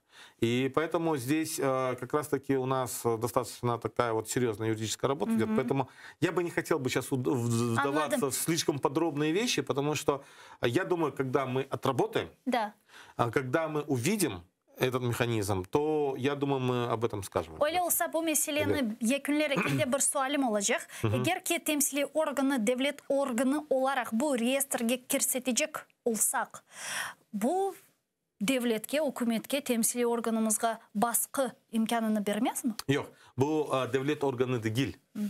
То есть это юридическое лицо, шахсиет. Аман bu статусны, bu başka, bu temsili organı. Onun için bunda asıl problem yok. Tek bunda teknik taraftan bu nasıl YDR'ge kırsetmek gerek. Çünkü evet şınçık resmi organlar hem kurultay hem meclis. Ama buna mesela biraz da hukukçuların baktılar mesela bizim kurultayın normatif vesikalarda öyle yazılmış. Bu kurultay, bu yukarı temsili organı, meclis yukarı temsili ve исполнительный icra organı. Aman bu Верховная Rada Yukarı Rada'nın постанова kararı anda onlar yazdılar. Kurultay bu yukarı temsili organı, a meclis onun kurultayın icra organı. Aman biz evet bu kanunda öyle problem yok. Çünkü kanun postanovadan da yüksek seviyede tura ve bu taraftan da problem olmaz. Ama ben göstereyim nasıl böyle şey var. O böyle şey, bütün şeylerin mutlak bakmaya gerek ve учитывать нужно все эти нюансы. Anladım. Yani 12 октябрьден sonra bakıp görecekmiz. Da sizin laf ettirimiz muhakkak bu meseleni. Bilesiniz geçenleri Ukrayna prezidenti Vladimir Zelenskiy Ukrayna Yukarı Şurası'nda siyasi mabuslar ile bağlı kanun leyhasını kırsetti. Demek sizin fikrinizce çok bekledik biz bu gibi kanun leyhasını. Siz tanışmağa yetiştirdiniz mi bu kanun leyhasını? Ve hakikaten siyasi mabuslar meselesini ve siyasi mabusların korantalarına yardım meselesini çözüyor bu kanun leyhası. No, birinciden biz çalışkan edik ve men iştirak etken edim. Bu ofis prezident yanındaki bir şurası var idi. Men bu şurada iştirak etken edim. Ve eğer böyle... Совет, который разрабатывал этот законопроект? Совет, который, да, просматривал, то есть специальный совет. И как раз-таки, если... Я не видел последнюю редакцию, которую зарегистрировал президент. Просто физически пока еще не успел, потому что работы на самом деле очень много. Но если зарегистрирован законопроект, который мы еще рассматривали на том совете, последнюю версию, то я считаю, что закон будет неплохим. Понятно, что всегда можно найти проблемы, но однозначно я вам хочу сказать о том, что во всяком случае до сих пор нет дефиниции, кто такие политзаключенные. Кстати, в соответствии с тем законом, который мы рассматривали, там даже формулировка будет немножко не такая. Какое бы вы определение дали политическому заключенному? Ну, у нас есть в рамках Крымско-Татарского ресурсного центра, мы даем заключение крымскому политзаключенному. То есть у нас есть ряд критерий. И поэтому списки Крымско-Татарского ресурсного центра, они не зависят ни от каких других списков, потому что мы смотрим, у одних там в списках могут быть и политзаключенные или военнопленные из Донбасса, у других там еще что-то. У нас есть четко, мы говорим крымские политзаключенные Кремля. В эту категорию мы определяем следующие категории. Первое. Во-первых, человек должен иметь отношение к Крыму. То есть либо он из Крыма, либо жил в Крыму до начала оккупации, либо был арестован в Крыму. То есть это если гражданин Украины из условно Херсонской области или Винницкой области был арестован в Крыму, мы его зачисляем в эту категорию. Это раз. Крымский политзаключенный. Да, крымский политзаключенный. Или, допустим, если даже крымский житель Крыма, как это есть несколько случаев с свидетелями Иеговых, которые были арестованы в глубинке России, уже непосредственно России, но они жили в Крыму, они продолжали, ну, как бы вели до оккупации, до начала оккупации вели свою деятельность, и, соответственно, мы их тоже относим к политзаключенным. Это первая категория. Вторая категория – это политические статьи.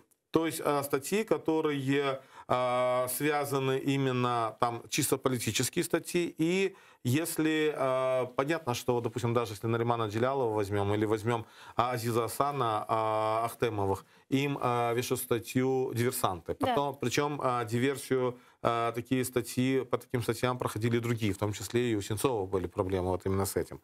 И поэтому мы диверсия, шпионаж, там, допустим, посягательство на целостность Российской Федерации и так далее. Кстати, у вас тоже же, по-моему, диверсия идет. Да, там. мне терроризм. Да, терроризм. Вот как раз-таки в данном случае мы эти вопросы мы рассматриваем как политические статьи, и на основании этого мы готовим базу обосновывающую, что этот человек вообще не имеет отношения к терроризму, но в отношении него заводят уголовные дела. Но, во всяком случае, какая Гульсум террорист? Вот мне скажите. Или там Нариман Джелялов, который в армии не служил. Да, вот каким он может быть террористом, к примеру.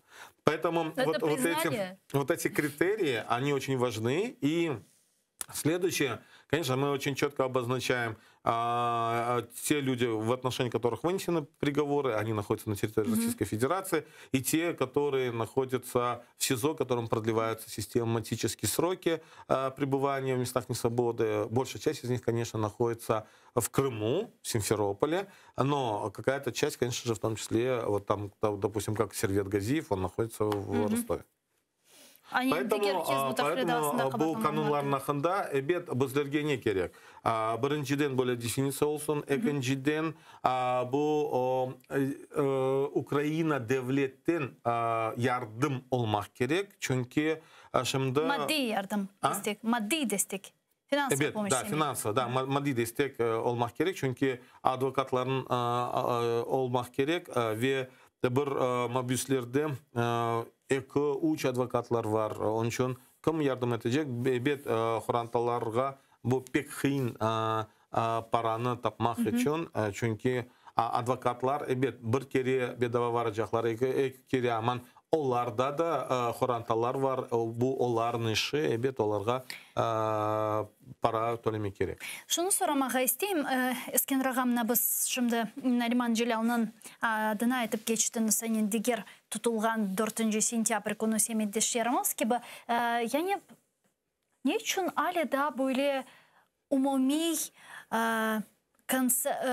бірлешкен Қырым платформасының реакциясы олмады. Әлбетте ки біз көрдік, чешет түрлі мемлекетлерінің айры реакцияларын, Америка Бірлешкен Девлетлері, Канада, олсын Европа бірлігінден чешет девлетлер, біздің Балтық өлкелерінден иттифақдашларымыздың айры реакциялары олды, ама умумен Қырым платформасындан бөлі бір жауап олмады. Біріншіден бақыңыз, Қырым платформасы... Да, ертемі белкі? Yok, ertede değil.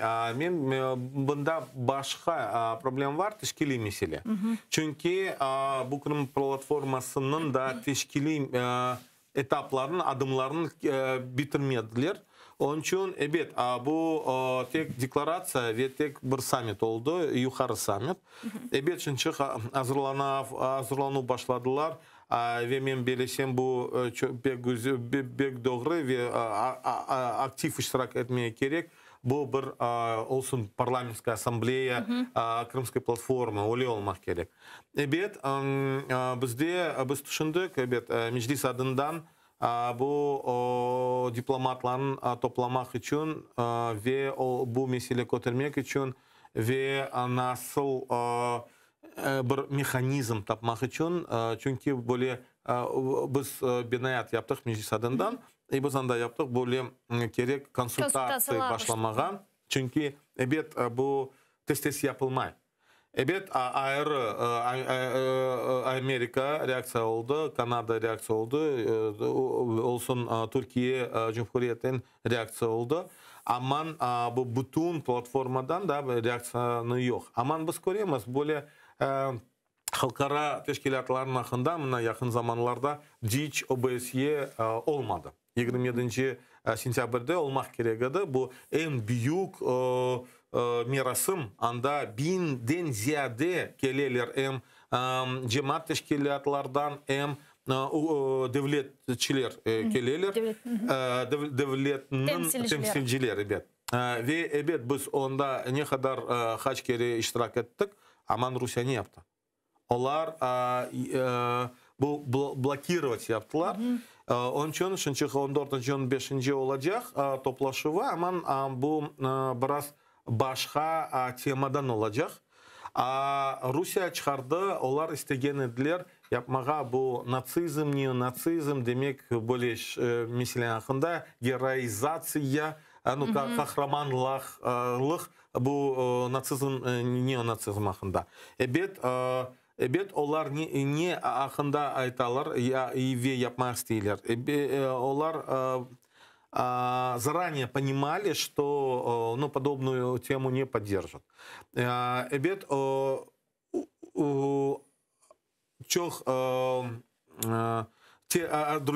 Сама повестка дня bu контур tertibi kelegede yapmağa bu demokratik mesele, bu insan hakları mesele ve ilahire. Aman onlar blokировать yaptılar. Men bilesem ne sebepten öyle yaptılar? Bu birinciden OBSE iştirak etmedi bu Gosduman seçimlerde. İştirak etmediler. Çünkü Rusya onlar они ограничили присутствие количества наблюдателей от ОБСЕ. Хотя ОБСЕ, у них мандат как раз принимать решения, участвовать в выборах и, соответственно, давать оценку. Российская Федерация запретила, дала достаточно маленькое количество квоты. Onun için OBSE iştirak etmedi. Onlar söylediler, siz bizge vermeysiz, biz anda iştirak etmeyeceğimiz. Evet, eğer Rusya gelse, eğer bu bdiç OBSE alıp varsa, evet, çok devletler Ruslarga söyleyecek edilir bu legitimность hakkında bu выборы ve ne için OBSE'nin davet etmediler ve ilahire. Ben bilesem bu büyük problem. Ne sebepten olar OBSE'nin toplantısı biraz toxtadılar. Anlaşıldı. Ve daha bir mühim bir sual var. 5 dakika kala yayınımızın yekunlenmesine Rusya'da böyle bir kanun kabul edildi. Demek mecburi tahliye, evakuasiya ile bağlı kanun kabul edildi. Bu kanun sizin fikrinizce Kırım için bir de bir tehlikelerini taşıyor mu? Evet. Çünkü bu kanunu onlar kabul ettiler 18 Mayıs'ta 2021 senede. Evet, onların Rusya'nın sredstva masası informasyada asıl bu kanun hakkında bir şey yazmadılar, haber yoktu. Biz yakın zamanlarda haber aldık bu kanun hakkında ve biz başladık bir analiz yapmaya. Mesela ne aytacağım? Onlar bu принудительная эвакуация. Onlar aytalar ya da чрезвычайная ситуация olmak gerek ya da территория с потенциально чрезвычайной ситуацией. Возьмем Крым. Да. Хотя это федеральный закон. И когда мы говорим о Крыме, то речь идет о том, что на самом деле в их понимании они всегда в любой момент могут сказать, что это потенциальный регион чрезвычайной ситуации, потому что там и экологические проблемы есть, и сейчас вот птицы, и экологические, климатические миграции возможны. Мы, кстати, сейчас тоже планируем делать исследования в этом направлении. И с другой стороны, мы же понимаем, что они под этим могут совершить депортацию. И причем там даже прописаны механизмы. То есть должны подчиняться конвою, должны оставлять жилье и не закрывать двери, должны могут вывозиться поездами, и нормативы даже есть 250 человек в вагоне, там 7 человек в автомобиле, в повозке, и, соответственно, даже пеший ход от 4 до 5 км в час с перерывом в 1,5 часа, не больше, под сопровождением конвоя. Любые сопротивления, они, не принимаются. Ончон эбет олар бір провокация япмах оларда чаре савар. Провокация баханда олар олиболе ши япмах, могут, да, и поэтому при встречах уже, мы в ближайшее время уже встречались рядом послов и Соединенных Штатов Америки, и, кстати, с Верховным комиссаром Совета Европы по правам человека встречались, и я им прямым текстом говорил: у вас есть гарантия, что 1994 год может не повториться? Я говорю, у нас нет гарантий. Что для этого нам нужно делать? Какими путями они это могут совершать? Крымский мост. Что нам для этого нужно делать? Нам нужно, чтобы было признание депортации геноцидом. И нам сейчас активно надо работать над тем, чтобы в мире любая депортация была признана как преступление против человечности. Что нам нужно дальше делать? Нам нужно сейчас придать статус крымско-татарскому народу как народ по защите, план действий по защите крымско-татарского народа в регионе ОБСЕ. Нам нужно сегодня сделать план реагирования гуманитарного реагирования. Ончон біз шинчех бу меселеяхында бір анализ битіріп, көстережеміз рекомендациялар, беанатларны yapmaya gerek olacak ve bu taraftan çalışmaya gerek. Yani çok iş var deysiz. Evet. İşler bitmiyor. Çok sağ olun Ескендір ағай, шәріміздің Ардагур Олсын, Мелемеші Сазасы ве Қырым-Татар ресурс мерkezінің ел басшысы студиямыздың мұсафирі еді. Сайғыл арқадашлар, мен сізден сағлықлашмайын, біз шымды көчік бір тенефюске кечеміз. 5 дақалық тенефюс, соңыра сізлеріні заман информацион программасы сон кеветті хаберлерінен селямлайжақ. Біз ісе замандан соңыра яйынға чуқажақмыз ве бүгін информацион программаларыны девам етежекміз. АТР әлі олыңыз көрішкенше.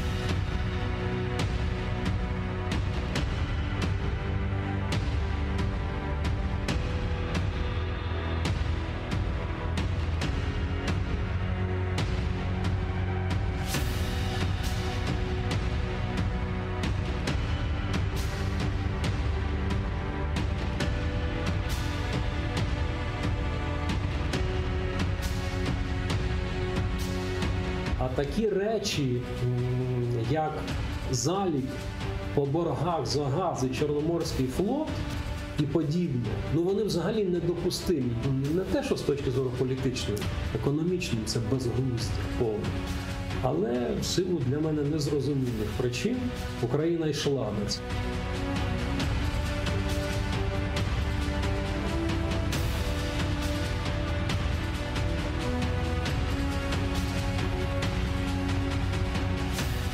Грач, який декларував себе 100% проросійським політиком, теж зустрічався постійно з Лужковим, домовлявся по будівництву моста. Перше, це їхня була ідея, і вони вдвох і лобіювали цей міст будувати, Кримський міст.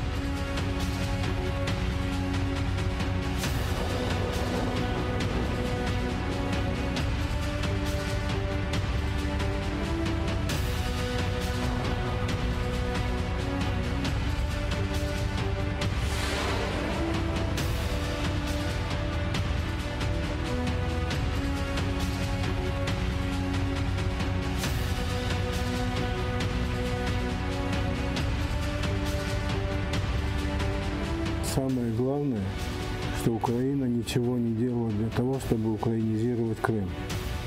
Это самое главное и самое важное.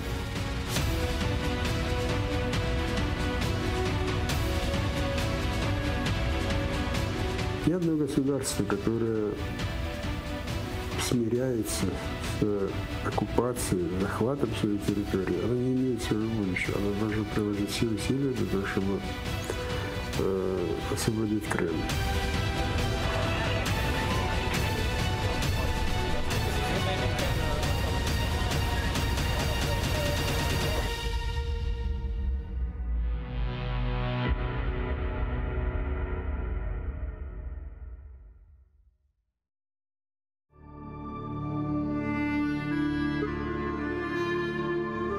Biz sizlerle beraber şimdi Ayseres koyuna geliyoruz.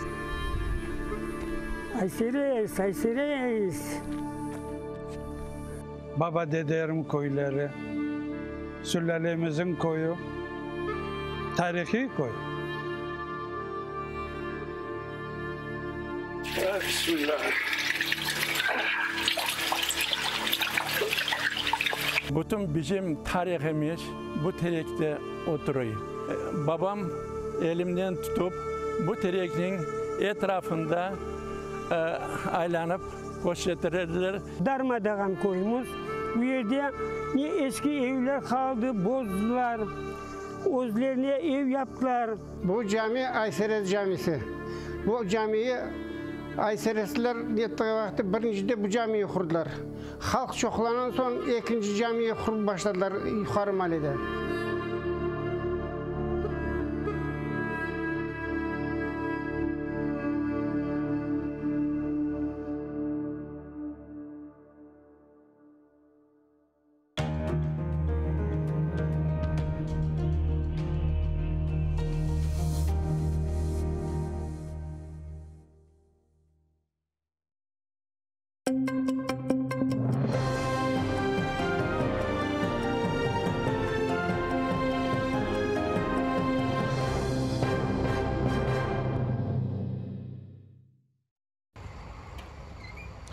Камера кишить тарганами та пацюками, а керівництво СІЗО змушувало голосувати на виборах до Російської думи. Кримський татарин Рустем Мурасов, якого через нібито причетність до Хізбут-Тахрір окупанти звинувачують у тероризмі, розповів про нелюдські умови тримання під вартою. Окупаційний Ленінський райсуд Севастополя продовжив арешт Мурасова до 11 січня наступного року, відкинувши доводи захисту. Бранець заявив, що його заарештували за активну підтримку кримсько-татарських політв'язнів та їх родин, а також розповів про тиск силовиків та умови тримання у СІЗО Сімферополя. Это сырость, это грибок, это крысы, мыши, тараканы, то есть вся эта живность, да, сырость, при которой не сохнет одежда. Он сказал, что баня, которая положена раз в неделю, то есть реализуется, его не выводят в баню, и сокамерников, кто с ним находится, это еще 3 человека, они уже более 20 дней не выводятся то есть на баны, эти процедуры, которые положены в следственном изоляторе. И также сказал о том, что на него оказывали определенное давление в связи с выборами, заставляли выйти на выборы, проголосовать, угрожали, можно сказать, тем, что ухудшат еще и так невыносимые условия содержания, еще более ухудшат, если они не проголосуют. Ну, конечно же, они дали понять, то есть Мурасов и остальные наши политзаключенные, что голосовать они не собираются. 51-річного Рустема Мурасова окупанти затримали в серпні в селі Айланма, Поворотне, Бахчисарайського району. Його, а також Завура Абдулаєва, Рустема Таїрова, Раїфа Фівзієва та Джебара Бекірова через нібито причетність до Хізбут-Тахрір звинуватили у тероризмі. Допомогти дітям кримських бранців. Заступник голови Меджлісу нардеп Ахтем Чийгоз закликав народних депутатів приєднатися до благодійної акції «Рука допомоги», започатковану для збору коштів для дітей, чиїх батьків окупанти кинули за грати, безпідставно звинувативши у тероризмі. Для зборів відкрито 2 рахунки, куди кожен охочий може пожертвувати посильну суму. Акція триватиме до 10 жовтня. Організатори Крим Айлісі, кримська родина та Меджліс кримсько-татарського народу розраховують зібрати суму, яку якої б вистачило для того, щоб кожна неповнолітня дитина отримала не менше 1000 гривень. А таких дітей, позбавлених російськими окупантами батьківської опіки, на півострові вже 197. За даними організаторів, на 1 жовтня вдалося зібрати майже 141 тисячу гривень. Зараз по всій Україні йде така акція підтримки дітей наших політв'язнів. І це не тільки мова про гроші, це бути солідарними в цій боротьбі. Я вас також закликаю залучитись до цієї акції. Зеленський увів у дію рішення Ради нацбезпеки і оборони про введення санкцій за проведення виборів до Держдуми Росії на окупованих територіях України. У санкційному списку, зокрема, опинилися 33 кандидати в депутати Російської Держдуми. Серед них тимчасово непрацюючий мешканець окупованої Алушти Еміль Арпатли, колишня журналістка Оксана Лобода та колишній депутат Верховної Ради Криму Сергій Шувайніков. У санкційному списку також 54 члени так званих виборчих комісій в ОРДЛО та Криму. На цих людей наклали повний пакет обмежень – від заборони в'їзду до блокування всіх активів. Санкції діятимуть безстроково. Український воїн зазнав вогнепальних уламкових поранень під обстрілом російських окупантів. Зараз боєць під наглядом медиків у задовільному стані, повідомили у штабі Об'єднаних сил. Ворог гатив з мінометів по оборонцях Кримського на Луганщині, а поблизу Трьохізбенки, Новотошківського та Красногорівки застосували гранатомети, кулемети та іншу зброю. Українські захисники вгамували ворожу активність вогнем у відповідь. Станом на 11 годину ранку 6 жовтня з боку російсько-окупаційних військ зафіксовано одне порушення режиму припинення вогню. Поблизу Нью-Йорка ворог відкривав вогонь зі станкових протитанкових гранатометів. За поточну добу втрат серед військовослужбовців Об'єднаних сил немає. Українські захисники вели активну оборону та давали належну відповідь противнику, не застосовуючи заборонене мінськими домовленостями озброєння. Завдяки зусиллям наших воїнів рубежі підрозділів залишилися незмінними. Ракетні комплекси «У» відпрацювали точне наведення на ворожі цілі біля межі з окупованим Кримом. Екіпажі тактичних комплексів, що служать на Херсонщині, за сигналом здійснили марш та зайняли вогневі позиції. Командувач Об'єднаних сил Сергій Наєв відзначив швидке переведення комплексів у бойове положення та заряджання пускових установок. Ракетники змінювали позиції, відпрацьовували боротьбу з диверсантами та дії в умовах радіаційного зараження місцевості. Їх метою було знищення ворожих командних пунктів, аеродромів та морського десанту. Перед виходом з району ракетники здійснили умовні удари по аеродромам противника, що намагався здійснити вогневе ураження наших підрозділів. В угрупованні військ, що виконують завдання на півдні країни, системно займаються підвищенням оборонних спроможностей. Підрозділи завжди готові до дій. Прокуратура Автономної Республіки Крим отримала дозвіл на заочне розслідування дій так званого керівника регіонального штабу Юнармії в окупованому Севастополі. Його звинувачують у порушенні законів та звичаїв війни через пропаганду служби в окупаційній армії Росії серед кримських дітей. Підозрюваний очолив цей штаб у 2016 році та займався, зокрема, тим, що агітував дітей вступати до лав Збройних сил агресора. Йому загрожує позбавлення волі на строк від 8 до 12 років. Керівник організації ставить собі за мету виростити покоління, здатне не тільки захищати вітчизну зі зброєю в руках, а відстоювати інтереси Росії в мирних сферах. Разом з тим, підозрюваний неодноразово здійснював виступи в засобах масової інформації задля популяризації руху та пропаганди участі дітей в ній. Своїми діями керівник штабу порушив закони та звичаї війни, оскільки пропаганда, спрямована на забезпечення добровільного вступу в армію цивільного населення, заборонена Конвенцією про захист цивільного населення під час війни. За місяць окупанти в Криму відкрили 9 нових кримінальних справ за ухилення від призову в армію Росії. Про це повідомляє Кримська правозахисна група. Усього на кінець вересня правозахисники зафіксували 267 кримінальних справ за ухилення від служби у Збройних силах країни-агресорки. В окупованому Криму добова захворюваність сягнула історичного максимуму. Навіть за сумнівними підрахунками окупаційної влади на півострові нарахували 654 нові випадки ковіду, а ще 19 людей не змогли подолати хворобу і пішли з життя.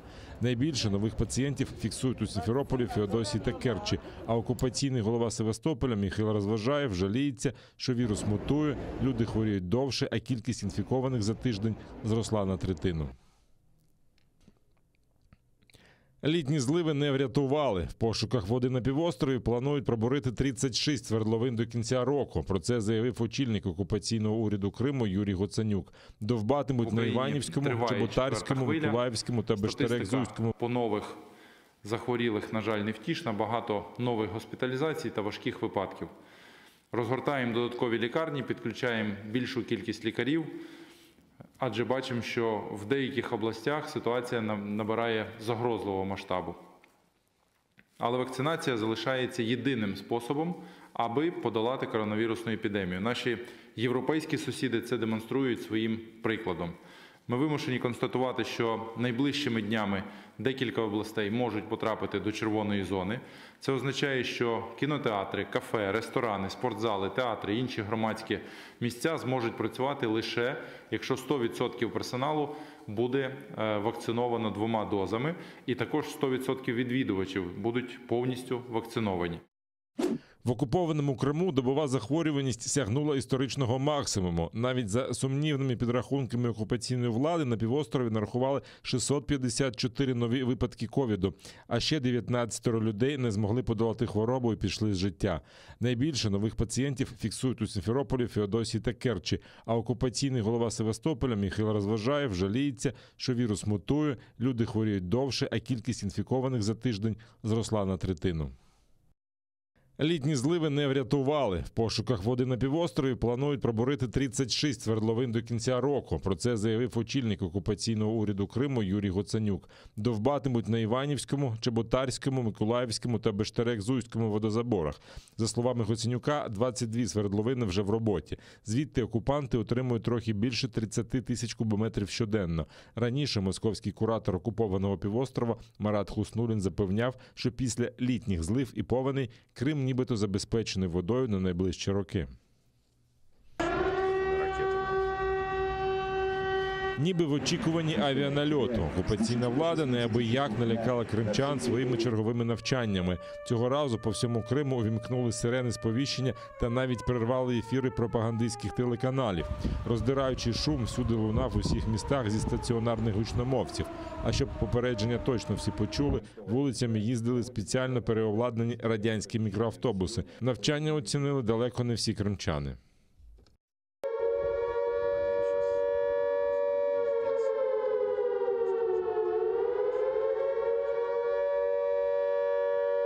Пташинний грип чи токсичне отруєння. Окупаційна влада розглядає декілька причин масової загибелі птахів на Сиваші. Минулого тижня неподалік від води нарахували тисячі раптово померлих пернатих. Найбільше – чорношиїх поганок. За словами науковців, симптоми, які вони спостерігали у ще живих птахів, свідчать про ураження центральної нервової системи. Пташки тупцюють на одному місці, смикають головою, а тоді втрачають орієнтацію в просторі і падають замертво. При цьому такі симптоми поки фіксують лише на Кримському узбережжі Сіваша. На Херсонщині масової загибелі птахів не спостерігається. Але регіон моніторить Держпродспоживслужба України. А на озері Ковш в Саках померли всі лебеді. Місцеві жителі повідомляють, що до водойми неможливо наблизитись через нестерпний сморід. Причина масової загибелі птахів також невідома.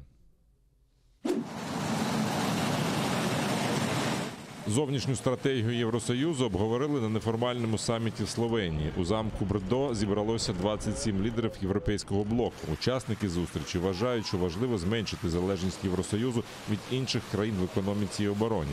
Зокрема, вони обговорили, як стати вільнішими від США. Потреба в цьому виникла після того, як, ігноруючи критику від ЄС, Вашингтон поспішно вивів війська з Афганістану. Ще одним поштовхом стало формування оборонного альянсу, до якого увійшли Велика Британія, США та Австралія. Водночас Канберра зненацька розірвала угоду з Парижем на постачання атомних підводних човнів на суму 56 мільярдів євро. Обговорили і стратегію відносин із Китаєм. На цю тему заговорили вперше з березня, коли Євросоюз наклав на Пекін санкції за порушення прав людини.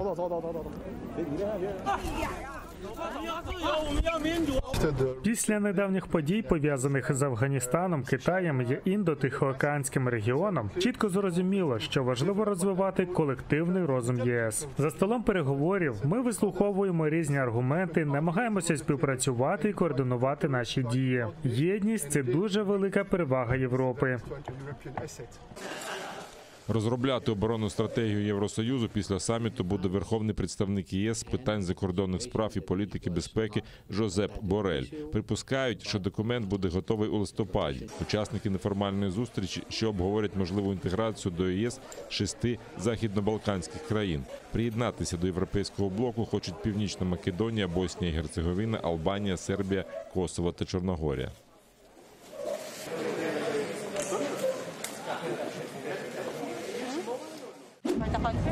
Ще недавно це була пустеля. Тепер тут ходить метро, а павільйони з футуристичним дизайном розкинулися на площі 440 гектарів. У Дубаї розпочала роботу всесвітня виставка, яку через пандемію відклали на рік. Участь бере понад 190 країн. Об'єднані Арабські Емірати хочуть показати світу свою привабливість, особливо для ведення бізнесу.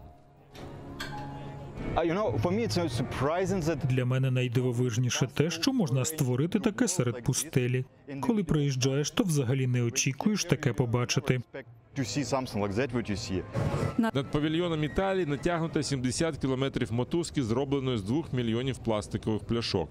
Однак головна його краса – тривимірна копія створеної Мікеланджело статуї Давида. Її зробили з мармурового пилу, але побачити обличчя гіганта, який заввишки більше як 5 метрів, вийде не зразу. Для цього відвідувачі мають зійти на спеціальну платформу.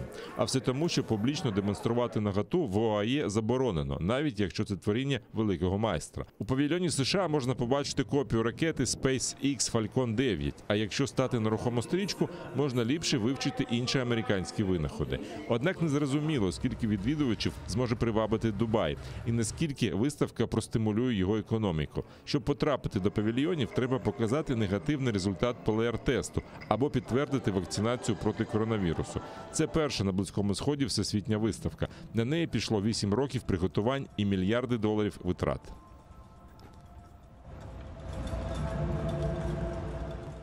Приєднуйтесь до сім'ї АТР та підпишіться на сайт нашого телеканалу. Для цього наберіть в браузері atr.ua, натисніть на кнопку «Вступити в сім'ю АТР», виберіть суму і натисніть кнопку «Підтримати АТР». Після цього заповніть дані своєї картки та електронної пошти. Оберіть регулярність платежу, погодьтеся з умовами програми та натисніть кнопку «Оплатити». Перший кримсько-татарський телеканал АТР – це максимальна та ексклюзивна інформація про Крим. Це єдиний осередок свободи слова для кримсько-татарського народу. Підписка на наш сайт – це підтримка нашої інформаційної боротьби та ваш внесок у повернення півострову додому, в Україну.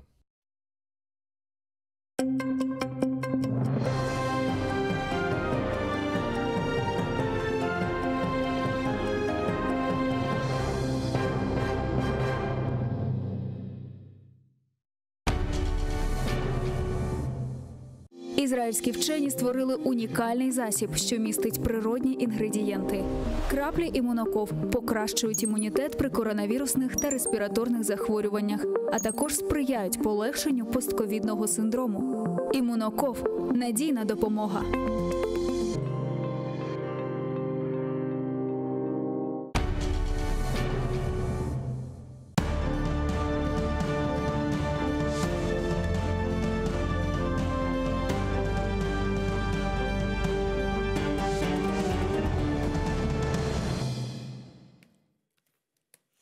Ассаляму алейкум, хайрлах шамлар. Добрый вечер. В эфире телеканала АТР.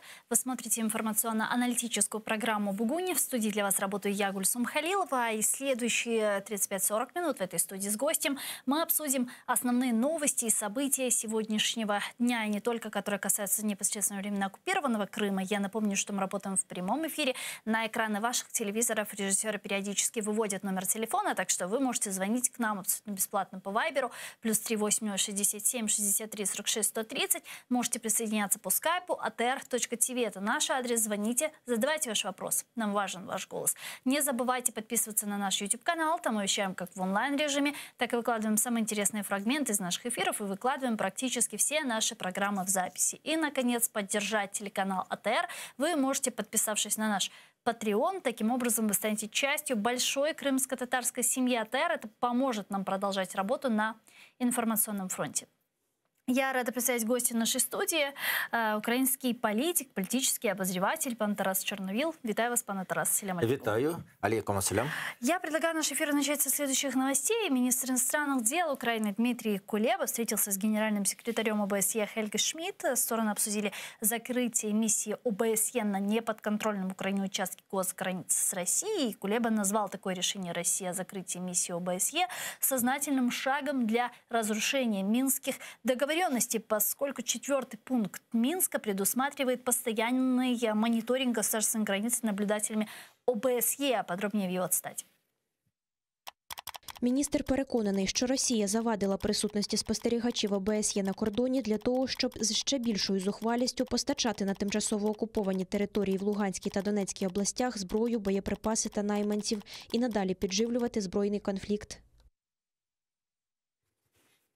Также сегодня российское пропагандистское средство массовой информации «Коммерсант» сообщило о том, что на возможной встрече президента России Владимира Путина с украинским президентом Владимиром Зеленским российская сторона хочет добиться отмены санкций, навязать Киеву прямой диалог с представителями так называемых Донецкой и Луганской народных республик. И Кремль давно уже направил Украине, оказывается, проект возможных решений двустороннего саммита. Подробнее давайте послушаем цитате «Коммерсанта».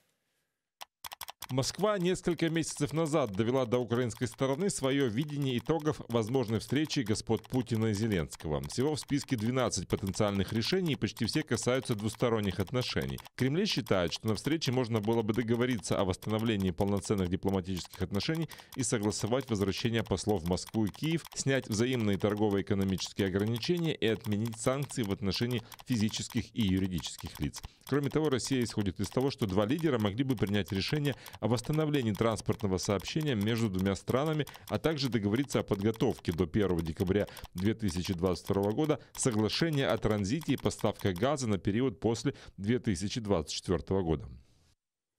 Ну, очевидно, такие условия неприемлемы для України. Безумовно. Більше того, знаєте, Путін дуже чітко зараз запропонував річ. Капітуляція за газ. Все те, що він вимагає, абсолютно всі пункти, вони абсолютно односторонні. Це те, що Украина жестко протестовала російській агресії, санкции. Кстати, в 2019 году, помните, когда встречались лидеры в нормандском формате, там поднимался вопрос газа и решался. Больше был даже ключевой вопрос этой встречи. Ну, власне кажучи, він тоді рішався з одної єдиної причини. Росія не була готова входити в газовий клінч з Україною, оскільки в них не був добудований Північний потік-2. І вони погодилися на продовження транзитної угоди по українській ГТС до 2024 року, але ми бачимо, що зараз її фактично крок за кроком блокують і скорочують, так як було, скажімо, з угодою з Росія-Угорщина, яка вивела Україну фактично з цієї частини транзиту. Це в районі 5 мільярдів кубів. Зараз другий напрямок, який не зв'язаний вже з Росією, але та ж сама Польща, яка є нашим віреним союзником і соратником, хоче взагалі відмовитися від російського газу. А це означає, що вона перейде на скраплений американський газ. І внаслідок цього ми втратимо і польський транзит. Тобто, насправді, і руками Росії, і внаслідок певних провокацій з боку Росії ми те рішення, яке було ухвалено Росією як вимушене рішення в Парижі в 2019 році, ми його не можемо зараз використати. А все решта, тут, знаєте, це настільки відверта торгівля. Ви відмовтеся від принципів, ви підіть на визнання, юридичне визнання сепаратистів як переговорної сторони. Зверніть увагу, в 14-15, власне, на початку 15-го року навіть сама Росія не захотіла визнавати так звані ДНР і ЛНР переговорною стороною. Коли формувалася система мінських домовленостей, там було ухвалено таке рішення. Причому ухвалило його спільними позиціями, тобто Росія там не відокремлювалася в цьому питанні, що це будуть переговори вестися 3 сторонами. 3 сторони – це і Україна, Росія і ОБСЄ. Нема ніяких ЛНР-ДНР. А ЛНР-ДНР є якби спостерігачі чи присутні на переговорах, але не учасники трьохсторонньої групи. Тобто вони понижені в статусі, тому що для самої Росії на той момент було принизливо, щоб їхній посол в Україні, Зурабов, по-моєму, ж тоді був, який був представником Росії в трьохсторонній контактній групі, був прирівнятий до якихось їхніх дрібних маріонеток, яких вони самі зневажали. Але сьогодні, коли це йде мова вже не про Росію, не про трьохсторонній формат, а про двохсторонній формат, Україну хочуть урівняти з тими, з ким самі росіяни 7 років назад не хотіли сідати за один стіл. Просто щоб ми собі уявили, розуміли весь оцей цинізм і весь рівень підходів Росії. Тобто повна зневага. В такому случае встречи не буде в ближайшее время. Я думаю, що там буде ще багато торгів. Потім Росія, можливо, в якийсь момент десь там послабить трошечки свого боку якісь там питання вимог або інші речі. Але зверніть увагу, що змінилося. Раніше Росія дуже чітко акцентувала на такому аспекті.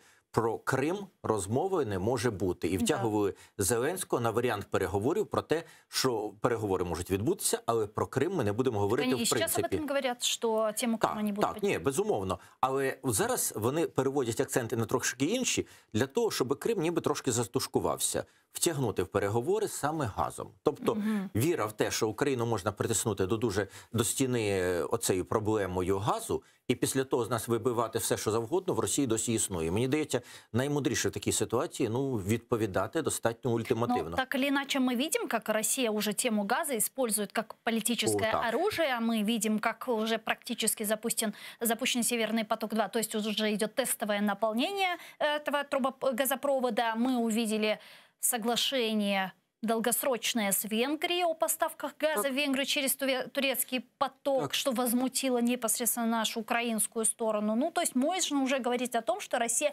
использует газ как политическое оружие. Вона використовує його, в тому числі як зброю проти самої Європи. Зверніть увагу, вони умисно зупинили роботу на одному з переробних заводів по постачанню газу. Вони пригальмували, вони почали ремонт на Північному потоці-1, який офіційно працює. Вони відмовилися наростити поставки газу по українській ГТС, заявивши, що вони не будуть цього робити, для того, щоб створити умисно штучний дефіцит в Європі. От за останніми даними, буквально сьогодні, в другій половині дня, на одній з бірж ціна на газ скочила до $2000.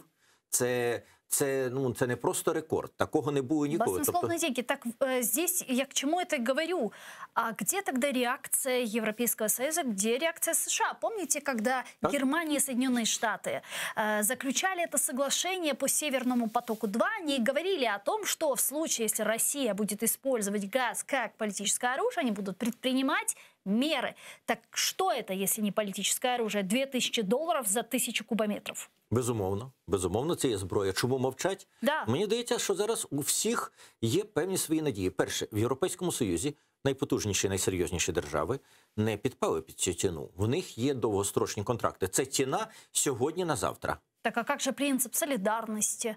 А нема принципу солідарності. На превеликий жаль, його дуже серйозно забракувало в цій ситуації. Росія зуміла зробити те, що вона завжди старалася зробити. Вона завжди пробує вбити клин між будь-якими партнерами. Вона всіх хоче десь пересварити і зробити між ними протистояння. І коли, скажімо, певна частина бізнесу в тій же самій Німеччині, маючи постійно діючі контракти, платячи, скільки там, я не знаю, чи 160, чи $380 за 1000 кубів, мають для своїх партнерів в сусідніх державах Європейського Союзу ціну в $2000, ви розумієте, що конкурентне середовище повністю зруйновано. Так, це не надовго, це на пару місяців. Але Росія таким чином робить дві речі. Перше, вона запускає ворожнечу між західними партнерами. Розділяє Запад. Так. Розділяє Захід. А другий момент, вона їх фактично шантажує.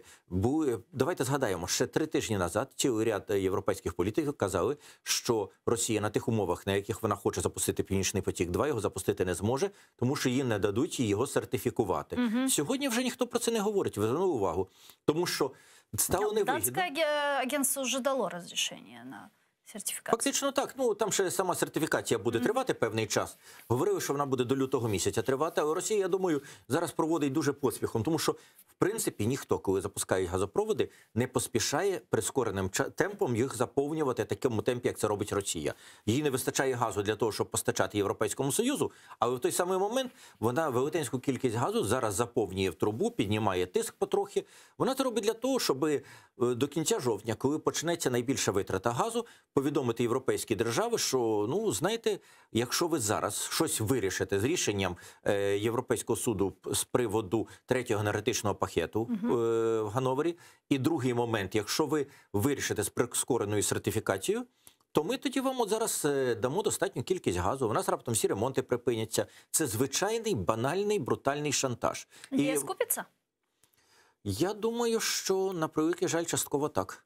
Тим більше в Європейському Союзі зараз інша проблема. Сполучені Штати, Байден так легко пішов на поступку в ситуації з Північним потоком-2, тому що американського зрідженого газу сьогодні на Європу фактично не вистачає.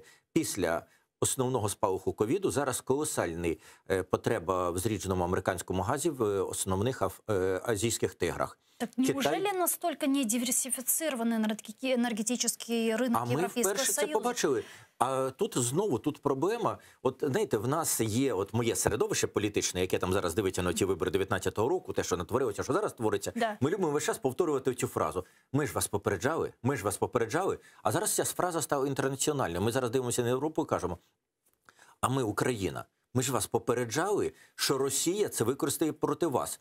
Вам сказали, адже ж Росія купила європейців, Північний потік-2 їм підсунула на тому, що це буде демпінгова ціна. Вони ж попереджали, що ціна буде нижче $100 за 1000 кубометрів. До того было 160, 180, будет ниже. Просто проблема в том, что есть такое непримиримое ощущение того, что Европейский Союз не понимает этот шантаж и не видит то, что Россия сейчас использует газ как политическое оружие. У мене теж є таке враження, що вони надіються, що це зараз пройде, що от ще тиждень вони, от я читав в європейській пресі, в німецькій зокрема, що ця вся історія зі скачком цін, що вона протриватиме, може, 1 тиждень від сили не довше, але пройшло з того часу, як я це читав, уже 3 тижні. І ціна виросла втричі з того часу, як я це читав. Тому, насправді, мені здається, в Європейському Союзі досі не усвідомили, що Росія їх виводить на стан повного цейтноту. Вони не змогли активізувати норвезький напрямок. Норвегія знизила видобуток. Норвегія зараз перезапустити і запустити свої транспортні магістралі для постачання газу в Європу. Вона просто не встигає до початку приходу холодів. Америка не може переорієнтуватися. Європейський Союз, він купився на те, що він матиме газ від Росії, все прекрасно, ми задоволені. Тут раптом виявилося, що ви задоволені, добре, Норвегія вирішує свої екологічні проблеми, США вирішує свої проблеми в Азії, а ви хотіли Північний потік-2 маєте. І я думаю, що коли Байден підписував угоду, власне, обговорював питання Північного потоку-2 з Меркель, він добре знав, що буде саме так. Але оскільки Німеччина цьому наполягала, Байдену було важливо відновити після протистоянь Трампа з Європейським Союзом, відновити добрі відносини. Він сказав, добре, от ви хотіли, маєте. Добре, але ми пішли вам на зустріч, ми не створюємо проблем, ми не вводимо нових санкцій, все буде добре, але тепер самі розбираються з росіянами. Ну і плюс Європа теж на фоні США сьогодні виглядає неконкурентною в економічному питанні. Тобто, насправді європейські політики, які навчилися підігрувати Росії через відвертий лобізм, це, як називалося, шубна і ікорна дипломатія. В Росії люблять цю фразу. Тобто елементарна корупція, яку Росія сіє на європейському політичному ринку, і європейці зараз це пожинають. Я думаю, що Америка очікувала такого результату, вони це прораховували, вони вирішили дати можливість європейцям наїстися цієї ціни. Кстати, продолжая тему внешней политики Соединенных Штатов Америки, недавно генсек НАТО Ян Столтенберг, а точнее вчера, во время своего выступления в Джорджтаунском университете, раскритиковал, можно сказать, соглашение, военно-оборонное соглашение между Соединенными Штатами, Австралией и Британией. Он сказал о том, что попытки некоторых стран создать европейскую оборону вне Североатлантического альянса рискуют ослабить и разделить НАТО. Давайте послушаем его цитату. Я не вірю в спроби створити щось поза рамками НАТО або конкурувати з НАТО, або дублювати його. Будь-яка спроба послабити трансатлантичні зв'язки шляхом створення альтернативних структур, заявивши, що ми можемо постояти за себе, не тільки послабить НАТО, але й розділить Європу. У той же час союзники по НАТО згодні з нашою спільною метою. Ми повинні залишатися єдиними. В последнее время действительно очень часто приходится слышать критику в отношении администрации президента США Джозефа Байдена. Обвиняют его в том, что его политика, внешняя политика особо ничем не отличается от предшественника, то есть от Дональда Трампа, и в особенности по отношению к стратегическим партнерам. И речь идет о создании военно-оборонного альянса АУКУС. Как вы думаете, чем может быть эффективен такой союз в Индо-Тихоокеанском регіоні? Мені здається, що тут все достатньо зрозуміло. У Байдена якраз послідовний в своїх діях, в своїх рішеннях. Він бачить основним противником Китай. Ця оборонна ініціатива створюється проти Китаю.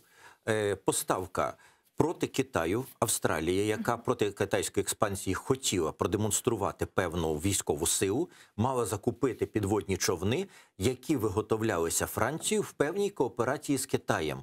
Франція має відкриті технологічні лінії з Китаєм і для Австралії, скажімо, чи для Японії, питання, що вони дістануть озброєння, яке буде контролюватися китайською стороною, і мають ним протистояти китайській експансії, виглядає трошки сумнівно. Тому насправді це, що ми бачимо по об'єднанню США, Великобританії, Австралії і Японії, може я так би вже розширював уже десь оцю конгломерацію, воно насправді не спрямоване проти Європейського Союзу, проти всіх європейських країн. Воно носить, перше, удар по Китаю, друге, воно спрямовано досить серйозно проти Франції через те, що Макрон почав дуже серйозно загравати з Пекіном. І це є відповідь на це.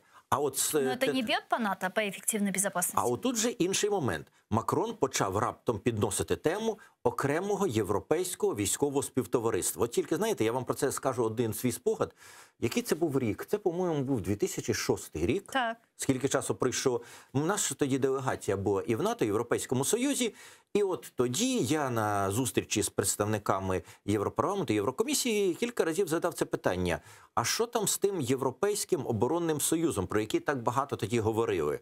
Тоді в нас в Україні всі розказували, на що нам в НАТО, партія регіонів розказувала, от буде Європейський оборонний союз в Євросоюзі, і ми до нього приєднаємося, це буде Європейське НАТО, а там нам місце.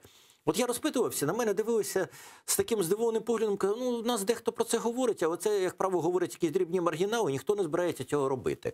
Так от, у 2006 році, коли багато роздувалося про цей союз, скільки пройшло років? 15, якщо не помиляюся. А тема сама звучала ще 10 років до того. Я ще в Верховній Раді не був, в середині 90-х. Вперше хтось, знову ж таки, в Франції заявив, що ми будемо створювати там європейські збройні сили спільні і все. Це є тема, про яку дуже добре говорити, але ніхто не буде її робити, тому що це колосальні ресурси. Це треба повністю міняти систему командування. І тепер найголовніше.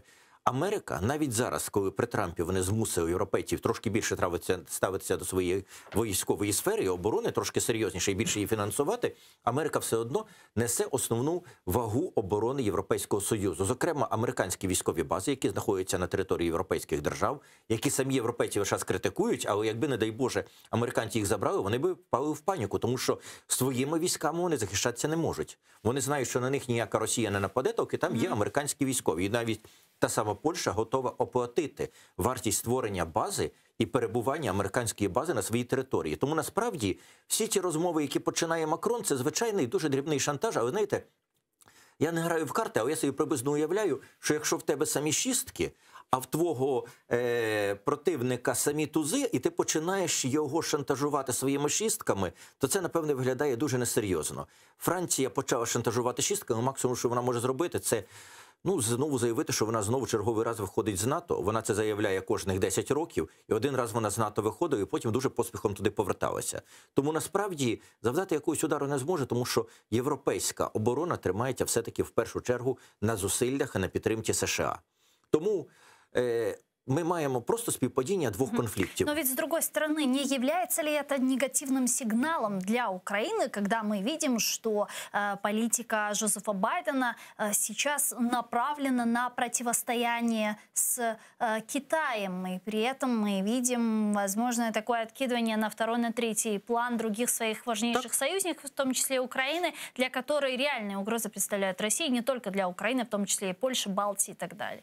Так, безумовно, і це дуже погано. Більше того, я скажу, що це набагато гірше все, тому що коли Америка хоче мати більший рівень протистояння з Китаєм, зрозуміло, воно не є тотальним. Тобто не треба уявляти, що Америка протистоїть Китаю і в торгівлі, і всьому. Ні, вони нормально допускають торгівлю. Просто високі технології, військові технології, оте, на чому Франція погоріла, це є табу. Там співпрацювати не можна.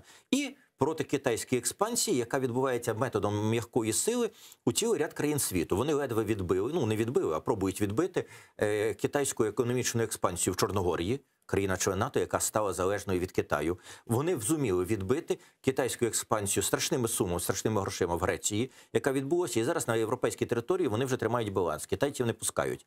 Але Китай захоплює Латинську Америку, Китай захоплює Африку. Оцею м'якою силою, велетенськими кредитами, загаляючи країни в неймовірну боргову яму. До речі, найстрашніше, що могли зробити представники України, це почати обіцяти Китаю, що ми підемо шляхом тої ж самої Нігерії, того ж самого Чаду і інших, скажімо так, не найрозвинутіших африканських країн. Тому що насправді те, про що говорять українські політики зараз, бажаючи пошантажувати американців, це є ті ж самі гравці в карти, в яких самі шістки, і вони пробують когось шантажувати. Захід сюди китайців як як торгівлі, для нас, звичайно, корисний. З Китаєм добре торгувати, і американці торгують, і європейці. Але захід китайських інвестицій в китайському форматі, в тому, якому вони заходять, з корупцією, з своєю робочою силою, з усім іншим, це катастрофа для кожної країни, куди вони так зайшли. Так вони побудували кільканадцять тисяч кілометрів залізниць в Африці. І зараз вони Африку контролюють, і вони ті країни контролюють по корисних копалинах, там неймовірні борги перед Китаєм. І коли Україна захотіла гратися в цю гру, ми стали для американців не другом, не соратником, а противником. Кожна заява українських політиків про те, як ми будемо грати в стратегічні ігри з Китаєм, вона підсилює Росію. А тепер щодо Росії, для нашого ворога. Росія на сьогоднішній день є союзником Китаю. Так. І США хочуть переконати Росію послабити співпрацю з Китаєм. Не вводити туди певне енергетичне постачання, зокрема, відкриття Північного потоку-2 – це один із шляхів для того, щоб відвернути Росію від масової подачі, від добудови газопроводу до Китаю, який би мав зняти для Китаю дуже серйозно проблеми певні по газу і звільнити його, скажімо, від залежності від американського зрідженого газу. Тому Америка веде певні переговори з Росією. В цій ситуації, доки ми були партнером, ми могли бути, скажімо так, не основним, але третім, четвертим модератором цих переговорів. Могли ставити свої вимоги, ми і ставили вимоги, що у вас є свої відносини з Росією, ми знаємо, Трампа відносин з Росією було дуже багато. Так. Але Порошенко контактував з Трампом особисто, регулярно. Кожні переговори Трампа з Путіним, коли мала згадуватися Україна, перед тим Трамп мав розмову з Порошенком. От така була історія, нетипова для США. І ми в певній мірі могли модерувати. Тобто в світі визнавали, що наша проблема має значення. Вибачте, після того, як ми почали шантажувати, як ми будемо до Китаю розвертатися, чому ми не в НАТО і інше, коли в нас виникли колосальні спалахи корупції. Ви ж розумієте, що офшор-гейт, який зараз спалахнув, коли обличчя Зеленського на всіх обкладинках всіх видань світу, в найгіршому вигляді і найгіршому всьому, він ж спалахнув не сьогодні. Сьогодні він просто виринув в пресі, але матеріали ж то готувалися, подавалися, розвідки їх підкидували журналістам, коли самим не було зручно зробити останніх 2-3 роки. Так ще фільм скоро по Вагнергейту. І по Вагнергейту буде фільм так само. Тобто у нас після цього ми хочемо, щоб з нами рахувалися, а з нами не будуть рахуватися. На превеликий жаль, ми дуже сильно втратили. Особливо після офшор-гейту, мені здається, що ми стаємо країною, яка стає токсичною. Не президент, а країна, тому що так ставляться до країни. Тому для нас це колосальна проблема зараз. Вместе с этим, вот мы с вами говорили про Германию. Здесь у меня тоже несколько вопросов, так как недавно прошли выборы в немецкий Бундестаг.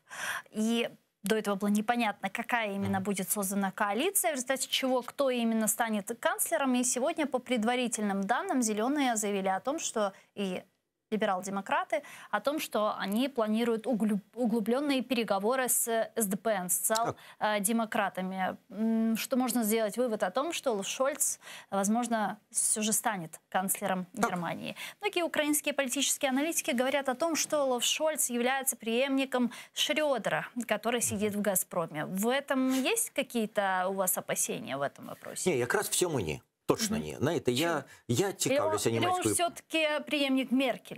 Так як був як не дивно, так, при тому, що вони колосальні конкуренти. Шольц страшно не любить християнських демократів. Коли лідер християнських демократів, спадкоємець Меркель, сказав, що вони взагалі б не проти визнати Шольца, обрати Шольца канцлером і повторити знову ту саму коаліцію, тільки вже молодшими партнерами, соціал-демократами, яка була до цього, широку коаліцію. Шольц дуже жорстко відповів. Знаєте, в Німеччині гумор в політиці використовується рідко. Коли він сказав, що, знаєте, в мене таке враження, що християнським демократам було би дуже добре трошечки відновитися в опозиції. Це було дуже жорстко. Предложив відправитися в опозицію. Так. Це він відмовився навіть починати переговори з християнськими демократами. Це означало, що він проведе переговори з усіма, і тільки якщо все провалиться, останніми будуть християнські демократи.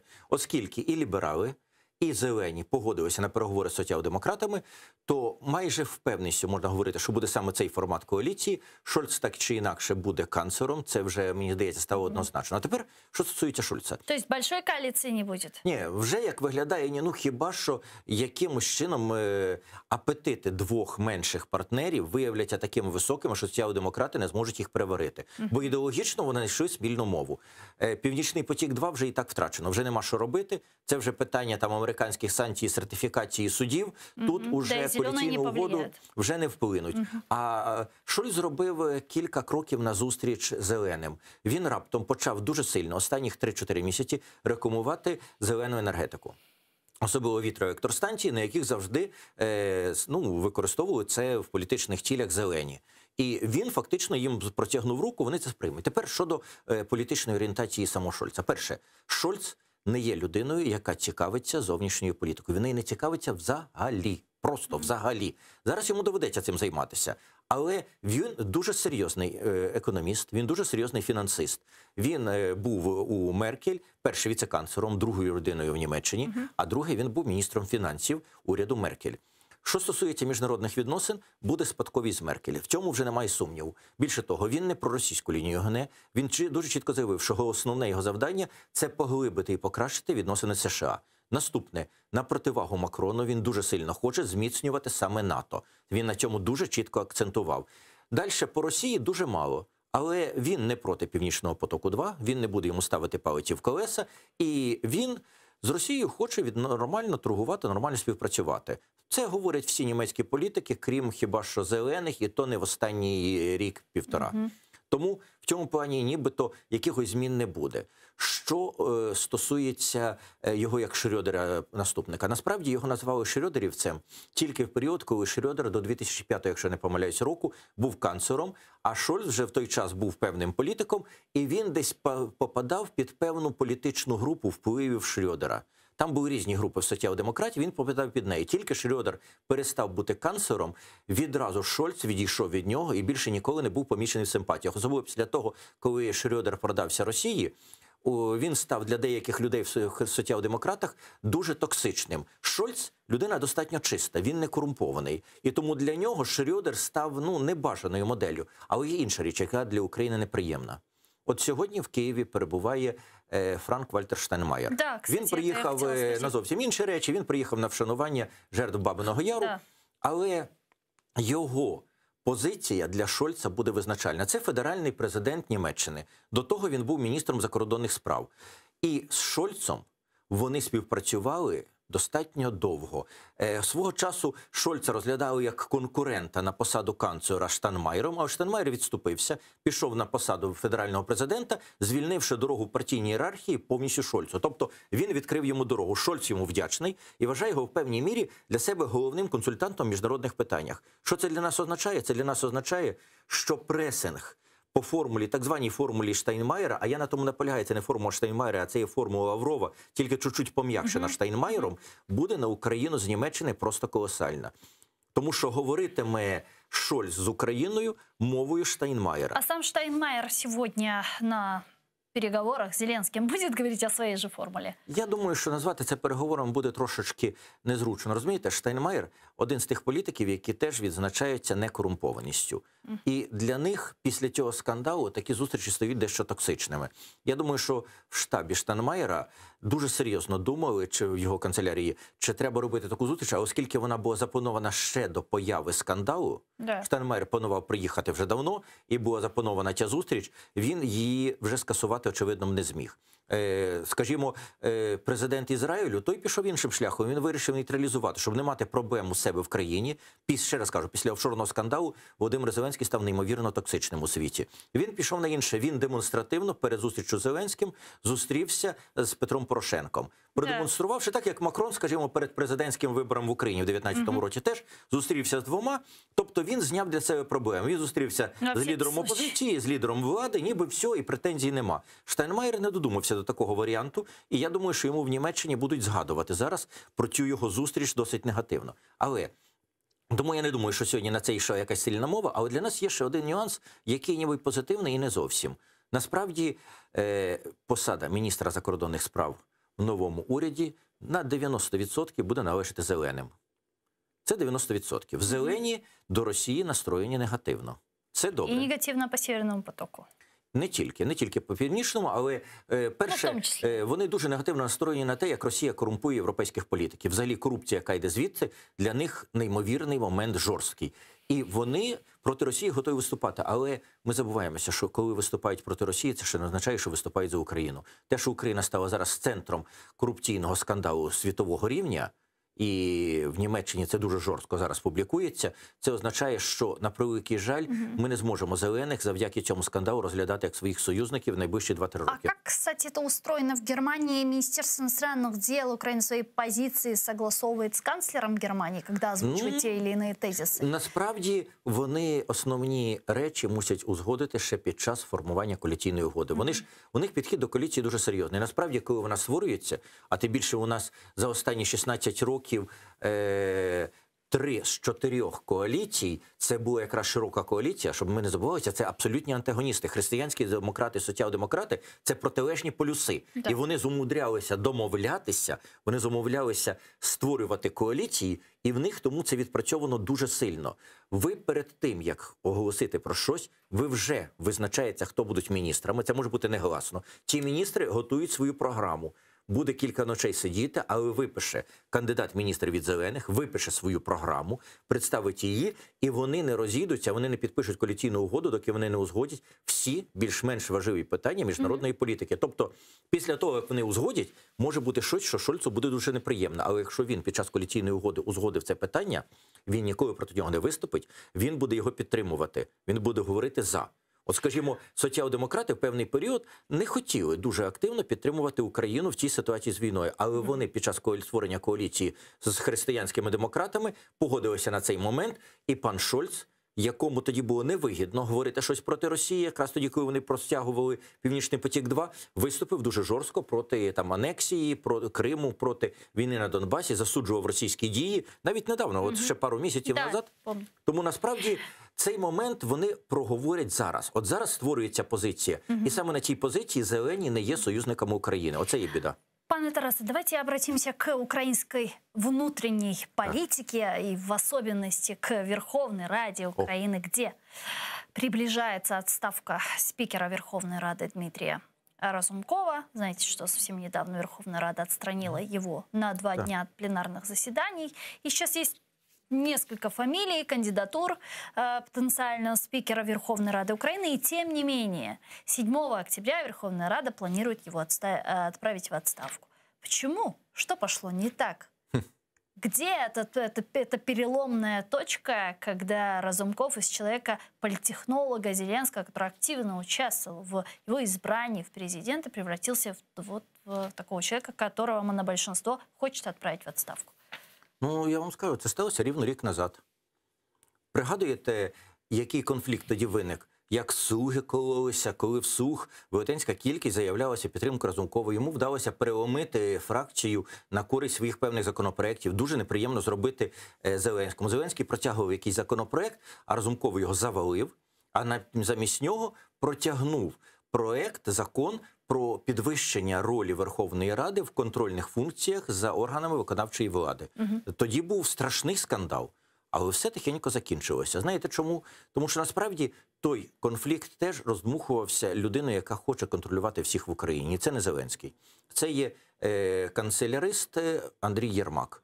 І в ньому основні проблеми. Ви зверніть увагу, я ж не один раз у вас в ефірі говорив, що я ж завжди як дипломат, як міжнародник, я завжди хочу підтримати Міністерство закордонних справ. Я заступницю міністра, яка відстоює там питання Криму постійно, я згадую завжди в позитиві, тільки інші речі. Але я побачив, як зламали Кулебу. Кулеба перестав бути міністром закордонних справ, він став прес-секретарем Єрмака. І те саме Єрмак уже 1,5 роки хоче добитися від Разумкова. Ну, Разумков як спікер парламентсько-президентській республіці, просто це відверто відкинув, взагалі як щось недопустиме. Це зламалося, один раз зламалося, другий. Таких конфліктиків, які назрівали, які вдавалося загасити, я пригадую 3. А потім Зеленському запропонували, на мій погляд, мабуть, дуже ефективний, але абсолютно неконституційний, незаконний спосіб вирішувати проблеми всередині в країні через РНБО. Чого робити, в принципі, не можна. Це незаконно. І Разумков відмовився це робити, з логічних цілей. Воно виглядало політично негарно, тому що він не проголосував за питання по санкціях щодо Медведчука і Козака, але при тому всьому, ну, насправді юридично він був правий. І це був перший момент, коли Зеленському почали на вухо шептати. Він проти тебе, бачиш, він козні будує, там він все інше. Але потім у Зеленського появилася оця ідея з законом про олігархів. Там нема олігархів вже в тому законі. Там взагалі про олігархів вже не йдеться. Це виключно політичний закон, який нічого не допоможе нікому. Ніякі олігархи його не бояться, там санкцій проти них нема. Але Зеленському він дуже сподобався. Йому дуже захотілося цього. А Разумков не був проти цього закону. Він просто пропонував з 4 порушень Конституції, які є в цьому законі, хоча б одне прибрати, яке визначало, що особисто президент сам персонально називає, хто такі олігархи. Він сказав, ну хай це буде хоча б на основі підготовки, яку буде робити НАЗК. Так НАЗК повністю 100% підконтрольна сьогодні Володимиру Зеленському. Керівник НАЗК на перший поклик, коли йому сказали, давай, ходи за мною, поїхав в Трускавець. Хоча це незалежний орган, але він навіть не посмів суперечити. Тобто абсолютно підконтрольний, здавалося б, нічого не міняється, але тут думіли представити, що це не послуг. Він себе уявляє самим якимось незалежним, окремим. І почалося оце протистояння, яке ідейного якогось там чогось нема. Це просто небажання бачити біля себе якусь більш-менш самостійну людину. А реальне основання відправляти Разумкова в відставку є? Ні. А насправді тепер вертаємося до юридичної сторони. Перше, його відсторонення, воно абсолютно незаконне. Регламент – це не просто, як колись, коли я ще був депутатом, регламент був постановою. Так. І вона не мала дуже серйозної юридичної сили. А зараз був ухвалений закон про регламент. Він передбачений в Конституції. Написано, що діяльність Верховної Ради виконується строго по закону про регламент. І тому будь-яке порушення регламенту – це вже не просто порушення закону, це порушення Конституції. І в регламенті дуже чітко написано, що спікера можна відсторонити від ведення засідань тільки коли він на пленарному засіданні зробив системні грубі порушення, і його тоді невідкладно можна відсторонити. Його не можна відсторонити за порушення, які він зробив минулого дня, позаминулого дня. Більше того, порушення, які він зміг зробити на погоджувальній раді, не підпадають під регламент. Його не можна за це відсторонити. Там вичерпний перелік, коли його можна відсторонити. Все, на цьому крапка. Це зробили незаконно. А далі, як пішло незаконно, воно покотилося все наступне. Звільнення спікера. Насправді, в мене таке враження, що Слуги і Володимир Зеленський, його оточення, хочуть вернутися в Радянський Союз. Ви пригадуєте, в Радянському Союзі була комуністична партія. В Конституції було написано, що вона єдина, направляюча сила радянського суспільства. Це була 6 стаття Конституції. І вона вирішувала все. ЦК, Політбюро. Ми навіть половина громадян Радянського Союзу не знали, що існує якийсь там Верховний Совет Совєтського Союзу. Випадково в новинах в ТАСС ми там могли, чи програма «Время», дізнатися, що там Верховний Совет щось прийняв. А у нас що, Верховний Совет якийсь є? Що у нас є Верховна Рада УРСР? Більше 90% українців про це навіть не здогадувалося, тому що там нічого не вирішувалося. І, закінчую, і комуністична партія ставила свого керівника, потім могла його відкликати, якщо хотіла. І вони вирішили повестися так само. Вони не розуміють, що Разумков з моменту, коли він став спікером, незалежно, навіть якщо тільки виключно їхніми голосами, він обраний Верховною Радою. І тільки Верховна Рада його може відкликати, коли, і далі йде перелік, коли він системно, грубо порушує регламент і принципи роботи Верховної Ради. Що далі? Лишення Разумкова мандата? Ні. Насправді цього не...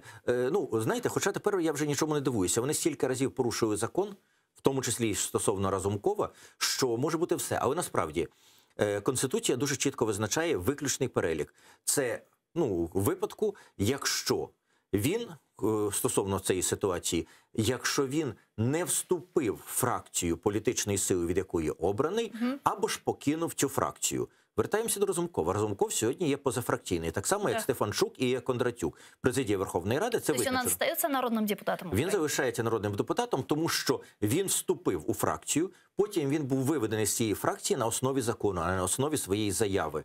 Голосували, оскільки його обирали, його автоматично позбавляли членства фракции. У нас не так много времени, но еще есть несколько вопросов, которые я бы хотела озвучить. В 2024 году, как вы думаете, увидим ли мы Разумкова кандидатом в президенты? Думаю, що ні. Насправді... Чому? Я би не завищував впливовість і значення Разумкова. Його впливи і значення робилися на двох речах. Перша річ – на його впливах як голови Верховної Ради і його медійних можливостях. І друге – на певному контрасті. Ми бачили Стефанчук. Він неймовірно обмежений, він дуже неграмотний. Він просто елементарно для людей несимпатичний. Він викликає антипатію своєю поведінкою, своїми неграмотними певними речами. Особливо зараз в справі Разумкова чи в справі закону про олігархів він показав свою абсолютну свавільність і нерозуміння законів. І Разумков на цьому фоні вигравав. Але коли він втрачає фактично трибуну, ми ж не говоримо, скажімо, про Гео Лероса як про майбутнього кандидата в президенти. Ми говоримо як про медійну людину. Разумков в певний період буде медійною людиною, якщо він ризикне жорстко говорити. А я думаю, що він жорстко не ризикне. Він захоче, щоб ніхто до нього не причепився, щоб в нього не було кримінальних якихось справ тощо. Він просто буде нагадувати, що в нього є багато інформації, але я не думаю, що він її буде озвучувати. І тому він потрошки почне стихати. У нас колишні спікери якось не дуже розкручувалися. У нас колишні прем'єри ставали кандидатами і президентами. З колишніми спікерами якось воно набагато слабше. Вони в момент відставки, вони фактично, не зовсім, але вони частково зникають. От, скажімо, той ж самий Андрій Парубій, він зараз в Верховній Раді все. Але ми ж не говоримо про його якусь індивідуальну, сольну політичну кар'єру.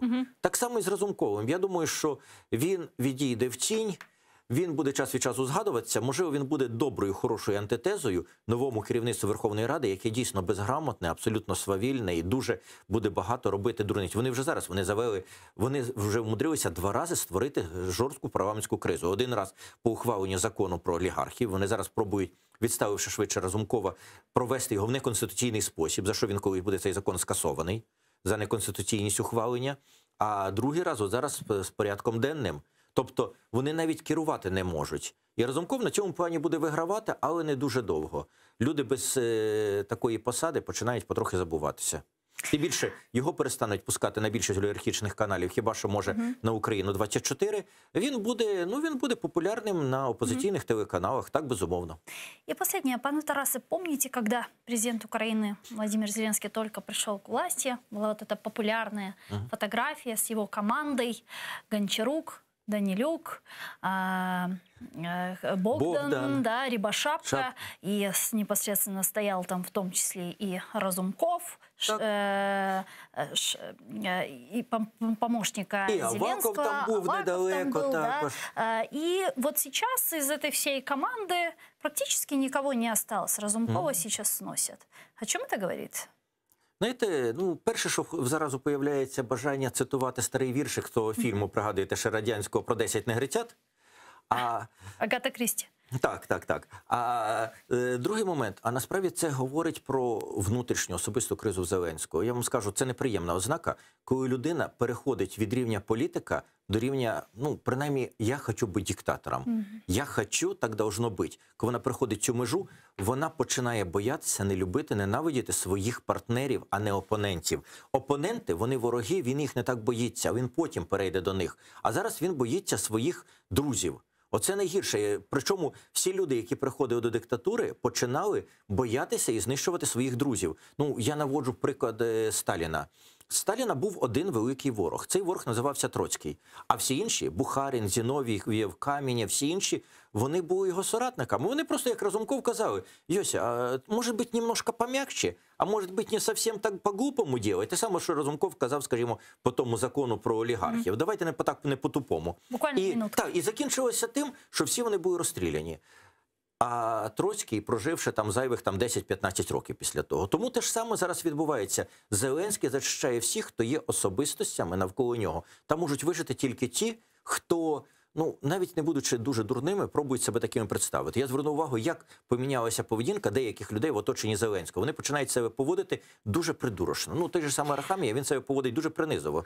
Дякую дуже, пане Тарас. Дякую. Я, к сожалению, вынуждена с вами попрощаться, потому что эфир телеканала АТР продолжает сейчас информационная программа «Заман» на украинском языке. Буквально через несколько секунд смотрите, не пропустите, а мы после вернемся в эту студию и продолжим информационно-аналитическую программу «Бугунь». Çok sağ olunuz.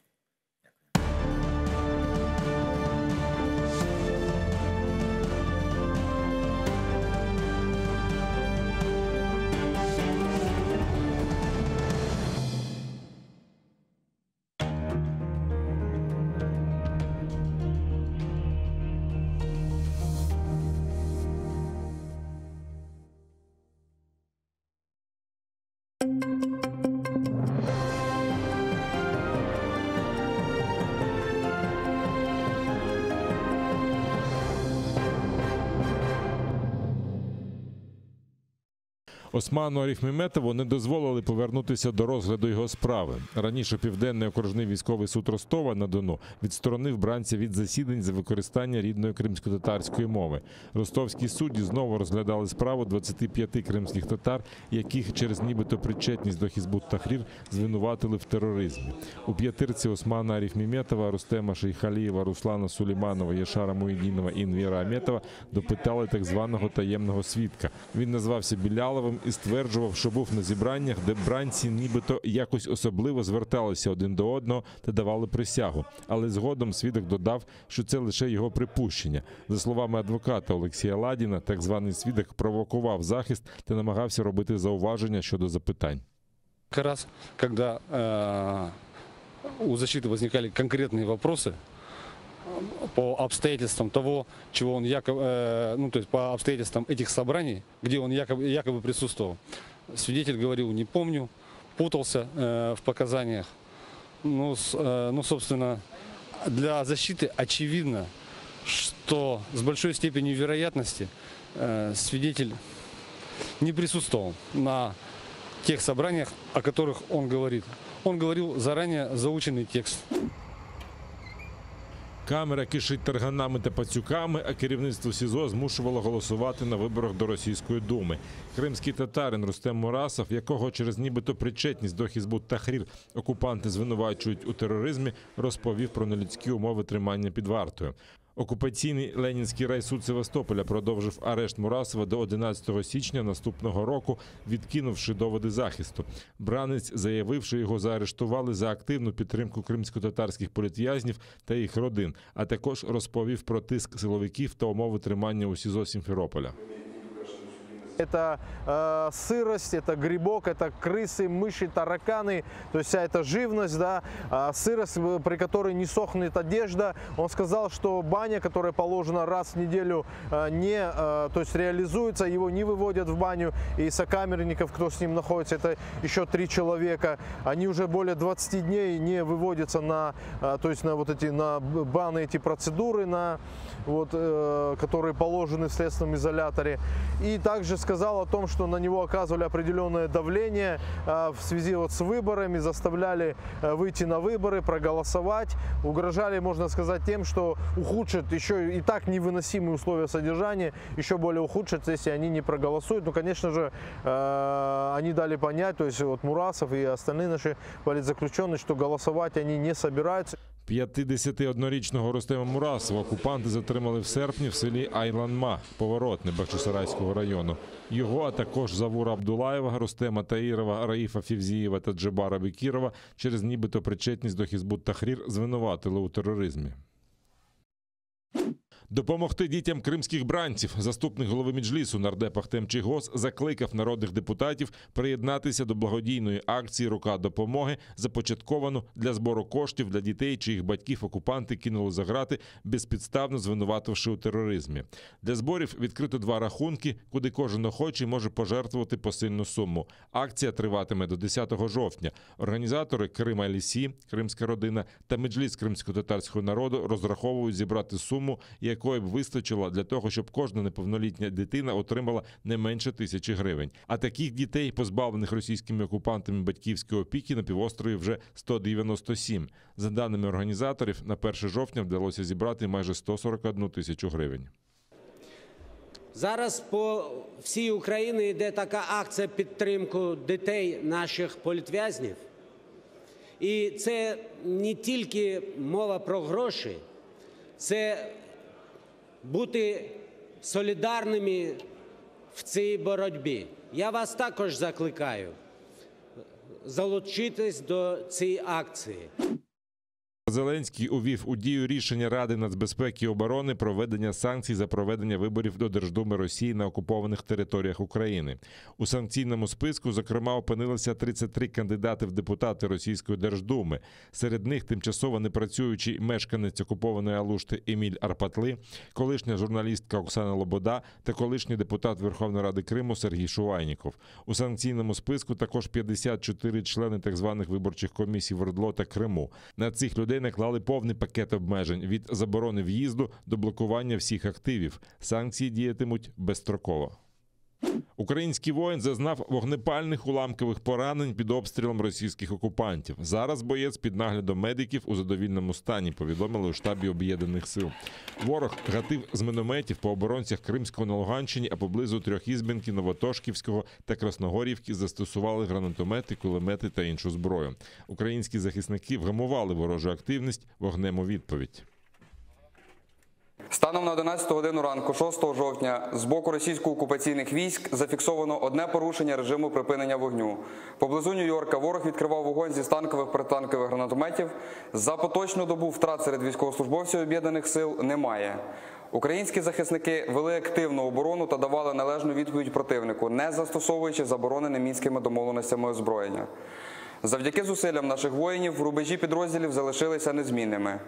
Ракетні комплекси «У» відпрацювали точне наведення на ворожі цілі біля межі з окупованим Кримом. Екіпажі тактичних комплексів, що служать на Херсонщині, за сигналом здійснили марш та зайняли вогневі позиції. Командувач Об'єднаних сил Сергій Наєв відзначив швидке переведення комплексів у бойове положення та заряджання пускових установок. Ракетники змінювали позиції, відпрацьовували боротьбу з диверсантами та дії в умовах радіаційного зараження місцевості. Їх метою було знищення ворожих командних пунктів, аеродромів та морського десанту. Перед виходом з району ракетники здійснили умовні удари по аеродромам противника, що намагався здійснити вогневе ураження наших підрозділів. В угрупованні військ, що виконують завдання на півдні країни, системно займаються підвищенням оборонних спроможностей. Підрозділи завжди готові до дій. Прокуратура Автономної Республіки Крим отримала дозвіл на заочне розслідування дій так званого керівника регіонального штабу Юнармії в окупованому Севастополі. Його звинувачують у порушенні законів та звичаїв війни через пропаганду служби в окупаційній армії Росії серед кримських дітей. Підозрюваний очолив цей штаб у 2016 році та займався, зокрема, тим, що агітував дітей вступати до лав Збройних сил агресора. Йому загрожує позбавлення волі на строк від 8 до 12 років. Керівник організації ставить собі за мету виростити покоління, здатне не тільки захищати вітчизну зі зброєю в руках, а відстоювати інтереси Росії в мирних сферах. Разом з тим, підозрюваний неодноразово здійснював виступи в засобах масової інформації задля популяризації руху та пропаганди участі дітей в ній. Своїми діями керівник штабу порушив закони та звичаї війни, оскільки пропаганда, спрямована на забезпечення добровільного вступу в армію цивільного населення, заборонена Конвенцією про захист цивільного населення під час війни. За місяць окупанти в Криму відкрили 9 нових кримінальних справ за ухилення від призову в армію Росії. Про це повідомляє Кримська правозахисна група. Усього на кінець вересня правозахисники зафіксували 267 кримінальних справ за ухилення від служби у Збройних силах країни-агресорки. Новий ковідний рекорд. В Україні вже майже 2,5 мільйонів випадків COVID-19. За добу захворіли 12 662 людини. Такої кількості хворих не було з квітня. Госпіталізовано за добу майже 4 тисячі осіб, що удвічі більше, ніж напередодні. Летальних випадків – 320. За даними Міністерства охорони здоров'я, 11 областей відповідають показникам помаранчевої зони. Це Вінницька, Дніпропетровська, Донецька, Житомирська, Запорізька, Рівненська, Сумська, Харківська, Херсонська, Хмельницька, Чернівецька області. За словами прем'єр-міністра України, найближчими днями декілька областей України можуть потрапити до червоної зони.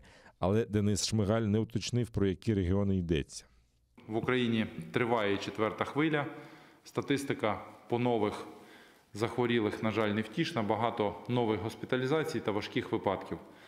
Розгортаємо додаткові лікарні, підключаємо більшу кількість лікарів.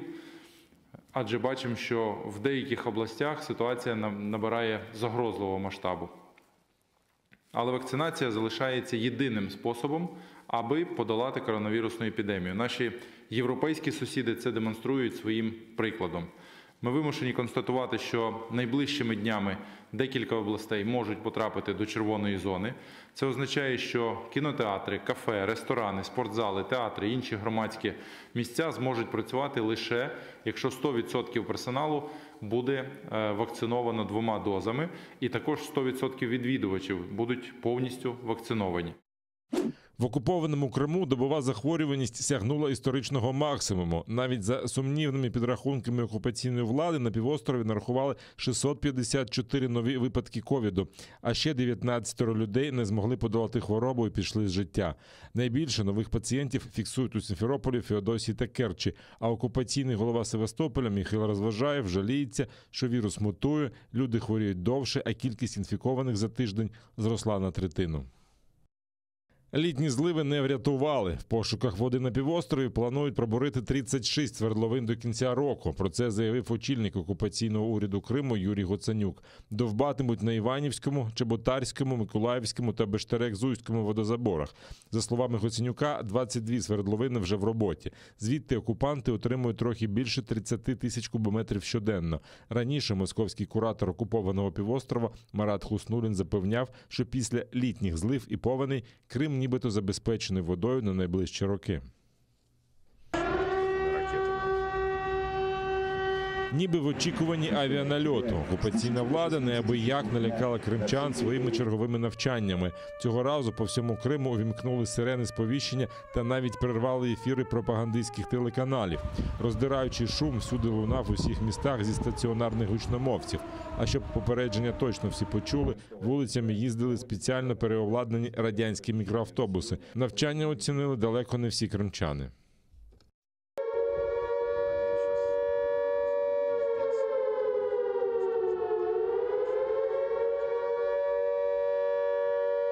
Пташинний грип чи токсичне отруєння. Окупаційна влада розглядає декілька причин масової загибелі птахів на Сиваші.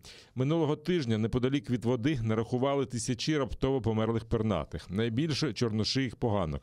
За словами науковців, симптоми, які вони спостерігали у ще живих птахів, свідчать про ураження центральної нервової системи.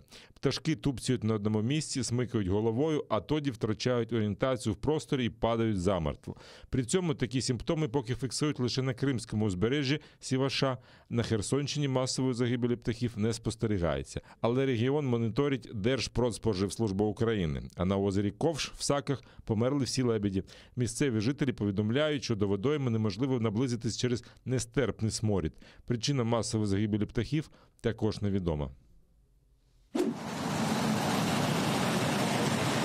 Зовнішню стратегію Євросоюзу обговорили на неформальному саміті в Словенії. У замку Брдо зібралося 27 лідерів Європейського блоку. Учасники зустрічі вважають, що важливо зменшити залежність Євросоюзу від інших країн в економіці і обороні. Зокрема, вони обговорили, як стати вільнішими від США. Потреба в цьому виникла після того, як, ігноруючи критику від ЄС, Вашингтон поспішно вивів війська з Афганістану. Ще одним поштовхом стало формування оборонного альянсу, до якого увійшли Велика Британія, США та Австралія. Водночас Канберра зненацька розірвала угоду з Парижем на постачання атомних підводних човнів на суму 56 мільярдів євро. Обговорили і стратегію відносин із Китаєм. На цю тему заговорили вперше з березня, коли Євросоюз наклав на Пекін санкції за порушення прав людини.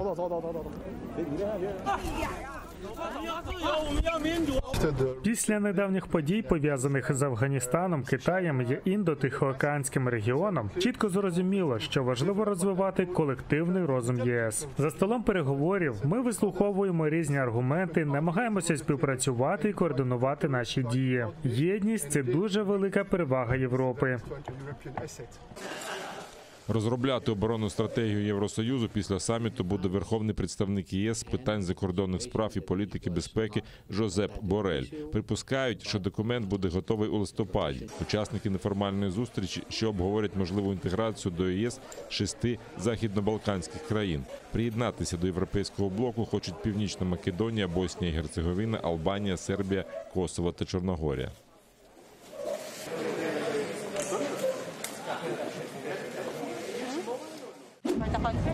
Ще недавно це була пустеля. Тепер тут ходить метро, а павільйони з футуристичним дизайном розкинулися на площі 440 гектарів.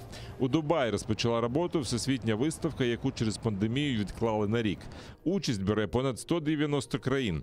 Об'єднані Арабські Емірати хочуть показати світу свою привабливість, особливо для ведення бізнесу. Для мене найдивовижніше те, що можна створити таке серед пустелі. Коли приїжджаєш, то взагалі не очікуєш таке побачити. Над павільйоном Італії натягнуто 70 кілометрів мотузки, зробленої з 2 мільйонів пластикових пляшок. Однак головна його краса – тривимірна копія створеної Мікеланджело статуї Давида. Її зробили з мармурового пилу, але побачити обличчя гіганта, який заввишки більше як 5 метрів, вийде не зразу. Для цього відвідувачі мають зійти на спеціальну платформу. А все тому, що публічно демонструвати наготу в ОАЄ заборонено, навіть якщо це творіння великого майстра. У павільйоні США можна побачити копію ракети SpaceX Falcon 9, а якщо стати на рухому стрічку, можна ліпше вивчити інші американські винаходи. Однак незрозуміло, скільки відвідувачів зможе привабити Дубай і наскільки виставка простимулює його економіку. Щоб потрапити до павільйонів, треба показати негативний результат ПЛР-тесту або підтвердити вакцинацію проти коронавірусу. Це перша на Близькому Сході всесвітня виставка. На неї пішло 8 років приготувань і мільярди доларів витрат.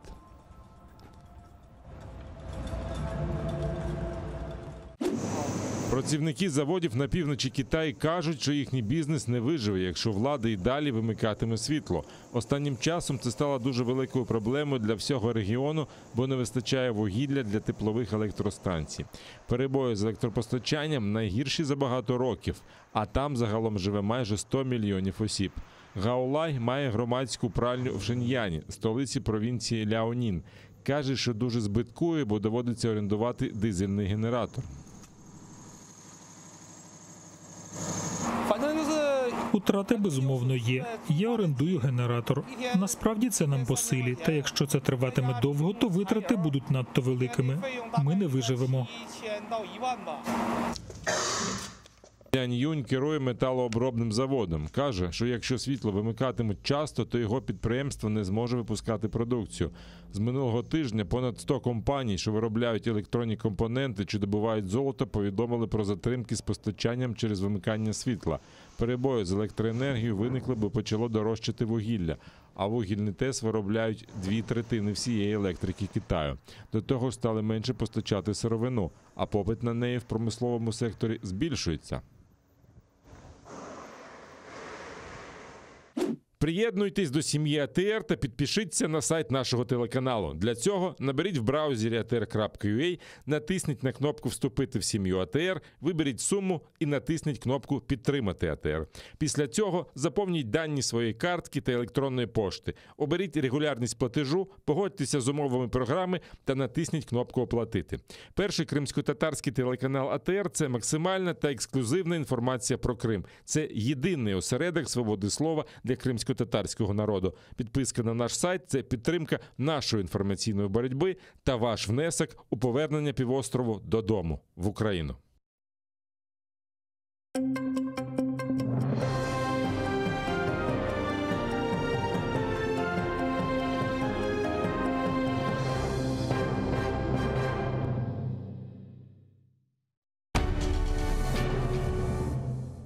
Ізраїльські вчені створили унікальний засіб, що містить природні інгредієнти. Краплі імуноков покращують імунітет при коронавірусних та респіраторних захворюваннях, а також сприяють полегшенню постковідного синдрому. Імуноков – надійна допомога.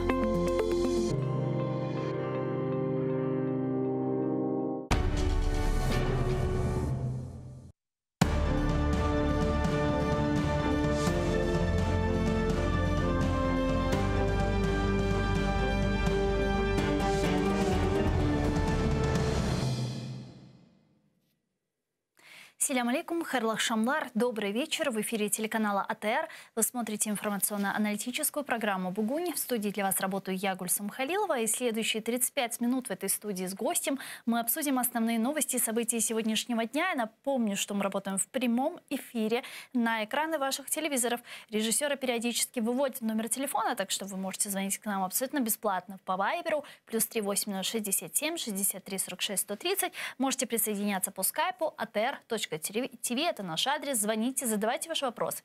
Нам важен ваш голос. Не забывайте подписываться на наш YouTube-канал. Там мы вещаем как в онлайн-режиме, так и выкладываем самые интересные фрагменты из наших эфиров. Выкладываем практически все наши программы в записи. И, наконец, поддержать телеканал АТР вы можете, подписавшись на наш Patreon. Ссылку периодически режиссеры выводят на экран. Можете пройти по этой ссылке, выбрать уровень поддержки и стать частью большой крымско-татарской семьи АТР. Это поможет нам продолжать работу на информационном фронте. А этот блок я бы хотела начать со следующего информационного сообщения. Первый заместитель министра иностранных дел Украины Минет Джепар в рамках 48-й сессии Совета Организации Объединенных Наций по правам человека в Женеве рассказала о нарушении прав человека на территории временно оккупированного Крыма, а также оккупированных частях Донецкой и Луганской областей. Ее цитирует Министерство иностранных дел Украины. Давайте послушаем цитату.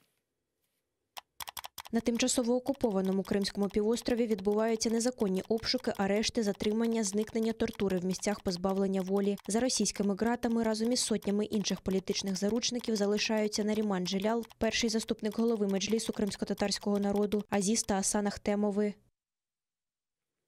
Президент Украины Владимир Зеленский же на встрече с президентом Израиля Ицхаком Герцогом заявил о том, что к Новому году Украина планирует внести на рассмотрение в Генеральной Ассамблее ООН резолюцию, обновленную резолюцию по нарушению прав человека на территории Крыма и милитаризации полуострова.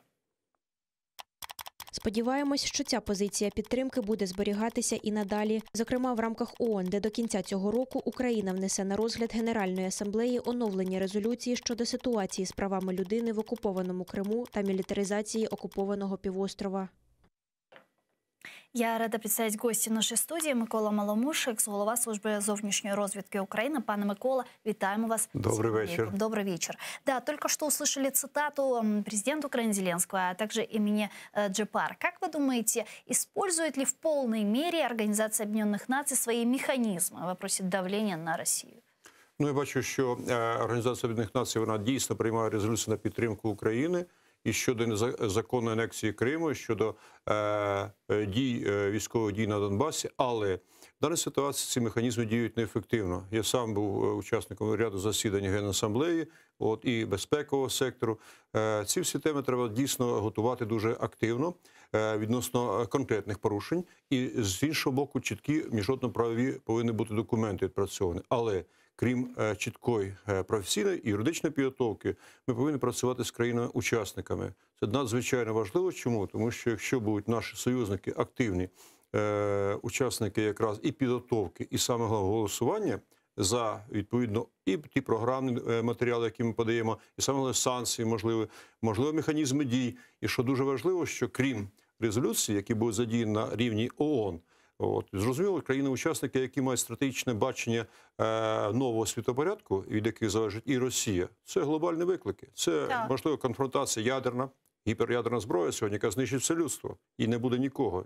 Ні росіян, ні американців, ні китайців. Це одна із моделей.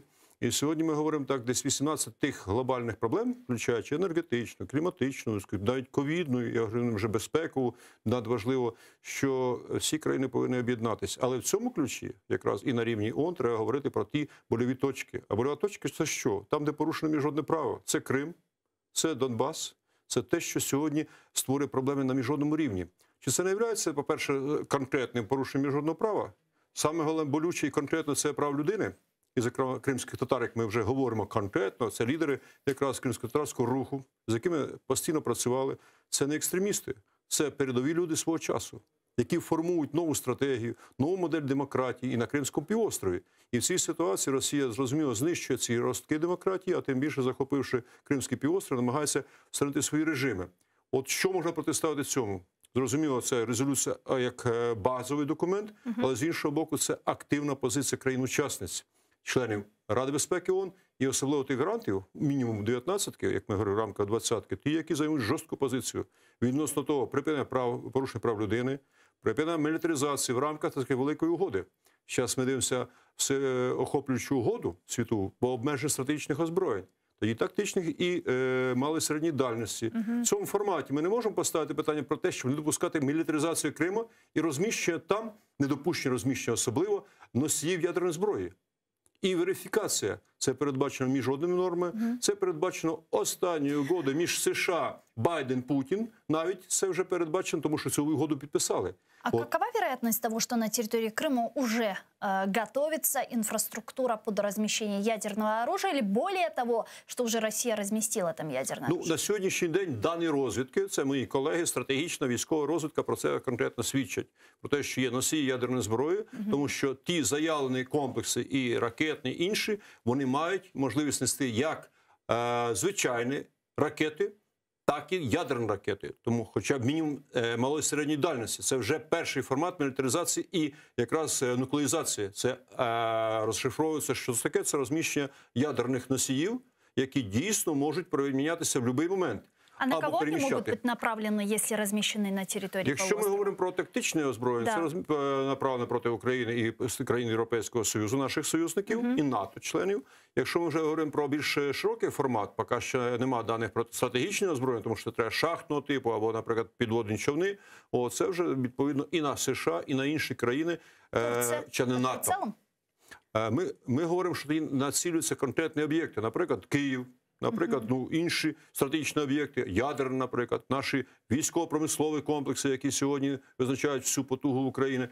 Це те, що сьогодні може становити загрозу першою для нас. Ми на передньому краї цієї боротьби знаходимося. І Крим – це та больова точка, яку треба сьогодні особливо формувати в плані недопущення розміщення носіїв ядерної зброї, тим більше самих елементів ядерної зброї. І в цій ситуації є міжнародний правовий механізм. І що я говорю, що важливо от по цій частині? Тому що тут є чіткі домовленості країн-учасників ядерного клубу, які всі зобов'язають, включаючи Російську Федерацію, не допускати таких розширень. Це носіїв ядерної зброї і самої ядерної зброї. Вона порахована поштучно, я прямо скажу, і вона чітко орієнтована, де вона знаходиться. І тому в даний момент є чітка угода про верифікацію і контроль, тобто інспекцію. Це треба дійсно нам змушувати и через ООН, и через країн-участниц ООН. Как можно это верифицировать на территории оккупированного полуострова? Потому что эту территорию Россия превращает в серую зону и не допускает туда никакие мониторинговые миссии. То есть верифицировать эти процессы на территории Крыма сейчас невозможно. Якщо ми говоримо про Україну, да, вони однозначно нам заперечують, але якщо ми говоримо про ті великі країни, від яких залежить, в принципі, Україна, і є відповідно домовленості про стратегічну стабільність світу, щоб не знищені всіх, то це вже буде не тільки США, Канада, Європейський Союз і Туреччина, наприклад, або Японія. Це вже буде і Китай, це вже буде Індія, це вже буде Бразилія, це буде гранти світової політики, які фактично визначають всю стратегію світових процесів. І в цьому форматі, коли ми заключаємо угоду про недопущення розповсюдження ядерної зброї і носіїв, тут конкретно якраз ми повинні працювати з цими учасниками, які входять в ядерний клуб. Ми підписуємо Будапештський меморандум разом з ними, і це одна із моделей обмеження стратегічного і тактичного озброєння. Ми її віддали. Точно так же тепер ми маємо право ставити перед країнами ядерного клубу, де ми також були. Давайте ми все-таки проведемо верифікацію і змусимо всі спільно Росію провести відповідно контроль на території Криму і в інших регіонах. А как, на ваш взгляд, можно заставить Россию вернуться в международное правовое поле, учитывая, что она не выполняет абсолютно никакие международные договоренности, нивелирует и нарушает их нагло, грубо? Я маю практику переговорів не тільки з нашими західними партнерами на вищому рівні, але з самим Путіним і Медведєвим, коли той був президентом Російської Федерації в свій час, в кризові періоди. От якраз ми сьогодні говоримо про газ. У 2005 році нам перекрили газ. І ми вже зимою всі, так сказати, були без газу. І зрозуміло, тоді був президент Ющенко, і ставив питання, а як же ми, так сказати, вийдемо з цієї кризи? Тобто, як ми змусимо Путіна це припинити? От, ми напрацювали 18 критичних проблем світового порядку і для Російської Федерації, зокрема. Але які суміщалися з інтересами Європи, України, зрозуміло, Росії. Ну, вони були наскільки надкритичні, що йти на домовленості і піти на відповідні поступки, розумні, вже Росія не змогла відійти від цього формату. Тобто, що чує Путін і чує Російська Федерація?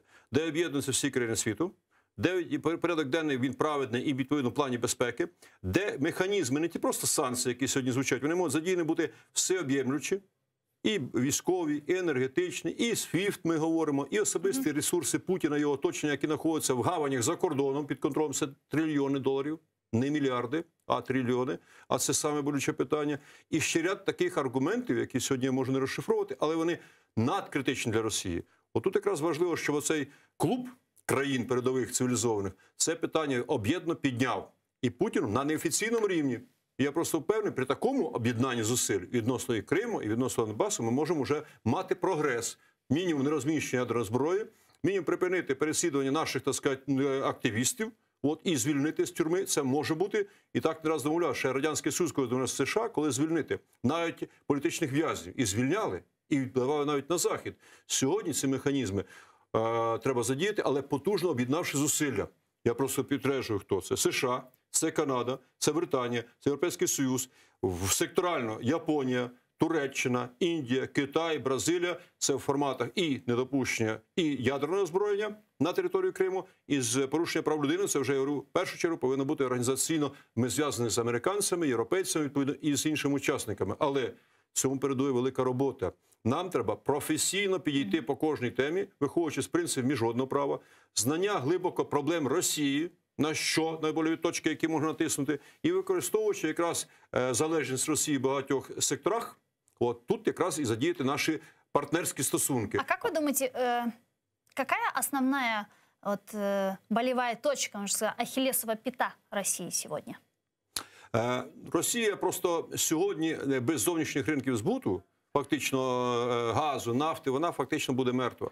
Тому що основний ресурс, який сьогодні поступає, ми бачимо, скільки вже газ стоїть на європейських ринках. І, відповідно, альтернатива, яку шукали, коли ми дискутували, жорстко вели дискусію з Путіним, він говорить, ми в Китай будемо передавати, ми в Японію, наприклад, або в інші структури. Тут об'єднання зусиль відносно Європейський Союз, це споживачі на 70-80%, відповідно, Британія в даній ситуації, Туреччина. А це не тільки газ, нафта, це ядерні електростанції, наприклад, Туреччина, це Японія з того боку. Це, відповідно, коли в окремих сегментах може бути Китай, навіть союзником, тому що ми теж співробітничаємо, ми торгові партнери на першому місці знаходимося. Це в окремих сегментах Індія, Бразилія, там, де величезна кооперація йде з Російською Федерацією по різним темам.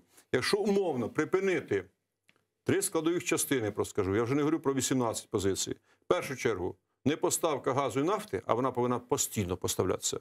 Тому що з одного боку, начебто, ми не отримуємо і великі ціни, а з іншого боку, вони теж не можуть не поставляти, тому що копалини не можна зупинити.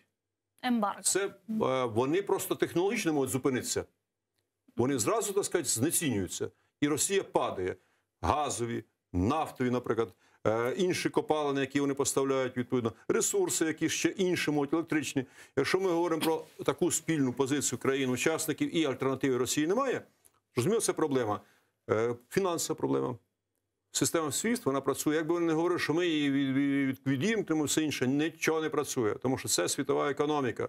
Без цього це кровоносні сусудини. Якщо вони відключають цю систему, фактично Росія просто стає банкротом, фінансовим банкротом, глобальним. Якщо інша ситуація, ще дійсно всі заявляють про те, що практично всі об'єднуються, особливо в оборонному форматі, скажуть Росії, якщо ви будете продовжувати, ми, відповідно, поновимо свої ресурси наскільки потужно, що ми нейтралізуємо любі ваші зусилля. Яким способом? Я просто говорю не тільки дипломатичним, це перший дипломатичний крок повинен бути. Якщо ні, розумію, є потужні можливості стратегічної радіорозвідки, яка нейтралізує любі системи наведення, навіть ракетних комплексів Російської Федерації. Я вже не говорю про військові комплекси, наприклад, на території Криму, на території Донбасу там і тому подібне. Але при об'єднанні зусиль, наприклад, Агентства національної безпеки США, колосальні ресурси, космічні, так сказати, системи, які працюють, надпотужні радіокомплекси, які можуть нейтралізувати любу систему, закрити. Пам'ятаєте, як не стало буквально декілька днів назад Google? Все, всі мертві. А це цільово суперкомп'ютери формують з позицію захисту або блокування всього. Що робити? А нічого. Ні безпека не працює, ні оборона, ні фінанси, ні економіка, ні розрахунки, нічого. Можемо це прийти? Можемо, але це в критичних ситуаціях. Для цього треба прийти до моделі, які ресурси можемо задіяти і що пропонується альтернатива Путіну на вихід. Тобто не загнати просто, як ми говоримо, вовка в угол, а дати їм можливість вийти. Але вийти на умовах відповідності цієї цивілізації, а нам сформувати наші інтереси по Криму і по Донбасу. У цьому форматі ми можемо тоді грати. Але ми повинні грати дуже потужно і з нашими партнерами, які повинні це розуміти, показати ці інструменти, тому що вони часто не бачать комплексних інструментів. Я з ними спілкувався свій час іще з Обамою, з Трампом, з Байденом, віце-президентом, особливо, коли він ще той період був. Вони потужні, але в них модель простих рішень. А от таку комплексну модель розробити ми можемо самі пропонувати. А как вы оцениваете нынешнюю внешнюю политику Жозефа Байдена? Еще во время своей предвыборной кампании Байден говорил о том, что основным его приоритетом во внешней политике будет Украина. И на Байдена очень много возлагали надежд. После прихода Байдена к власти, в администрацию президента, мы увидели такое соглашение с Германией по Северному потоку-2. Сейчас мы видим, как администрацию Байдена критикует Франция непосредственно из-за ее военно-оборонного соглашения с Австралией, с Британией. Очень много было критики со стороны ее европейских партнеров относительно того, что США вышли без подготовки, очень спонтанно и резко из Афганистана, и что все свои силы сейчас Байден направил на Китай. Як ви це оцінюєте?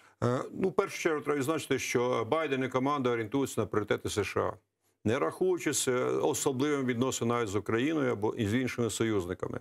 Ми побачили це по НАТО, як була заключена угода з Австралією, і Британії. Це дуже потужна модель нового протистояння. Вони визначили основний пріоритет – загрозу Китаю, в деякій мірі Російська Федерація, але вони думають комплексно використовувати. З одного боку протистояти їй, а з іншого боку використовувати проти Китаю. Тобто це йде велика шахматна гра з великими учасниками. І тому він грає по такому серйозному, по великому формату, по стратегічному формату.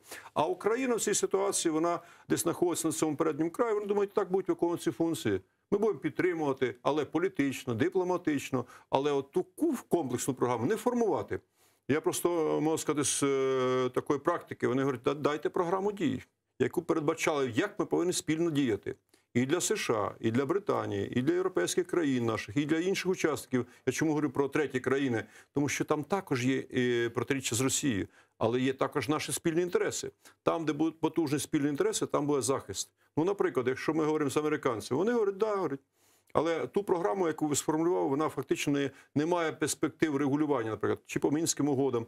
Якщо ми про глобальну безпеку, тоді ми повинні формувати якраз програму, яка в рамках глобальної безпеки, домовленості, де Росія критично залежна, теж буде формувати гарячі точки. Ми це говорили з Байденом в свій час. Гаряча точка яка? Україна, і це наші, так сказати, проблеми. Іран, наприклад, Афганістан, в свій час вже був Сирія, ми говоримо, Ірак. От ті, які хвилюють фактично і американців, і європейців, і інші країни світу. І в цій ситуації Україна, ми повинні зацікавлені в нашому форматі бути. Наша дорожня карта повинна бути. Не просто Мінські угоди, які заключалися в період бойових дій. І фактично Путін диктував багато пунктів. Тобто там є послідовні пункти, але вони не вибудовані як в інтересі України, згідно принципів міжнародного права і послідовність дій згідно демократичних принципів в інтересах України, а не Російської Федерації, в першу чергу. Ми на це пішли, на поступки. Таке трошки розмите було поняття і немає тої чіткої позиції, що за чим йде. От. І в цій ситуації ми могли поставити питання і американців, і європейців, давайте ми все-таки вийдемо із Путіним на оцю послідовну позицію, яка відповідає принципам міжнародного права і інтересам України. Як вийшли, я скажу про Іран. Я сам учасник групи був міжнародного форуму, ще в 2012 році, в 2015 році завершили, коли зняли санкції з Ірану в обмін на припинення ядерних, так сказати, випробувань. Так. Ми говоримо, давайте Україну так зробимо. Дайте програму дій. Ви зацікавлені? От нехай президент Зеленський разом з командою цю програму дій підготує. Вона готувалася, але треба тоді працювати і з Держдепом, і Ентоні Блінкен, наш, так сказати, земляк, і його родичі знаходились з України прийшли. Ми дуже добре знайомі. Радник з питань національної безпеки Джек Саліван також був у нашій групі, якраз і по Україні, по Ірану. Відповідно, Еврю Хейс, об'єднана розвідка, також вона підтримує нас. Остін, глава Пентагону, також. Тобто, я просто чому говорю прізвища? Тому що тут важливо, щоб були союзники такого високого класу. І президент, і Держдеп, відповідно, і оборонний сектор, і економічний сектор, точно так же Британія і в інших. Тоді ми об'єднуємо зусилля. От, наприклад, їдемо ми в США з візитом. Що пропонувалось, крім політичних моментів?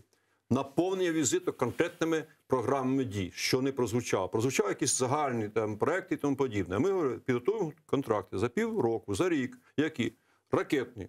Наземний старт морський, «Зеніт» на декілька десятків мільярдів доларів. У нас ракетоносії, в них головки наведення або, відповідно, спутники, які ми виносимо. Точно так же по авіації.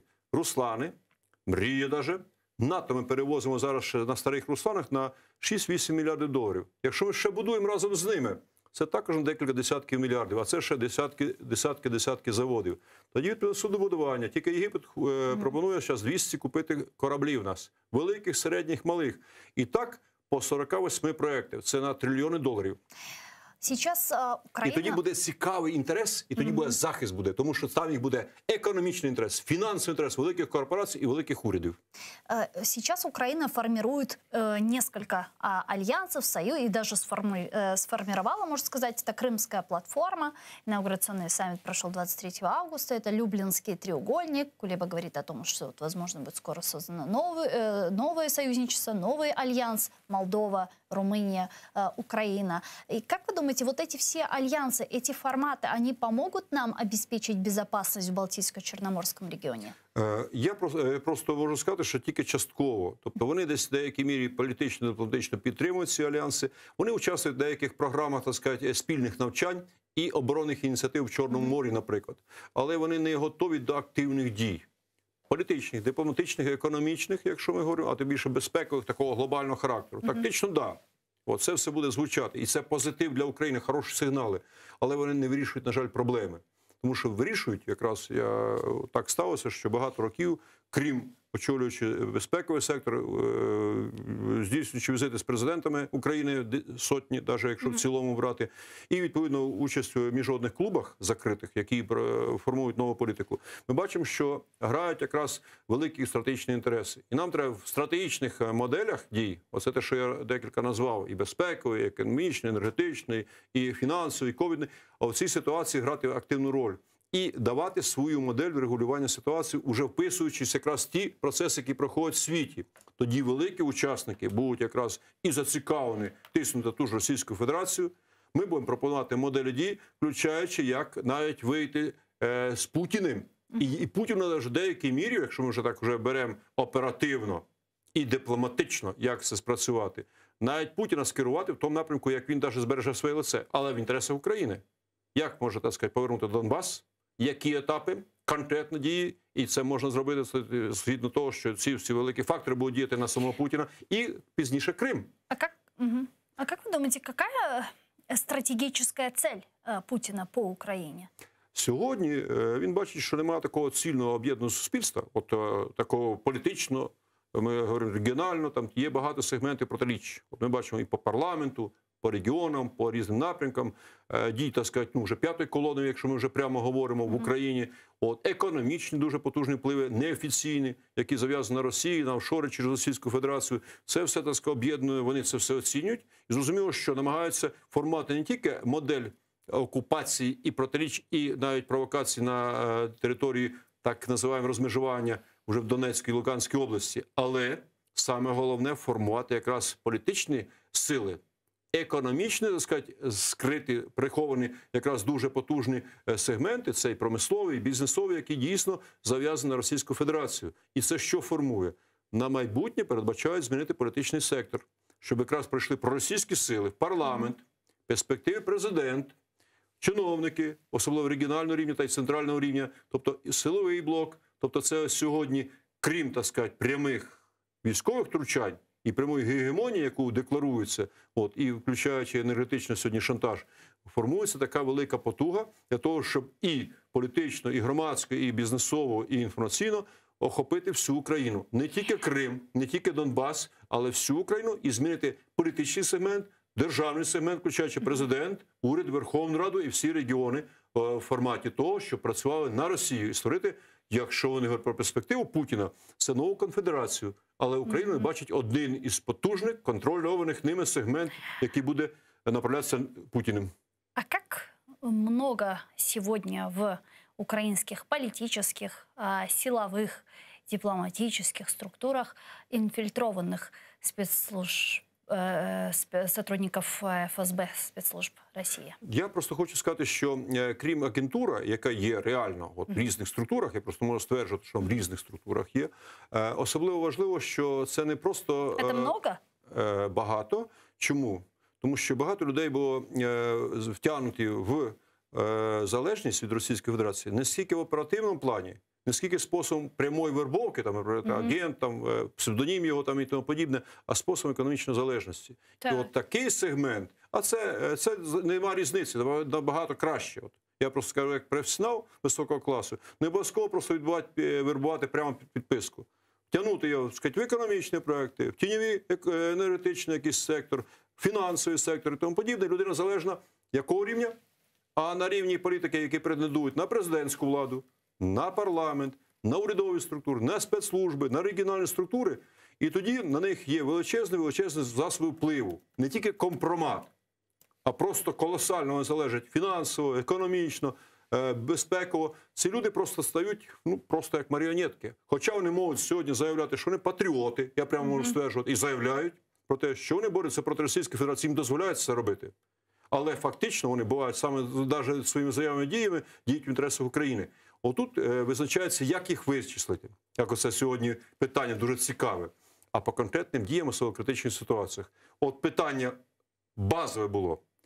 Період 2013-2014 року, хто діяв по Криму. І хто, крім агресії прямої, вона вже завжди була планована. Ще з початку 90-х років. Хто конкретно Крим здав. Ви що думаєте, що не було намагання Крим отримати раніше? Пам'ятаєте, 94-й рік я очолював всю велику стратегію по недопущенню анексії Криму. Вже призначений начальник СБУ Главка, Мішком своїм, крім нашого, на противагу. Начальник МВС там вже працювали в військових частинах, працювали з активами, з бандитами, з бізнесом працювали, який був весь проросійський, повністю контроль. Бабаковим, Солнцевським і тому подібне. Весь сегмент, депутатський корпус і на чолі з президентом Мішковим. І що провели? Зібрали ми всю потугу Служби безпеки України, в першу чергу, це їх пряма функція, інших силових структур. За ніч прибули в Крим, був затриман Мішков, Секов, більшість руське движення Криму, русське казачество, русські, так сказати, розлічні проросійські центри, які там формувалися, бандити. От. І після того Росія не розраховувала, що така була миттєва реакція. І що масово, знаючи їхнє місце дислокації, вони будуть затримані. І тоді Єльцин випросив Мішкова до себе тільки. Це був компроміс тоді вже Кучми, що пішов на те, що повернули їм. Всі інші відповідали по закону. 96-го року, пам'ятаєте, коли була системно спровокована масове протистояння з жертвами між кримськими татарами і проросійськими, так сказати, силами. Палили міста, палили, так сказати, різні, так сказати, центри. І що? Було в кінцевому форматі зіткнення планувалося біля Сімферополя. І тільки мудрість лідерів кримських татар, Джамільова, Чубарова, Бікерова, Мирова, от і ми з іншої сторони, от проукраїнські сили, які прибули з Києва, зняли цю проблему. Тому що Росія планувала модель Чечні, що кримські татари піднімуться на війну спровоковану, і це буде тягнутися десятки років. У 2008 році точно так же стояли, так сказати, флоти і вже передбачали, що буде війна між Україною і Росією. Також упередили, я сам їздив до Медведєва, от за дорученням Ющенка, і ми цю тему зняли, тому що розпочинали вже перед Грузією, вже могла розпочатися війна, флоти могли наносити удари, Чорноморський флот України і Росії, відповідно, і це був початок тої глобальної війни. Тобто треба вміти упереджувати. А в 2014 році я вже не впевнений, що це тільки була халатність, коли ми повинні були згенерувати всі сили, і ми рекомендували Турчинову, а тоді Порошенку, особливо Турчинову, як діяти миттєво за декілька днів, ще до РНБО засідання, як об'єднати сили центрального апарату СБУ, західних областей, центральних областей, 40 тисяч людей.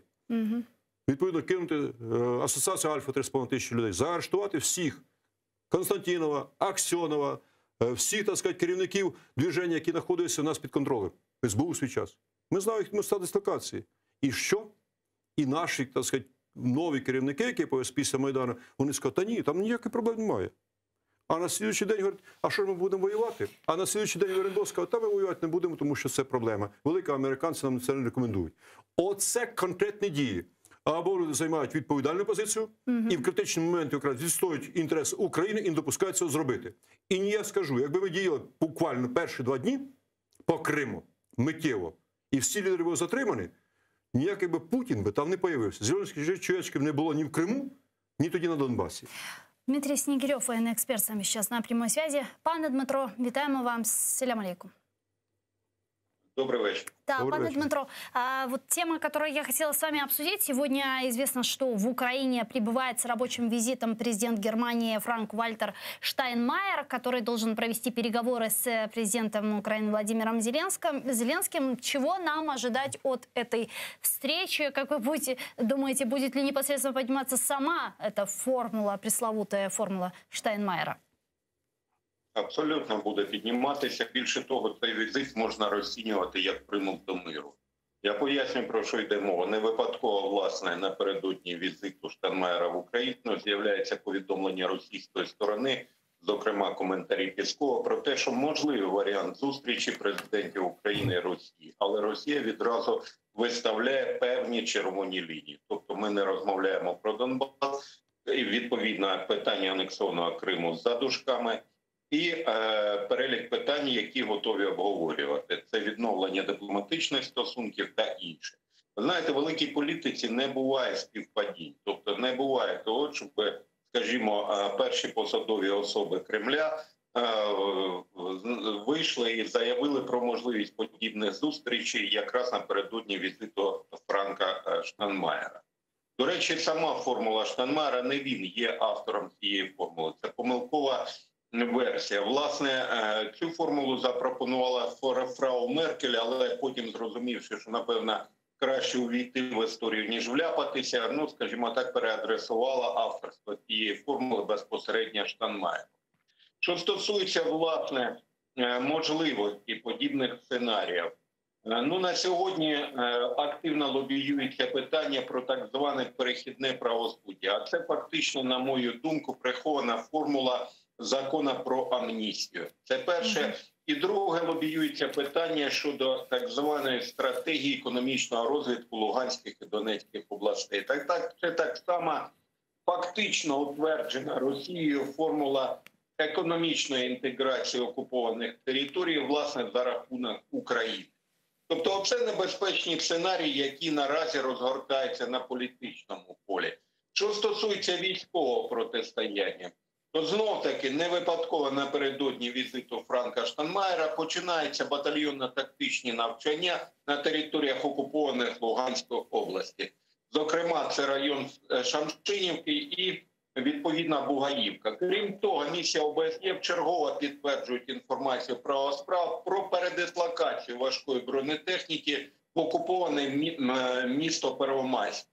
Більше того, ми називаємо місце базування, це вулиця Воровська, 22, база ШПУ. Але родзинка цієї ситуації полягає в тому, що від Первомайська до Золотого там декілька кілометрів. Тобто створюється зона напруженості в пілотному районі розведення. Наразі Золоте, відповідно, всі інші прилеглі пункти, Новотошківка, є центром ескалації військової напруги. Тобто росіяни вирішують для себе декілька питань. Перше – це блокування гуманітарної підгрупи, друге – відкриття КПВВ, і третє – власне дискредитація самої ідеї розведення військ на тих чи інших ділянках фронту. Оце весь комплекс питань, які треба розглядати, а не окремо візит Штайнмайера. Дякую вам дуже, пане Дмитро, за таку змістовну відповідь. Чухсал, що в наше время підключились к нам в ефір. Дмитро Снігирьов, військовий експерт, був з нами на прямому зв'язку. Чого, на ваш взгляд, ожидати від візиту Штайнмайера в Україну? Ну, в першу чергу, його форма вже чітко була проголошена. От я погоджуюсь з паном Дмитром, що і підтримана пані Меркель. Зрозуміло, що вона була погоджена з Російською Федерацією, тому що Росія постійно лобує. От вона зразу ж погодилася на її включення, навіть без підписання на вищому рівні, і, зрозуміло, пролобувала пізніше, вже під час підписання в Парижі, вже при президенті Зеленському, за участю Меркель, Макрона, відповідно, і Путіна. Тому в даній ситуації Путін на неї посилається. І сьогодні прибуває Штайнмайер, той період, коли дійсно надважливо, як далі буде рухатися весь політичний процес по Донбасу, і чи буде задіяні конкретні механізми, тим більше було запропоновані моделі нові дій, які переслані сьогодні Росії. Росія свій варіант підготувала, але вона настоює на тому, що всі, так сказати, переговори з Російською Федерацією можуть бути, коли чітко буде визначена погоджена позиція по Мінським угодам, включаючи форму Штайнмайера. А Штайнмайер тут якраз посилює цю позицію, тому що він чітко буде ставити питання про її виконання. але це в тандемі буде з Російською Федерацією. Це не буде звучати безпосередньо, що ми з Росією разом, що це дійсно позиція Німеччини, і як авторство Штайнмаєра, що він дійсно відстоює цю позицію. Це єдиний вихід для повернення Донбасу. Але, зрозуміло, це буде не повернення, а буде контрольована територія Російської Федерації, як Абхазія, Південна Осетія, Придністров'я. Цей формат передбачається, тому йде активізація на фронті, саме головне. Блокуються комісії, робляться демарші і говорять, йде розширення кількості обстрілів. ОБСЄ вже заявив про сотні нових обстрілів. Да. Йдуть жертви, саме головне, саме болюче питання.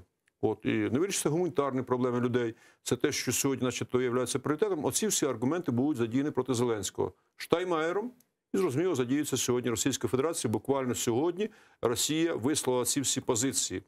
Поряд з цим Росія пряник підготувала, сказала, ми готові обговорити питання по газу і заключити угоду. І Газпрому сьогодні доручив Путін все-таки врегулювати питання транзиту. Да, но при этом мы готовы обсуждать снятие санкций с Кремля. Якраз це ж альтернатива, я говорю, пряник такий дається, тут уже санкції ми знімаємо. Тут якраз і питання, і юридичні питання, і пенсії, тобто тут вкраплені йде такі, начебто, і гуманітарні питання, які треба вирішувати між Росією і Україною, і по Донбасу. А з іншого боку, взамін ви якраз поступаєтесь суверенітетом, що важливо.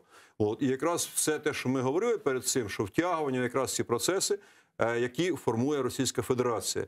І тут якраз такий хитрий хід. І тут нас важливо, наскільки ми потужні не просто сказати «ні», а які запропонували свої механізми, які будуть зрозуміли і Штайнмаєру, і новим, так сказати, уже коаліція, яка формується сьогодні на чолі соціал-демократів Німеччини, і Макрону, і іншим учасникам.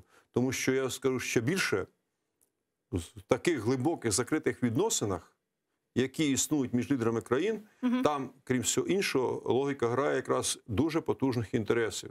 І вони можуть бути пред'явлені і Путіну, але треба їх допомогти сформулювати нашим партнерам.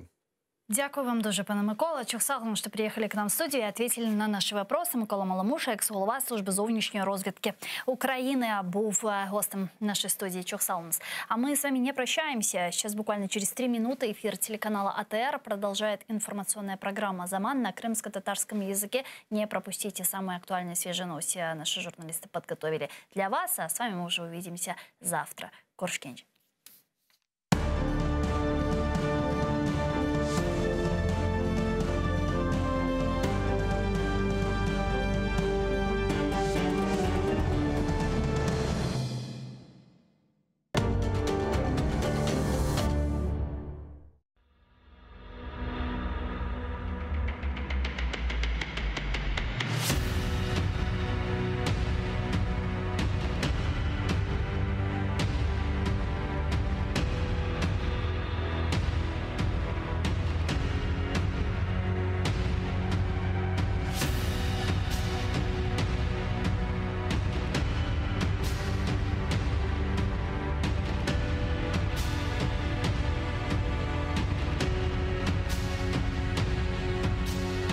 А такі речі, як залік по боргах за газ і Чорноморський флот і подібне, вони взагалі недопустимі. Не те, що з точки зору політичної, економічної це безглуздя повне. Але в силу для мене незрозумілих причин Україна йшла на це.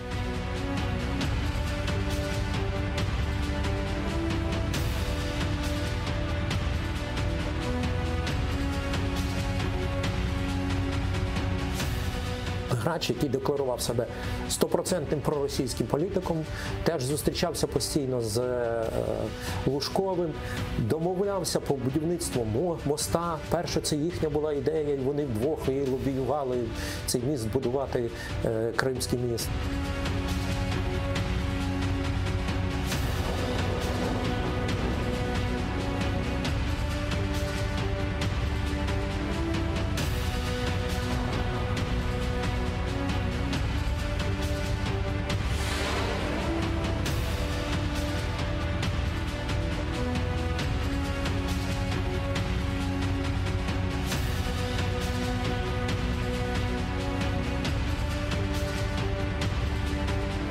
Самое главное, что Украина ничего не делала для того, чтобы украинизировать Крым. Это самое главное и самое важное.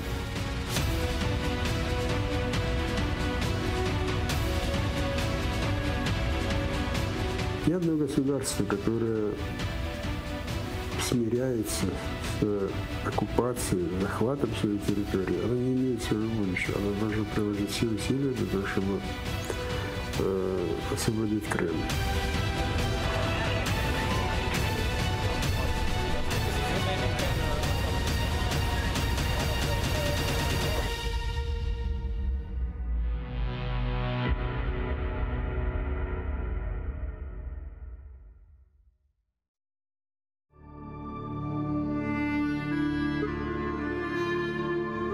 Biz sizlerle beraber şimdi Ayseres koyuna geliyoruz. Ayseres, Ayseres. Baba dedelerim koyları, sülalemizin koyu, tarihi koy. Bismillah. Bütün bizim tarihimiz bu terekte oturuyor. Babam elimden tutup bu terekin etrafında aylanıp koştururlar. Darmadağın koyumuz. Bu yerde ne eski evler kaldı, bozdular. Özlerine ev yaptılar. Bu cami Ayseres Camisi. Bu camiyi Ayseresler yettiği vakti birincide bu camiyi kurdular. Halk çoklanan son ikinci camiyi kurup başladılar yukarı mahallede.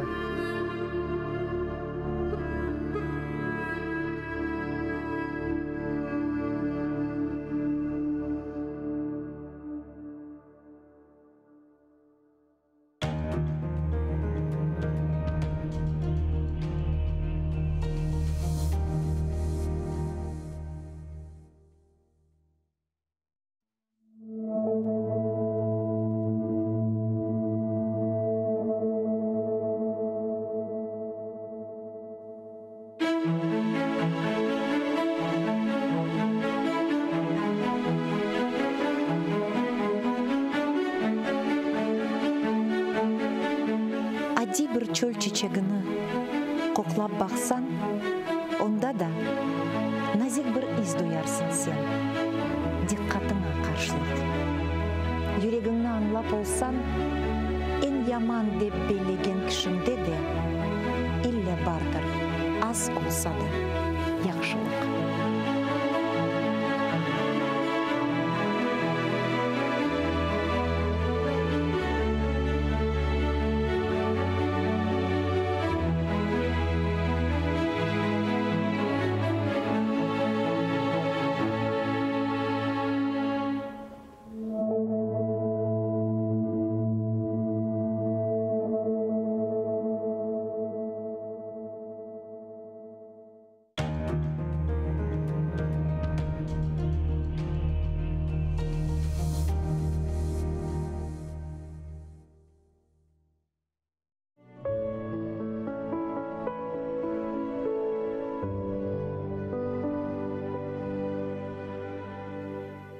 Sen yaratkan her bir günge şükür deyim, kalbim coşup seni dinleyim.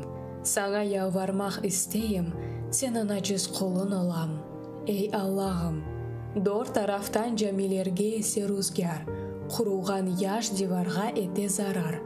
Kökke bakkan minareni kapla efkar, umutumuz yalnız sana. Ey Allah'ım, ел үфірте ябанларны башқа елден, йықылмасын bu divarlar ақ темелден. Saflarımız imdat арай хақ елінден, tut ucundan bu rüzgarны. Ey Allah'ım, ecdatlarının ezan sesin aydamasın, dinimizde milletimni ayırmasın, tünç olmağan ülkelerini andırmasın, duamızны kabul eyle. Ey Allah'ım, saqla bizni, o'zimizni biz joymayıq, ecdatlarının bağlarını iç qıymayıq, bir-birine dallarını sıx baylayıq, avucuna al xalqımni. Ey Allah'ım!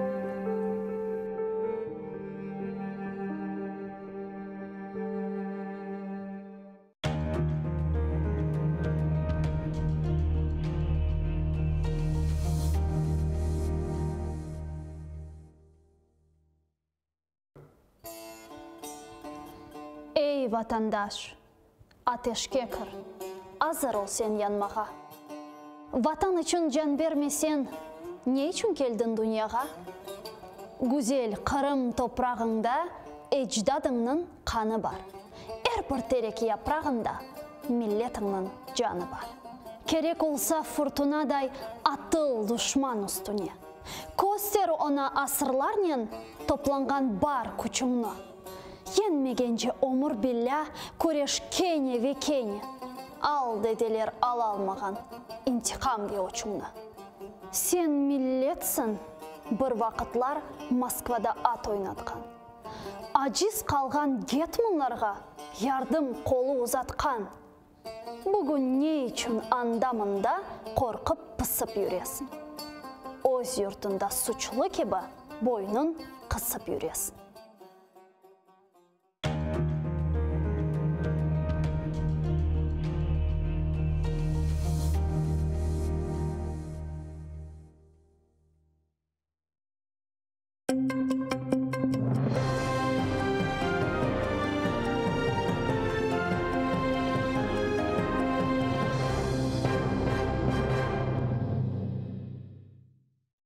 Осману Арифмеметову не дозволили повернутися до розгляду його справи. Раніше Південний окружний військовий суд Ростова-на-Дону відсторонив бранця від засідань за використання рідної кримсько-татарської мови.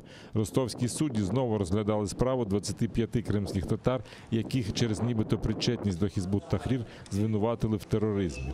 У п'ятірці Османа Арифмеметова, Рустема Шейхалієва, Руслана Сулейманова, Яшара Муїдінова і Інвіра Аметова допитали так званого таємного свідка. Він назвався Біляловим і стверджував, що був на зібраннях, де бранці нібито якось особливо зверталися один до одного та давали присягу. Але згодом свідок додав, що це лише його припущення. За словами адвоката Олексія Ладіна, так званий свідок провокував захист та намагався робити зауваження щодо запитань.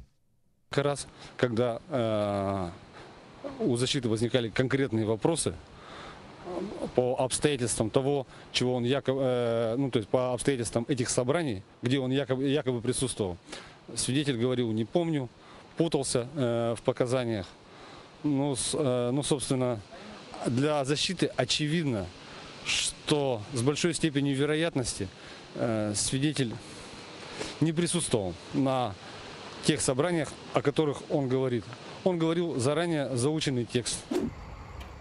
Осман Арифмеметовқа даба бақылмасына қайтмақ изіні берілмеген. Кеченлері Русияның және Берби махкемесі оны Қырым татар тілінде қонышқаны үшін даба бақылмасындан четлештірді. Ростовтаки махкеме Хизбут-Тахрирге алақасы бар деп терроризмді қабатланған. 25 Қырым татарының давасыны бақмаға девам етті. Осман Арифмеметов, Рустем Шейхалиев, Руслан Сулейманов, Яшар Муидинов и Энвер Аметовның группасында гызлы шатны сұрғыдан кечіргенлер. Оғызыны Билялов кібі тақдим еткен. Оның сөздеріне көре, Хизбут-Тахрир бірлешме азаларының топлашуында олған Висан кедерсін мабуслеранда ант берген. Ләкин біраздан бұшат бұның тақминлері олғанны қайдеткен. Адвокат Алексей Ладинның сөздеріне көре шаат провокациялар башлатып, имайджелер берген суаллерге тенбиелер сеслендірген.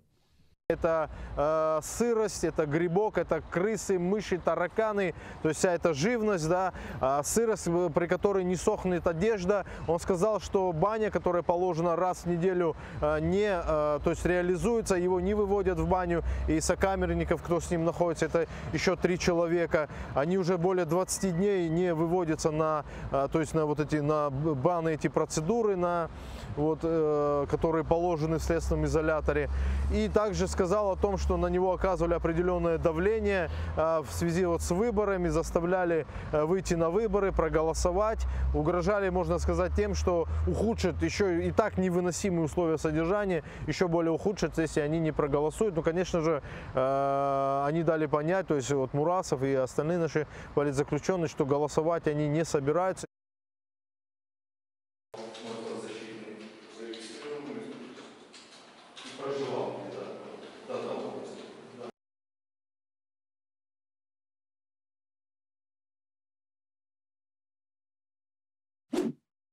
Кырымлы саяси мабуслерінің балларына ярдым. Мejlis рейсінің муавины. Халқы депутаты Ахтем Чейгоз халқы депутатларына ишгалжелер тарафындан бабалары тұтылып, вақтынже бабасыз қалған саяси мабуслерінің балларына пара топлав, ярдым қолы хайри акциясына қошылмаға чағырды. Пара топланмасы үшін 2 карта açılған. Акция октябрінің 10-на қадар девам етежектір. Акцияны Киевде фалиет көстерген Кырым айлесі ве Mejlis тешкіл етті. Акция тешкілетшілері ең азындан бала 1000 гривна ярдым алып olmasını istey. Шымдылық 197 бала вақтынже бабасыз өсмекте. Шымдылық 150.000 гривнаға яқын пара топланған. Зараз по всій Україні йде така акція підтримку дітей наших політв'язнів. І це не тільки мова про гроші, це бути солідарними в цій боротьбі. Я вас також закликаю залучитись до цієї акції. Украина президенті Володимир Зеленский Русия Devlet Думасына сайлаулар кечірілмесіне әлақасы олған кішілерге қаршы Украина Milli Қапсызлық ве Мудафа Шурасынан санкциялар көрсетілу қарарын ішке түшірді. Санкциялар жедвелінде 33 Русия Devlet Думасына көстерілген намзет. Олар арасында вақтын же чалышмаған алушта сакені Эмиль Арпатлы, сабық журналист Оксана Лободаве, Қырым парламентінің сабық депутаты Сергей Шувайников. Санкциялар жедвелінде Қырым ве Донбассынан ишғал етілген қысмындан 54 сайлав комиссия азалары да бар. Бұл инсанларға қаршы санкцияларының толы пакеті көрсетілді. Кырыш ясағындан активлері блок етілмесіне қадар санкциялар мұддетсіздір. Ишгалжелерінің атышлары нәтижесінде Украина аскерлері яраланған. Бірлешкен Құветлер операциясынан штабында білдіргенлеріне көре, шымдар бей екімлерінің незаретінде болуна. Оның алы тұрғындыр. Душман Луганск вилетіндегі Крымскай койына қоршылаған Украина аскерлері позицияларына 82 калибрлы майнларнен ұжым еткен. 3 Избинка, Новоташковская ве Красногоровка қасабалары жеварында граната ве құршынаты жетіртібатларынен башқа да силя қолланылған. Украина майжелері душманға қаршылық көстерген. Станом на 11 годину ранку 6 жовтня з боку російсько-окупаційних військ зафіксовано одне порушення режиму припинення вогню. Поблизу Нью-Йорка ворог відкривав вогонь зі станкових протитанкових гранатометів. За поточну добу втрат серед військовослужбовців об'єднаних сил немає. Українські захисники вели активну оборону та давали належну відповідь противнику, не застосовуючи заборонене мінськими домовленостями озброєння. Завдяки зусиллям наших воїнів рубежі підрозділів залишилися незмінними. .у адлы ракета комплекслеріні құлланып ишғал етілген Қырым сыңғырында душман нишанларына көз етме талимлері кечірілген. Херсон вилетінде қызмет еткен тактик комплекслерінің арбилері сигнал дұйған сон арби позицияларға шыққанлар. Бірлешкен Құветлер операциясынан команданы Сергей Наев аскерлер арби азырлыққа тез кечкені ве ракетак системалары ішке чабек азырланғанына қайдетті. Ракетачылар позицияларына деңіштіріп диверсантларнен күреш ве радиациянен кірлетілген ерлерде әрекетлер бойынша талимлерні кечірді. Душман командан ноқталары, учақ аланлары ве деңіз десантыны yok etmek оларының мақсады еді. Перед выходом з району ракетники здійснили умовні удари по аеродромам противника, що намагався здійснити вогневе ураження наших підрозділів. В угрупованні військ, що виконують завдання на півдні країни, системно займаються підвищенням оборонних спроможностей. Підрозділи завжди готові до дій. Қырым прокуратурасы қиырдаки сөзді юнармияның региональ штаб елбашысына қаршы даваны ғияби шекілді тақық етмеге рұқсет алды. Оны Қырым генчлеріні Русия ордысында қызмет етмеге чағырғаны үшін женг адет ве қанунлары бұзылмасында қабатлайлар. Қабатланған бұл штабны 2016 сенесі идаре етіп, генчлеріні Русия арбе құветлерінде қызметке чағырған. Шекленген кіші тұтылса, 12 жылға қадар азатлықтан маром етле біле. Керівник організації ставить собі за мету виростити покоління, здатне не тільки захищати вітчизну зі зброєю в руках, а відстоювати інтереси Росії в мирних сферах. Разом з тим, підозрюваний неодноразово здійснював виступи в засобах масової інформації задля популяризації руху та пропаганди участі дітей в ній. Своїми діями керівник штабу порушив закони та звичаї війни, оскільки пропаганда, спрямована на забезпечення добровільного вступу в армію цивільного населення, заборонена Конвенцією про захист цивільного населення під час війни.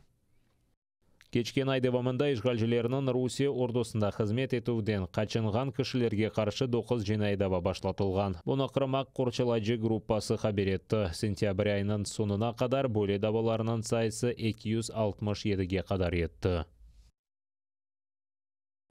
Яңа коронавирус рекорды. Украинада 2,5 миллионга якын киши чин вирусна уграган. Кечкен күн давамында 12,5 миң кишиде хасталык белгиленген. Апрель айындан бери хасталарынын сайысы о кадар чок олмаган эди. Кечкен күн давамында 4 миң киши хастаханеге яткызылган. Кечкен күнге көрө бу 2 кереге чоктур. 320 киши хасталык агырлашмасы нәтижесинде вефат эткен. Саглык назирлигинин маалыматына көрө 11 вилайет — Винница, Днепропетровск, Донецк, Житомир, Запорожье, Ровно, Сумы, Харьков, Херсон, Хмельницкий ve Черновцы вилаятлары карантиннан портакал зонасында. Украина баш назиры хабар эткенне көрө якын күнлері бір кач вилайет кырмызы зона карантинне кечириле биле.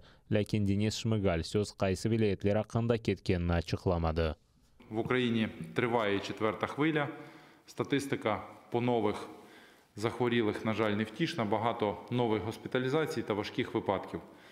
Розгортаємо додаткові лікарні, підключаємо більшу кількість лікарів, адже бачимо, що в деяких областях ситуація набирає загрозливого масштабу.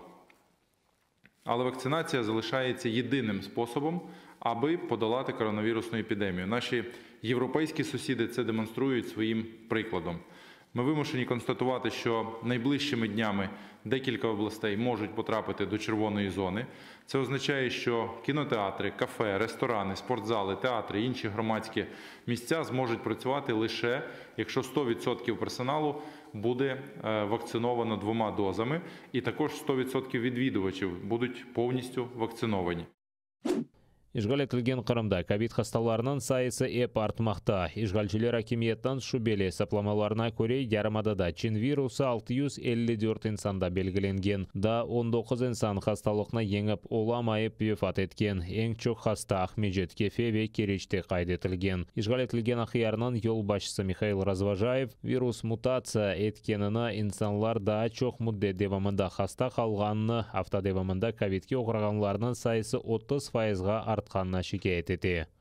Яз сағанақлары сув қытлығындан құртармады. Ишгалчылар сувны тапып алмақ үшін жылнын сонына қадар да 36 сув құйысыны қазмаған ниетлене. Бұны ишгал етілген Қырымнан үкімет yol башчысы Юрий Гацанюк білдірді. Құйыларына Камышлы, Чобатар, Николаевка ве Бештерек зуя сув алу ерлерінде қазажақлар. Гацанюкның сөздеріне көре ишгалчылар эвелкі қазылған 22 құйдан күн 30 биңден зияде кубометр су ала. Эвеллер ишгал етілген Ярымаданын Москва кураторы Марат Хуснулин яз сағанақлары ве су басуларындан сон Қырым ең якын елларға сувнен темин етілгенini инандырған еді.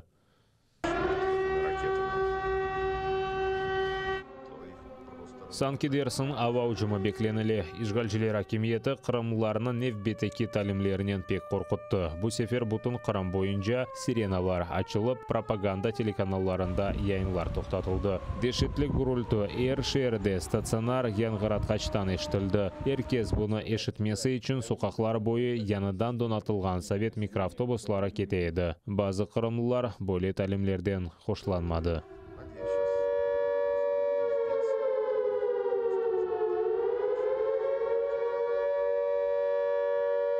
Куш гриппы яда зерленов. Ишгалчылар Севаш жеварында кушлар өлмесінің бір қач себебін огрене. Кечкен ялыда биңлерже оле кушлар тапылды. Ең чок қара бойынлы паганка кушлар өлген. Алемлер қайдеткенне көре да сақ олған кушларда олған алеметлерге көре кушларының сыңыр системасы зарар көрген. Кушлар бір ерде таптана, башына саллай сөн йөнелешлік дuyғыларына жойып, йықылып оле. Бөлі алеметлеріні Севаш гөлінен Қырым ялысында қайдетелер. Херсон вилетіндегі құшларынан күтлеви өлмесі қайдетілмей. Сақ көлінде есе эпісі ақ құшлар өлген. Ерлі сәкенлер қайдеткенне көре сасық олғаны үшін гөл янына яқынлашманың чаресі yok. Құшларынан күтлеви өлмесінің там себебі аляда беллі дегел.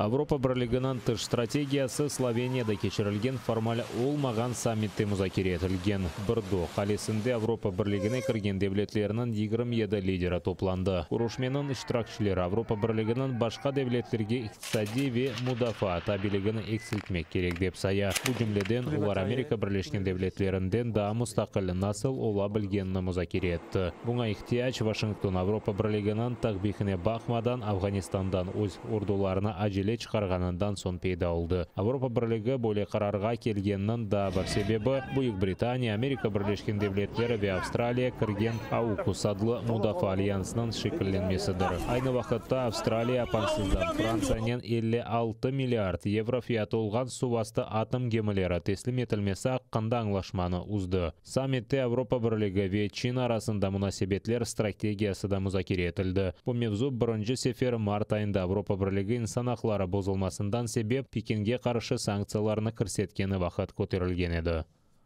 Після недавніх подій, пов'язаних з Афганістаном, Китаєм і Індо-Тихоокеанським регіоном, чітко зрозуміло, що важливо розвивати колективний розум ЄС. За столом переговорів ми вислуховуємо різні аргументи, намагаємося співпрацювати і координувати наші дії. Єдність – це дуже велика перевага Європи. Шишлері ве телекөсілік сиясеті меселелері бойынша Авропа бірлігінің юқара темсілжісі Жозеп Борель саммиттен соң Авропа бірлігінің мудафа стратегиясыны азырлайжақ. Тахмин етілгеніне көре весіқа ноябрь айында азыр олажақтыр. Формальсыз көрішменің іштіракшілері Авропа бірлігіне 6 ғарби Балкан мемлекетлерінің қошылмасыны музакире етежек. Оларының арасында Шимали Македония, Босна ве Херсек, Арнаутлық, Сербистан, Косово ве Монтенегро.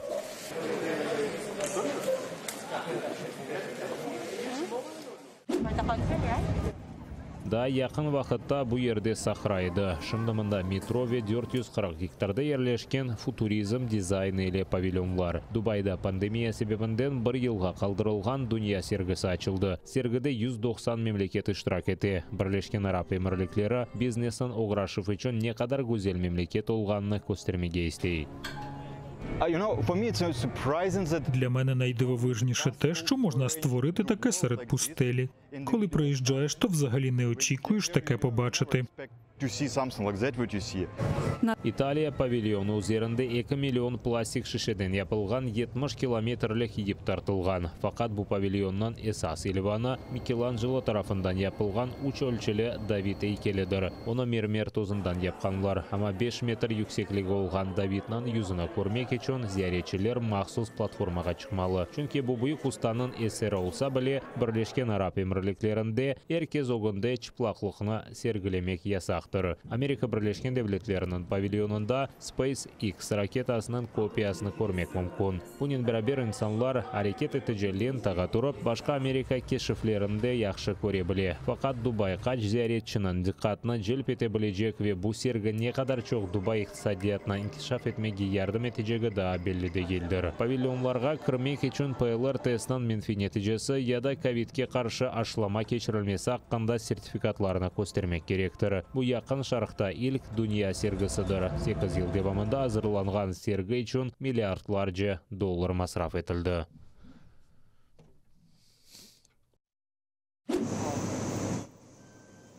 Қытайның шымаліндегі заводларынан хадимлері айтқанына көре әкимиет елеріде де электриканы кессе, олардан бизнесі çalışып оламайжақ. Сонки вақытларда бұл бұтын регионы үшін бұйық проблема олды. Чүнки электростанциялар çalışmasına көмір етішмей. Hususan Liaoning, Heilongjiang ve Цзилинь vilayetlerinde elektrik teminatının bağlı problemler pek ciddi. Anda 100 milyon insan yaşay. Гаолайнан Liaoning vilayetinin paytaxtı olğan Shenyang şehrinde cemaat çamaşırxanesi бар. O dizel generatorlarını kiralamağa mecbur olğanından sebep öz işinde çok zarar görgenini aytı.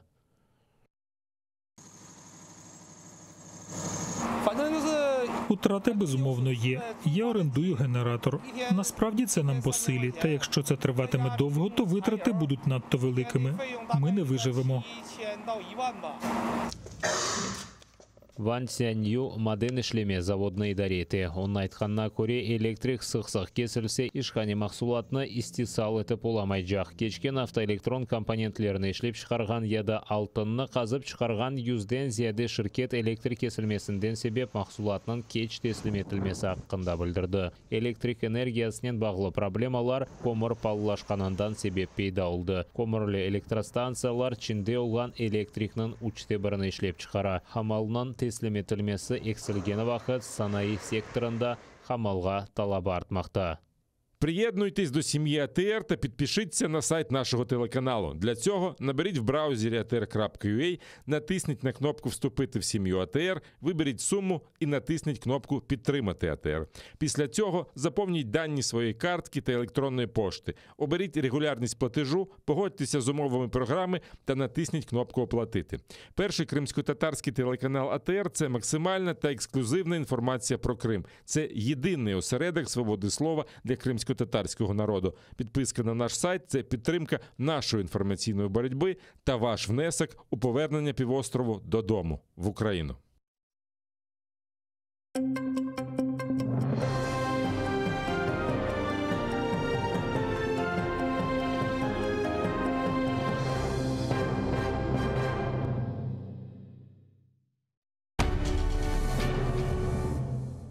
Ізраїльські вчені створили унікальний засіб, що містить природні інгредієнти.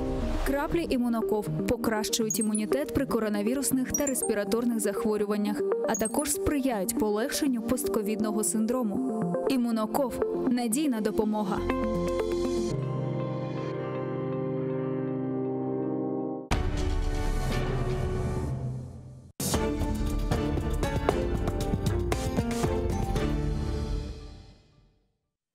Добрый вечер. Вы смотрите телеканал АТР. В эфире Прайм Мацарский, программа, которую веду я, Юрий Мацарский. Ну и вот, как обычно, рассказываю обо всем самом важном и интересном из того, что произошло за последние дни в мире. Начну сегодняшнюю программу, в общем, с достаточно необычной истории. Мне кажется, никогда еще ничего подобного в Прайме, в моем, мы не показывали и не рассказывали.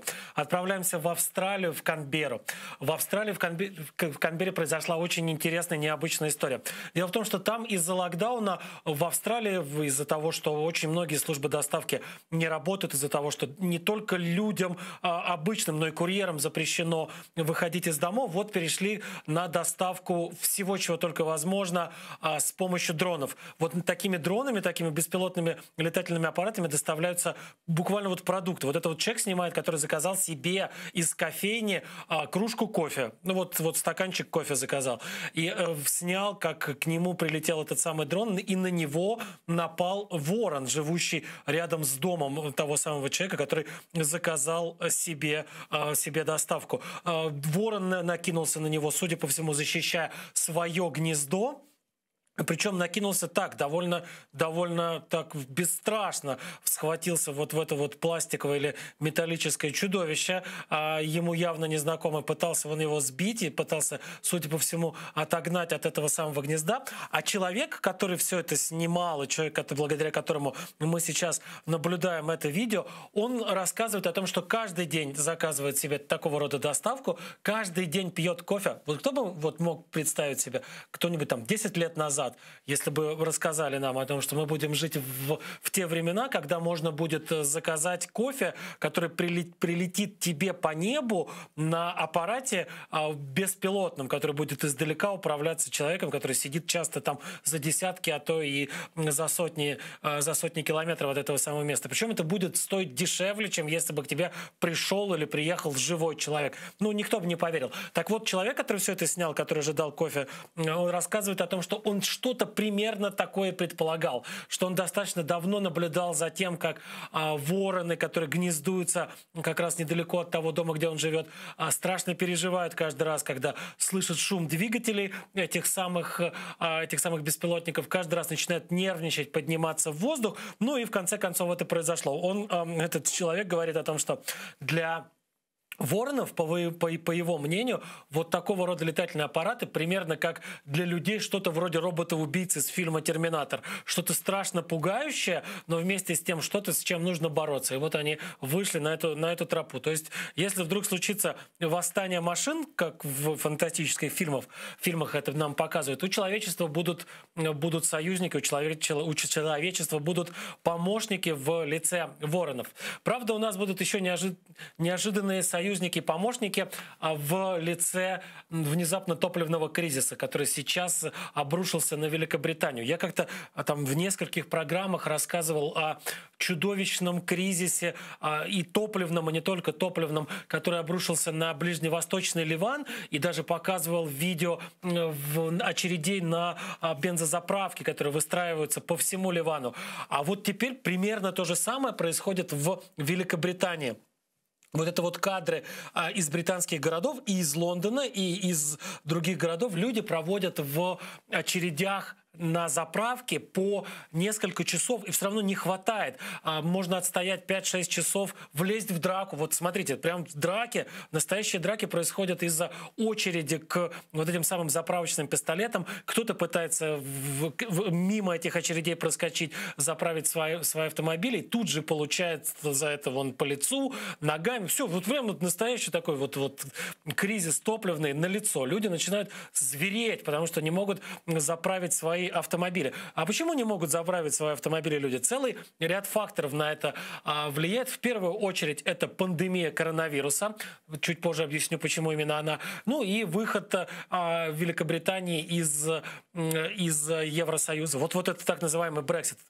Начну с Брексита. Брексит привел к тому, что примерно 20% водителей грузовиков, а как мы понимаем, что топливо доставляется вот как раз большими грузовиками, цистерновозами на заправке, так вот, примерно 20% водителей этих самых цистерновозов оказались лишены возможности официального права работать в Великобритании, потому что они граждане Евросоюза, и они уехали к себе на родину в другие страны, в Германию, в Польшу, в Литву и так далее. И вот это сильно сказалось как раз на нехватке рабочих рук в секторе как раз грузоперевозок. Это первый момент. Второй момент это, как я уже сказал, пандемия коронавируса. Дело в том, что так вышло, что в последние годы молодежь не очень активно шла работать как раз водителями грузовиков. И это такая стала возрастная профессия. И вот возраст тех людей, которые уже выходили, которые водили грузовики, им пришлось выходить на пенсию. Они повыходили на пенсию, а замена не пришла. Почему не пришла? Потому что из-за пандемии оказались закрыты многие автошколы, в которых как раз учат водить грузовики. И из-за пандемии оказались закрыты те государственные учреждения, которые выдают лицензию на возможность работать по найму водителям грузовика. Из-за этого вот случилась нехватка рабочих рук, причем дошло до того, что вмешаться было вынуждено правительство, и премьер-министр Соединенного Королевства Великобритании и Северной Ирландии Борис Джонсон даже обратился к водителям с просьбой выезжать на автомобилях и заправлять эти самые автомобили только в случае крайней необходимости, только вот если действительно вопрос жизни и смерти. Во всех остальных случаях искать какие-то другие альтернативные средства передвижения каким-то образом или вообще воздержаться от поездок куда бы то ни было. Для того, чтобы решить проблему, сейчас уже в срочном порядке собираются власти Великобритании раздать рабочие визы, причем речь идет о тысячах, а возможно даже о десятках тысяч рабочих виз для водителей грузовиков, не имеющих британского подданства, не британских граждан, для того, чтобы вот как-то выйти из этой кошмарной ситуации, в которой оказалась страна. Кто бы мог подумать, да, взяли и в одной из самых богатых и развитых стран мира взяли и устроили кризис, не то чтобы на ровном месте. Понятно, что пандемия и выход из Евросоюза — это неровное место. Но, тем не менее, как-то могли бы подготовиться, могли бы, видя, к чему идет, видя, как вообще, на что указывают тенденции, подготовиться. Но нет, не смогли подготовиться. В итоге все вот появилось так, как оно появилось. Но это несравнимо, конечно. Эти кошмары и ужасы несравнимы с теми кошмарами и ужасами, которые сейчас, вот прям вот сейчас, в последние дни, переживают жители Эквадора, страны, расположенной в Южной Америке. В Эквадоре, в одной из самых больших тюрем этой страны, случилось восстание местных заключенных. Причем они даже не воевали ни с охранниками, ни с персоналом тюрем, они воевали между собой. Есть такие предположения, что это какие-то вот разборки между разными бандами, которые вот представители этих банд, боевики, состоящие в этих бандах, они воевали между собой, находясь на свободе, и вот продолжили эту войну, оказавшись уже за решеткой. Известно, что в ходе боевых столкновений между этими представителями этих банд применялось огнестрельное оружие, которое, вероятнее всего, каким-то контрабандным путем протащили. Вот то, что вы сейчас видите на видео, это автомобили, предназначенные для перевозки трупов, которые направляются целой вереницей туда, к этой самой тюрьме. А по официальным данным, больше 110 человек, наверное, уже даже больше 120 человек погибло. Еще вот до конца, я так понимаю, на этот час нет информации о том, сколько же на самом деле человек погибло. Вот подтверждено уже больше 100 человек, совершенно точно. Еще несколько человек в тяжелом состоянии, в критическом, часто находятся в больницах. Как говорят представители эквадорских властей, убитых и серьезно раненых среди полицейских и спецназа, который наводил порядок в этой тюрьме, нет. Есть несколько человек, которые получили легкие ранения. В кого-то из сотрудников, по-моему, речь идет о поварах, пытались вот эти вот самые бунтовщики взять в заложники, но их удалось вовремя вывести, удалось вовремя спасти, поэтому большая часть погибших и серьезно раненых, или вернее, скажем так, все погибшие и большая часть раненых — это сами заключенные, которые устроили вот такие вот очень кровавые разборки между собой. Сейчас, собственно говоря, в Эквадоре проходит следствие, выясняют специалисты, что же стало причиной вот такой вот массовой совершенно войны. Это настоящая война. Если там за несколько часов больше сотни погибших, то это действительно настоящая война. Вот сейчас следователи выясняют, каким образом, собственно, туда оружие проникло, и взрывчатка, потому что еще и взрывчатка там была. И, собственно говоря, что спровоцировало эту бойню. Вероятнее всего, конечно, выйдут на каких-нибудь очередных представителей этих банд, но уже, наверное, находящихся на свободе. А в Тайване тоже, собственно, заваруха, но уже не в тюрьме, а в парламенте. Там случилась настоящая драка между представителями правящей коалиции и оппозиции по вопросу противоковидных мер. Дело в том, что Тайвань на какое-то время пытался ослабить карантин, карантинные меры. Это привело к вспышке заболеваемости коронавирусом на этой территории. И оппозиция, встречая в парламенте, должен был об этих карантинных мерах. Смотрите, у женщины бойцовые перчатки, то есть перчатки для единоборств на руках. Я чуть позже расскажу, что там вообще происходит. Так вот, должен был о карантинных мерах и о коронавирусе докладывать парламенту премьер-министр Су Ценг в парламенте. Но оппозиция рассчитывала на то, что он не только расскажет о карантинных мерах, но еще и принесет извинения за не вовремя снятые ограничения, которые привели к росту заболеваемости и к росту смертности.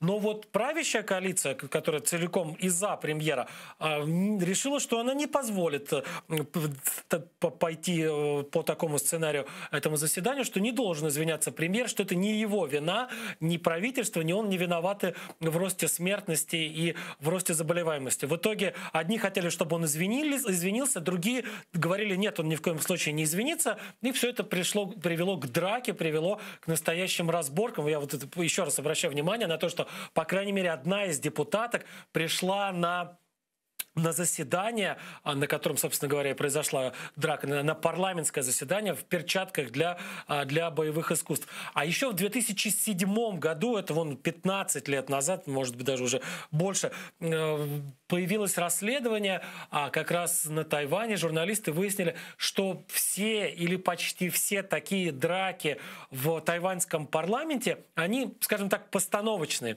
что депутаты, зная, что что-то подобного от них ждут избиратели в надежде на то, что за самых активных драчунов, за самых заметных участников таких боев проголосуют вновь и вновь, заранее договариваются об этих самых драках, заранее рассылают друг другу сообщения где-то в мессенджерах или тогда, наверное, еще через СМС с напоминанием о том, что у нас завтра рассмотрение такого-то вопроса или у нас завтра обсуждение такого-то и такого-то закона. Поэтому приходи в спортивной обуви, приходи в рубашке, которую не жалко будет помять, а то и порвать. И вот, собственно говоря, будем изображать перед избирателями, перед телезрителями наши непримиримые разногласия. Тогда же журналисты тайваньские писали о том, что все это, на самом деле не такое уж и серьезное противостояние, потому что понятно, что, во-первых, оно договорное, а во-вторых, те люди, которые участвуют в этих драках, которые вроде бы как так прям с ненавистью друг друга лупят, на самом деле потом преспокойно обедают, выпивают вместе, отмечают вот это вот удачное одурачивание собственных избирателей. Поэтому вот, наверное, присутствие женщины в спортивной майке и в перчатках для единоборств подтверждают слова или там тексты журналистов, которые были опубликованы еще там в 2007 году. Напомню, вот эта вот драка, вот все вот это вот то, что мы сейчас наблюдали, произошло из-за рассмотрения вопроса о коронавирусе. Но вот эти вот коронавирусные истории приводят к дракам и приводят к серьезному противостоянию не только на Тайване, не только в Азии, в Словении, в столице Словении Любляна. Я напомню, Словения — это бывшая республика Югославия, которая первая или одной из первых как раз покинула Югославию и давно уже находится в Евросоюзе. Вот несколько дней назад на огромную манифестацию вышли десятки тысяч человек по подсчетам самих протестующих. 10 тысяч, я немножко ошибся, не десятки, а 10 тысяч человек вышли на эту самую манифестацию, которая была направлена против как раз коронавирусных мер. Дело в том, что в Любляне, в принципе, в Словении, как и во многих других странах мира и Европы, в частности, введены так называемые ковидные паспорта. Есть ограничения, куда люди не могут попасть, там, в самые разные заведения, в рестораны, часто в какие-то общественные места, там, в транспорт в тот же. Часто нельзя попасть, если у тебя нет свидетельства того, что ты привился, свидетельства того, что ты прошел вакцинацию от коронавируса. И вот эти вот антивакцинаторы устроили марш по Любляне, устроили марш по славянской столице с требованием, в первую очередь, отменить эти самые ковидные паспорта, и еще, кроме всего прочего, просили еще и отменить обязательную вакцинацию. Ну, как просили? Они не просили. Они взяли и пытались, вернее, перекрыть одну из центральных улиц, одну из центральных автотрасс, которые проходят, фактически через всю Любляну, пересекает почти всю славянскую столицу. Там с какими-то... Я хотел как раз обратить внимание, это не российские флаги. Здесь нет... Я очень надеюсь, что там нет людей, которые поддерживают государство-агрессор. Дело в том, что вот во многом флаг Словении просто вот он... Цветовая его гамма полностью, вернее, повторяет цветовую гамму флага Российской Федерации, флага страны-агрессора. Но там, если присмотреться, есть еще такой гербовый щит с рисунком внутри этого триколора. Поэтому, к счастью, это никакой не российские флаги. Так вот, они пытались перекрыть движение автотранспорта по одной из главных трасс, и полиция вышла их разгонять. Вы видите, там вдалеке это водометы. Полиция вышла, полицейский спецназ, полностью облаченный, с водометами и со слезоточивым газом. Разогнали все это сборище, не дали вот этим самым антивакцинаторам перекрыть дорогу в Любляне, не дали этим антивакцинаторам остановить или приостановить, скажем так, экономическую жизнь и в столице, и во всей стране в целом. Вот с помощью водометов, с помощью слезоточивого газа, с помощью вот этих полицейских отрядов, которые потихонечку, но все-таки оттеснили протестующих в сторону и отдали возможность возобновить автомобильное движение. Все, в общем-то, таким образом протест и завершился. Вот вы видите, какие-то там единицы людей расходятся, а где-то там на заднем плане все еще потихонечку, но продолжает работать вот этот вот самый автомобиль полицейский с еще и вертолеты летают, которые за всем этим следуют, полицейский автомобиль с водометами. Кстати, Любляна находится... Вот интересный момент. Вот это как раз с другого ракурса показывает, как... Это такие, наверное, предупредительные залпы, которые показывают, что вам бы лучше разойтись, потому что это на самом деле, вон поверх голов бьет. Потому что если вблизи вот такой вот штукой получить в туловище из водомета, он действительно с ног опрокидывает, и совсем мало того, что ты мокрый и грязный, потому что опрокидывает с ног обычно на далеко не стерильно чистую дорогу, так еще и синяки запросто может оставить, там действительно можно здорово травмироваться, попав под такой струю. Так вот, Словения расположена совсем рядом с Италией, а в Италии своя напасть. У них там, наверное, тоже есть антипрививочники, и они тоже устраивали какие-то там марши, устраивали наверняка какие-нибудь акции протеста. Но сейчас и в Италии голова у людей болит совсем не из-за антипрививочников, а вот из-за этих ребят. Эти ребята называются «дикие кабаны», и они уже в течение достаточно долгого времени буквально терроризируют целый ряд провинций, территорий, городов Италии. И вот то, что вы сейчас наблюдаете, это вот в столичном Риме происходит. Они бродят по столичному Риму, они заходят в какие-то дворы, они ходят по улицам.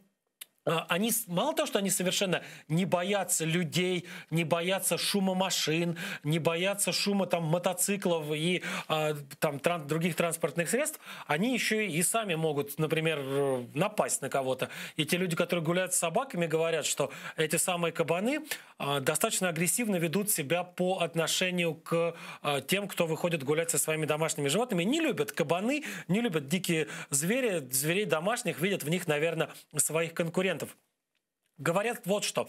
Во-первых, говорят, что это достаточно давняя история. Люди, которые живут в Риме, что уже достаточно часто последние годы забредали кабаны в Рим и в другие крупные итальянские города, но вот так, чтобы вот целыми семьями, большими толпами и на регулярной основе практически селиться в вечном городе, вот это стало возможным только после начала пандемии. Когда резко сократилась хозяйственная деятельность человека, когда резко сократилась охотничья деятельность человека, а кабаны почувствовали, что вот они могут быть хозяевами уже не только там где-то в лесах вокруг Рима, но и спокойно заходить в сам Рим. Вот интересно, что около месяца назад, в самом начале сентября, римская мэрия даже подала в суд на власти региона Лацио. А регион Лацио – это тот регион, который фактически окружает Рим. Там свои власти, в Риме свои власти, как вот в муниципальном образовании, а в регионе Лацио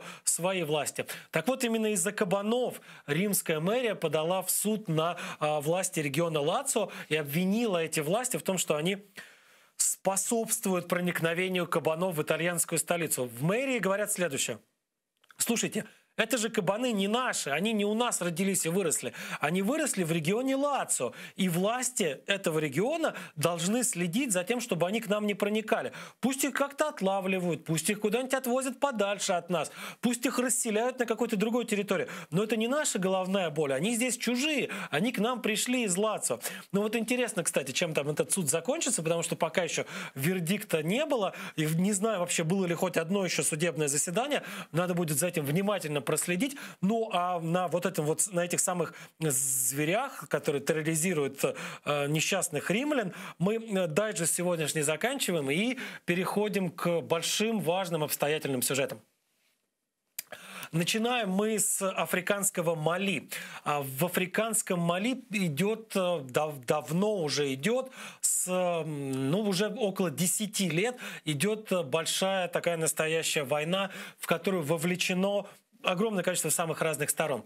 Когда-то эту войну, тогда еще, наверное, это не была большая война, тогда это еще было некое такое восстание или некий мятеж, начинали малийские туареги, малийские племена туарегов, представители народности туарегов, которые живут на территории этого африканского государства. Со временем восстание туарегов переросло в войну, если я скажу всех против всех, Я не сильно покривлю против истины, потому что там участвует Аль-Каида сейчас, там участвуют группы, так или иначе связанные, аффилированные с исламским государством. Там участвует правительственная армия Мали, там участвует армия Франции, там участвует немецкий Бундесвер, там участвует, по крайней мере, некоторое количество инструкторов военных из Чехии и из других европейских стран. Вот прямо сейчас принимают участие в этой самой войне на территории африканского Мали.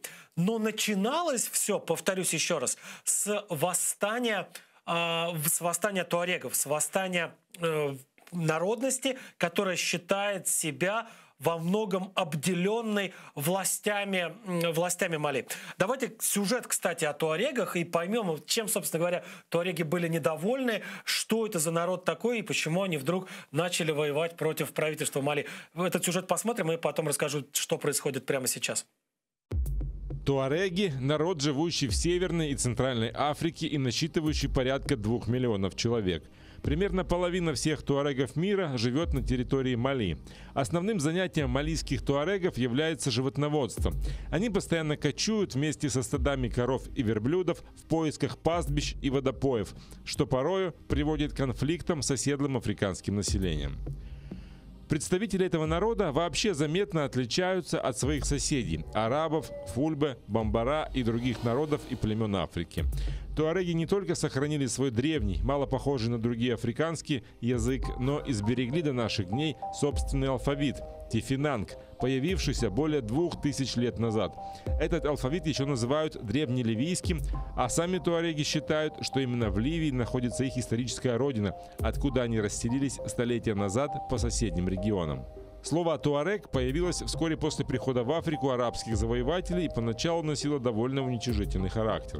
Означающий буквально «брошенный Богом», этот термин использовался арабами для описания людей, незнакомых со священными книгами и не исполняющих привычные для жителей Ближнего Востока религиозные предписания. Сами туареги называли и называют себя имохак – свободные люди, хотя среди современных представителей этого народа хватает потомков рабов. В феодальной иерархии имохак, внуки и правнуки невольников, занимают одну из низших ступеней. Наверху же находятся вожди, крупные скотоводы и исламские клирики. Туареги живут и кочуют племенами, у каждого из которых есть свои предводители из числа знати. Племена эти отличаются друг от друга наречиями, традициями и территорией, по которой они кочуют. Любопытно, что женщины из высших сословий обычно принимают в делах племени не меньшее участие, чем мужчины. Они присутствуют на племенных собраниях и имеют на них право голоса. А вот своей государственности у туарегов нет, хотя попытки его создания в современной истории предпринимались. В 1916 году несколько племен подняли восстание против французских властей, которые тогда управляли немалой частью Северной и Центральной Африки. Поначалу довольно успешное для повстанцев противостояние это закончилось массированным французским наступлением, в ходе которого туареги были выбиты из занятых ими городов, а их лидеры прилюдно казнены в назидание другим. После ухода французов из Африки в 60-е годы прошлого века туареги, надеявшиеся на создание собственного государства, но так его и не получившие, подняли новое восстание. На этот раз их противниками стали власти только что получивших независимость от Парижа государств – Мали, Алжира и Марокко. Силы повстанцев были совсем незначительны, всего несколько сотен человек, оружие устаревшим, а из средств передвижения у них были только верблюды. Поэтому-то попытка создания независимого туарегского государства довольно быстро провалилась. Вскоре после поражения этого восстания у туарегов в Африке появился могущественный заступник. В 1969 году в Ливии к власти пришел Муаммар Каддафи. По происхождению Каддафи, как он сам припоминал, при каждом удобном случае был бербером. Берберы – родственный туарегам народ, и это родство Каддафи решил использовать в своих целях. Мечтавший распространить свое влияние на как можно большие территории Африки, ливийский лидер организовал для туарегов из Ливии и соседних стран специальные лагеря, в которых юношей и мужчин обучали военному делу. Часть прошедших через эти лагеря людей оставалась в Ливии и несла службу в местном спецназе. Часть, прежде всего жителей Мали и Нигера, возвращалась в свои родные племена. Скорее всего, именно эти люди, обученные и подготовленные Каддафи, стали организаторами и главной движущей движущей силой нового мятежа, вспыхнувшего в 1990 году. Активные боевые действия продолжались около 5 лет и закончились подписанием формального мирного соглашения в 1996 году. Заключение мира сопровождалось ритуальным сожжением оружия на огромном костре. Однако, как вскоре выяснилось, повстанцы сожгли далеко не все свои запасы вооружений. В 2007 году туареги Мали и Нигера возобновили боевые действия против армии своих стран. Главной причиной нового мятежа лидеры повстанцев назвали несправедливое распределение доходов от добычи полезных ископаемых на землях туарегов. Восстание продолжалось до мая 2009 года и завершилось обещанием правительств двух государств увеличить бюджетные отчисления туарегским регионам и объявить амнистию для всех мятежников. Мир продлился всего несколько лет, и новые боевые действия с участием туарегов вспыхнули в 2012 году. Одной из основных причин этого восстания стало свержение в Ливии режима Каддафи и последующее бегство из страны тысяч вооруженных туарегов. В Мали к ним присоединились местные противники центральной власти, которые в апреле 2012 года объявили о создании независимого туарегского государства Азавад. Никем не признанная страна включала в себя больше половины территории Мали, значительную часть Нигера, да еще и претендовала на земли соседних государств со значительным туарегским населением. Правда, даже как никем не признанное государство, Азавад просуществовал всего несколько месяцев и был ликвидирован его же создателями, после того, как они поняли, что международного признания им никогда не добиться. Вместо независимости лидеры восстания решили добиваться более широкой автономии для туарегов, однако войну это решение не остановило. Вот, в общем, так вот туареги начали эту войну. В нее сейчас, как я уже сказал, втянулись самые разные люди из самых разных стран, часто из принадлежащих к каким-то самым разным организациям, в том числе и тем организациям, которые в мире считаются террористическими и экстремистскими и так далее. И так далее. Вот это вот идет война. На фоне этой войны, которая идет уже черт знает сколько лет, в Мали произошел военный переворот. В прошлом году в Мали произошел военный переворот, по итогам которого к власти пришла военная хунта. То есть пока одни военные вместе там с европейскими союзниками воюют там против всех, что называется, другие военные берут и захватывают власть и объявляют себя новым правительством Мали. Их не очень-то, собственно говоря, поддержала в этом Европа, не очень-то это понравилось европейским правительствам, которые отправляли в свое время туда свои контингенты, и они в какое-то время назад решили переформатировать свою военную миссию, решили несколько видоизменить свое военное присутствие. В первую очередь речь идет о французах, которые составляют костяк вот иностранных сил в Мали. Они решили несколько видоизменить свою военную операцию, скажем так, больше ответственности переложить на местную малийскую армию, на местные малийские силы безопасности и потихонечку вывести часть, не все, а часть своих сил из Мали. Хунта посчитала, что, собственно говоря, происходит следующее.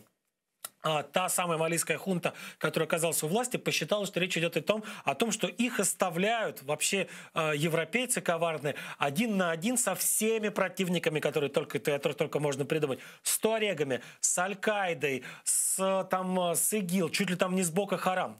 Они начали серьезно по этому поводу переживать, они же прекрасно понимают, они власть взяли незаконным путем. Они взяли власть просто потому, что свергли правительство, к легитимности которого, правда, тоже были вопросы, но тем не менее. Вот они взяли власть военным путем, свергли одних чиновников, сами себя назначили другими чиновниками. И эти люди прекрасно понимают, что есть масса других желающих, желающих занять их место. Масса других людей, которые бы тоже провернули похожий переворот и пришли бы, заняли бы то место, которое заняли они. Причем вполне вероятно, что где-нибудь рядом с этой самой хунтой эти же люди и сидят. Такое в истории было много раз. И, кстати, и в истории египетской такое было. Сначала свергли монархию, был один президент, потом переиграли, поставили другого. То же самое, вернее, по похожему сценарию проводился целый ряд переворотов в Сирийской Арабской Республике. Вот отец нынешнего президента Башара Асада, Хафиз Асад, участвовал в 2 сразу переворотах. По итогам одного он стал министром обороны, потом провернул другой переворот в качестве министра обороны и стал уже уже президентом. И вот с 70-го года, после этого переворота Асады и правят Сирией или издеваются над Сирией, кому как нравится. Так вот, для того, чтобы обезопасить себя от такого развития событий, скажем так, от сирийского сценария, хунта малийская решила, что нужно, значит, европейцам доверия нет, нужно нам искать кого-то, кто нас сможет защитить от возможных претендентов на, собственно говоря, на управление страной. Где таких людей искать? А к кому еще может обратиться хунта с сомнительной легитимностью? Да, конечно, к Москве. Там точно такие же ребята сидят, похожая хунта сомнительной легитимности, которая там рисует себе, то, что я в прошлой программе рассказывал, рисует себе любые результаты на выборах, которые захочет, отправляет в могилу или в изгнание, или в тюрьму оппонентов. Ну, ведет себя так, как, в принципе, должны вести себя узурпаторы, так, как должна вести себя хунта.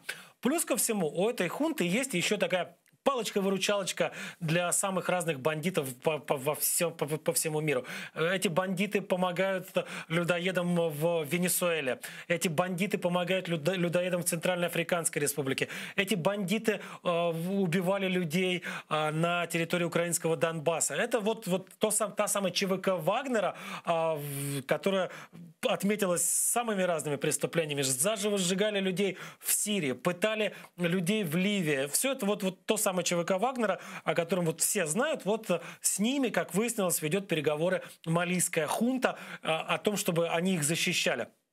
Причем, что самое интересное, в российском правительстве, по-моему, министр иностранных дел Сергей Лавров прямо говорит о том, что правительство Мали ведет переговоры с одной российской частной военной компанией, вообще ни разу не задумываясь о том, что, собственно говоря, не может быть в России по закону никакой частной военной компании, потому что в России каждая частная военная компания подпадает под определение наемничества. А это уголовное преступление в Российской Федерации, за которое дают до 15 лет лишения свободы. То есть российская власть устанавливает закон, согласно которому наемничество карается тюрьмой, наемничество считается тяжким преступлением, но эта же российская власть покрывает и, скорее всего, создает частные военные компании, которые действуют в ее интересах. Какие интересы могут быть у ЧВК Вагнера и у их покровителей правительственных в Мали? Ну, во-первых, это, конечно, прямая денежная оплата за их услуги. Речь идет о более чем о 10 миллионах долларов в месяц. Можете себе представить, 10 миллионов долларов в месяц будет платить страна, которая не вылезает из бесконечных войн, страна, в которой фактически сейчас выживает за счет иностранной финансовой помощи. И вот эта иностранная финансовая помощь будет направляться не на помощь бедным, не на помощь больным, не на преодоление последствий вот этого кошмарного коронавируса, а на оплату наемников, которые должны охранять хунту. Второй момент, как это было и есть в Сирии, как это было и есть в Ливии, скорее всего, в обмен на услуги этой самой частной военной компании, кремлевская хунта попросит от малийской хунты какую-то часть, собственно говоря, тех полезных ископаемых, которые находятся в недрах Мали. Там масса всего. Собственно говоря, вот в Сирию ЧВК влезла как раз для того, чтобы ЧВК Вагнера влезла для того, чтобы заполучить и передать под контроль приближенных к Путину олигархов местные нефтяные месторождения. И с чем-то подобным, там, правда, речь идет не о нефти, а о редкоземельных металлах, может быть, даже, кстати, отчасти об уране. Вот о чем-то подобном речь может идти и в Мали. То есть российские наемники должны будут, собственно говоря, спасать хунту и параллельно и за счет этого еще и обогащать своих кремлевских хозяев. Ну вот такова природа наемничества. Вот так вот наемничество и работает. У нас, кстати, есть сюжет о наемничестве. Давайте его посмотрим.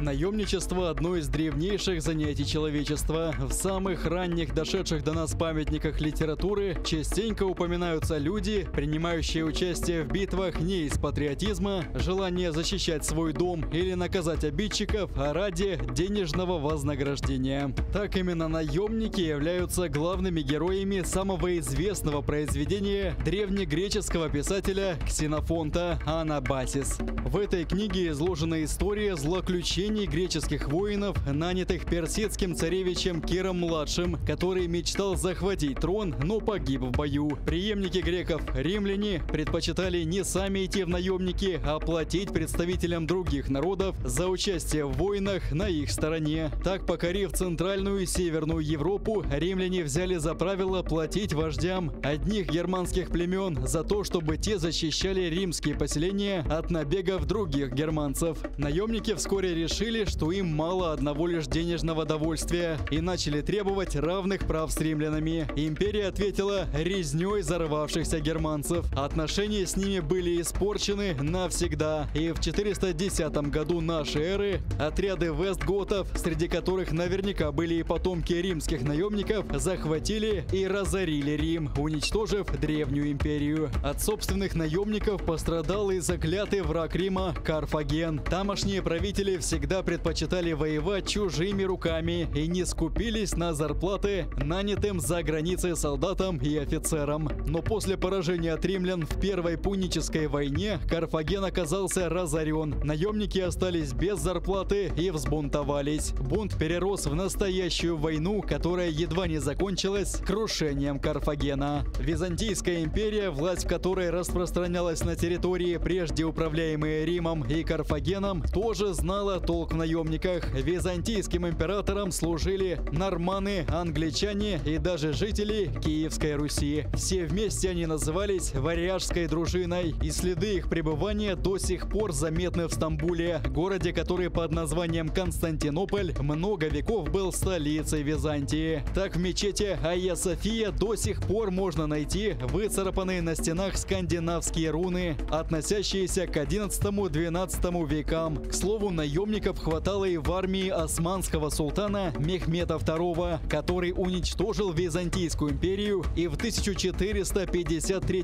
году захватил Константинополь. Даже огромную пушку «Базилика», разрушившую одну из стен города, для султана сделали наемники под руководством венгерского инженера Урбана. Кстати, сначала Урбан предлагал свои услуги защитникам Константинополя, но у них не нашлось достаточно денег, и инженер ушел к их врагам. В Средневековье по дорогам Европы скитались в поисках богатого нанимателя целые армии профессиональных военных. Одна из самых известных из них, Белая рота, прославилась особенной беспринципностью. Ее предводители порой заявлялись к осажденным городам и устраивали аукционы между осажденными и осаждающими и выступали на стороне тех, кто готов был заплатить больше. В составе Белой роты воевали итальянцы, венгры, шотландцы и французы, но больше всего там было англичан. Именно эти англичане обогатили множество языков словом «фрилансер», которым сейчас называют внештатных работников. Буквально означающее «вольный копейщик», оно изначально использовалось для описания наемников, готовых предоставить свое копье и умение им пользоваться в распоряжение любого, готового заплатить за это деньги.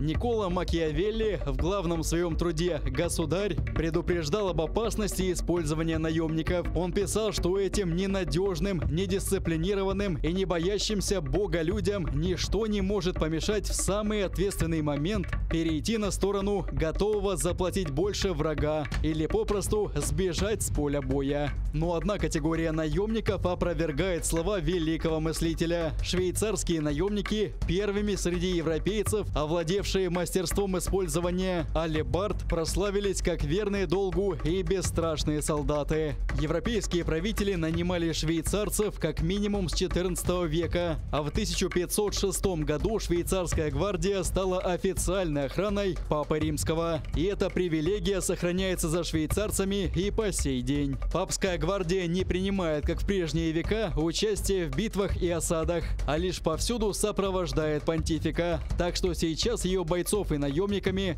сложно назвать. Но институт наемничества никуда не делся. Самые разные солдаты удачи принимали участие в войнах, гремевших в последние десятилетия в Азии, Африке, разваливающейся Югославии и и в других горячих точках. В 1989 году Организация Объединенных Наций приняла Конвенцию о запрещении вербовки, использования, финансирования и обучения наемников. Эта конвенция вступила в силу через 20 лет после ее принятия, а соблюдать ее подписание обязались меньше 3 десятков государств. Такие страны, как США, Россия и Великобритания от ратификации конвенции отказались. А среди тех стран, что взяли на себя обязательство следовать ограничениям ООН, есть те, которые эти обязательства регулярно нарушают. К таким можно отнести, например, Сирию и Ливию. Вот с такими вот людьми пытается, наверное, сейчас все еще связаться малийское правительство, пытается каким-то образом с ними договориться, чтобы их охраняли от всевозможных противников.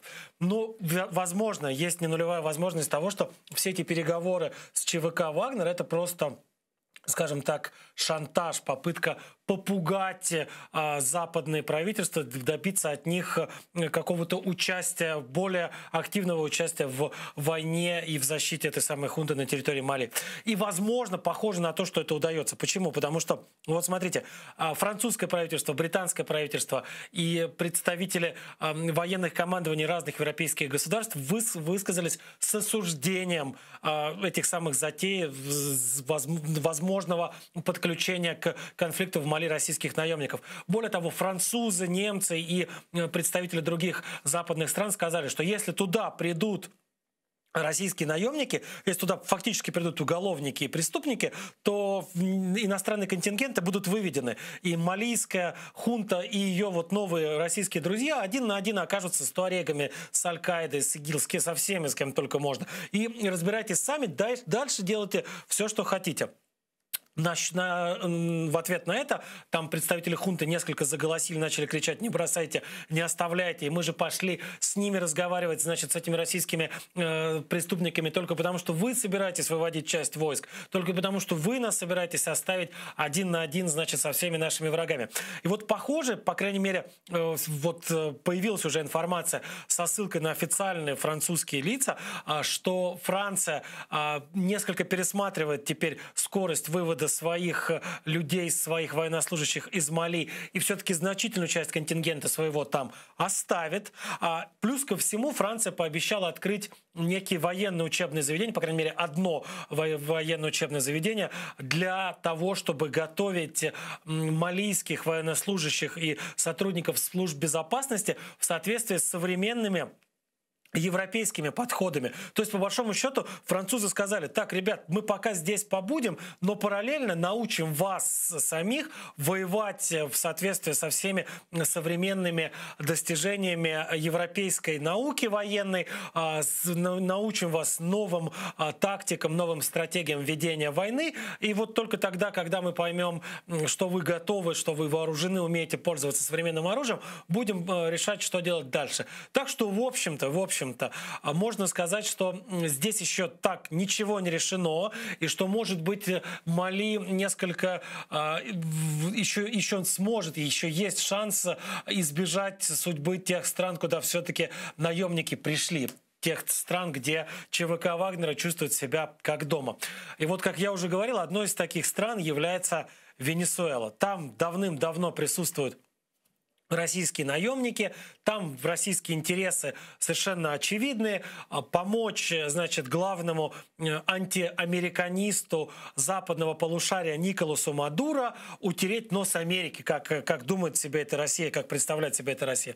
Как удалось утереть нос Николасу Мадуро, стало понятно в конце прошлой недели, когда был, прошу прощения, как удалось Николасу Мадуро и его российским друзьям и партнерам утереть нос Америки, стало понятно в конце прошлой недели, когда был опубликован очередной отчет о состоянии экономики в Венесуэле. Так вот прежде чем я несколько цифр приведу, расскажу следующее. Венесуэла — страна с самыми большими разведанными в мире запасами нефти. То есть это страна, которая вот буквально плавает в нефти. Это страна, у которой нефти больше, чем там утрированно, но тем не менее, чем у всех богатых ближневосточных монархий вместе взятых. То есть, по большому счету, эта страна живет на миллиардах. Вот она стоит на миллиардах долларов. При этом 94,5% населения Венесуэлы сейчас, вот как стало известно на прошлой неделе, живет за чертой бедности. Повторю еще раз, 94,5% населения Венесуэлы живет за чертой бедности. 77% населения Венесуэлы живет в условиях экстремальной бедности. То есть это те люди, у которых не хватает денег даже на самые базовые продукты питания. Речь не идет о, там, я не знаю, о покупке новой одежды, и речь не идет о покупке новой обуви, речь не идет о возможности арендовать квартиру и тем более о возможности купить квартиру. Речь идет о том, что у 77% населения Венесуэлы прямо сейчас нет денег на то, чтобы купить продукты и наесться досыта, и накормить детей досыта. 77%. Самая богатая нефтью страна в мире.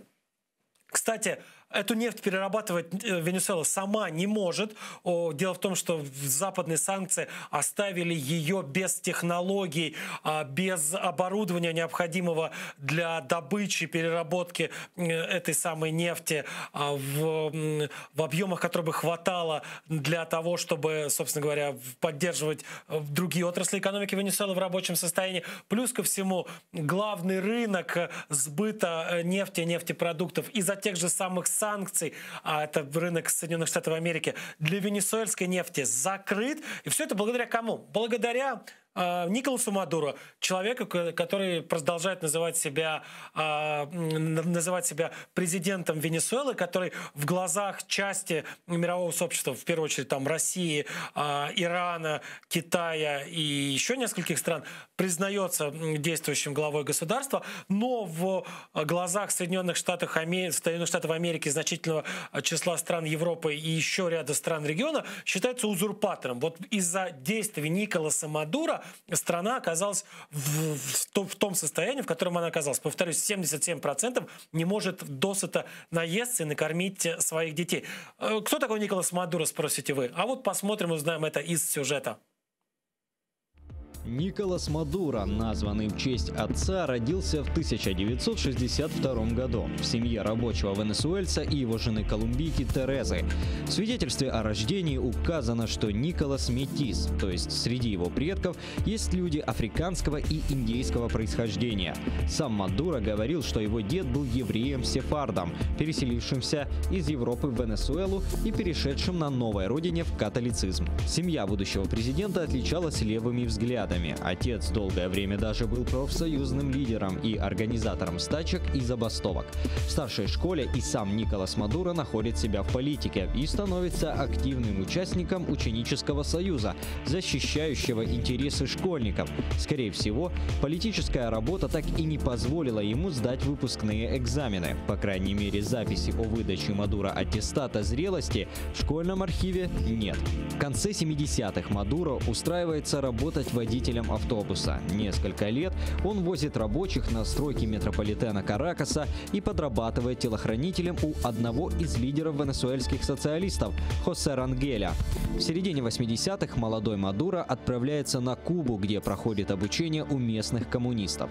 По некоторым данным, кубинские власти ставят перед венесуэльцем задание втереться в доверие по возвращению на родину к делающему стремительную карьеру офицеру Уго Чавесу.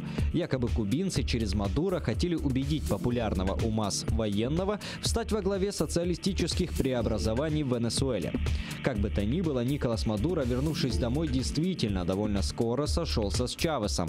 А когда офицера, ставшего политиком, арестовали в 1992 году за попытку госпереворота, именно Мадуро возглавил кампанию по его освобождению. С тех пор эти двое почти всегда были вместе. Помилованный в 1994 году Чавес отправился в тур по стране и по соседним государствам. Часто появлялся на людях с Николасом Мадуро. От партии Чавеса бывший водитель автобуса избрался в Конгресс, а когда офицер занял в 2000-х президентский пост, его протеже пересел из депутатского кресла в министерское, возглавив венесуэльский МИД. В 2011 году у Чавеса диагностировали рак. Понимая, что ему осталось недолго, президент назначил своим заместителем и преемником Николаса Мадуро. 5 марта 2013 года Уго Чавес умер. Согласно Конституции, его заместитель стал временным президентом, а после проведенных в середине апреля досрочных выборов уже постоянным главой государства. На этих выборах Мадуро набрал чуть больше 50% голосов избирателей, опередив ближайшего преследователя, христианского социалиста Энрике Каприлеса, всего на 1,5%. Николас Мадуро всегда стоял на социалистических антиамериканских позициях. По его же признанию, своими учителями и наставниками он считает лидеров кубинской революции, братьев Фиделя и Рауля Кастро, а также свергнутого и казненного ливийского диктатора Муаммара Каддафи. В ходе первого президентского срока Мадуро продолжил начатую еще при Чавесе программу конфискации собственности у работавших в Венесуэле западных компаний и постоянно увеличивал объемы бюджетных выплат местным беднякам.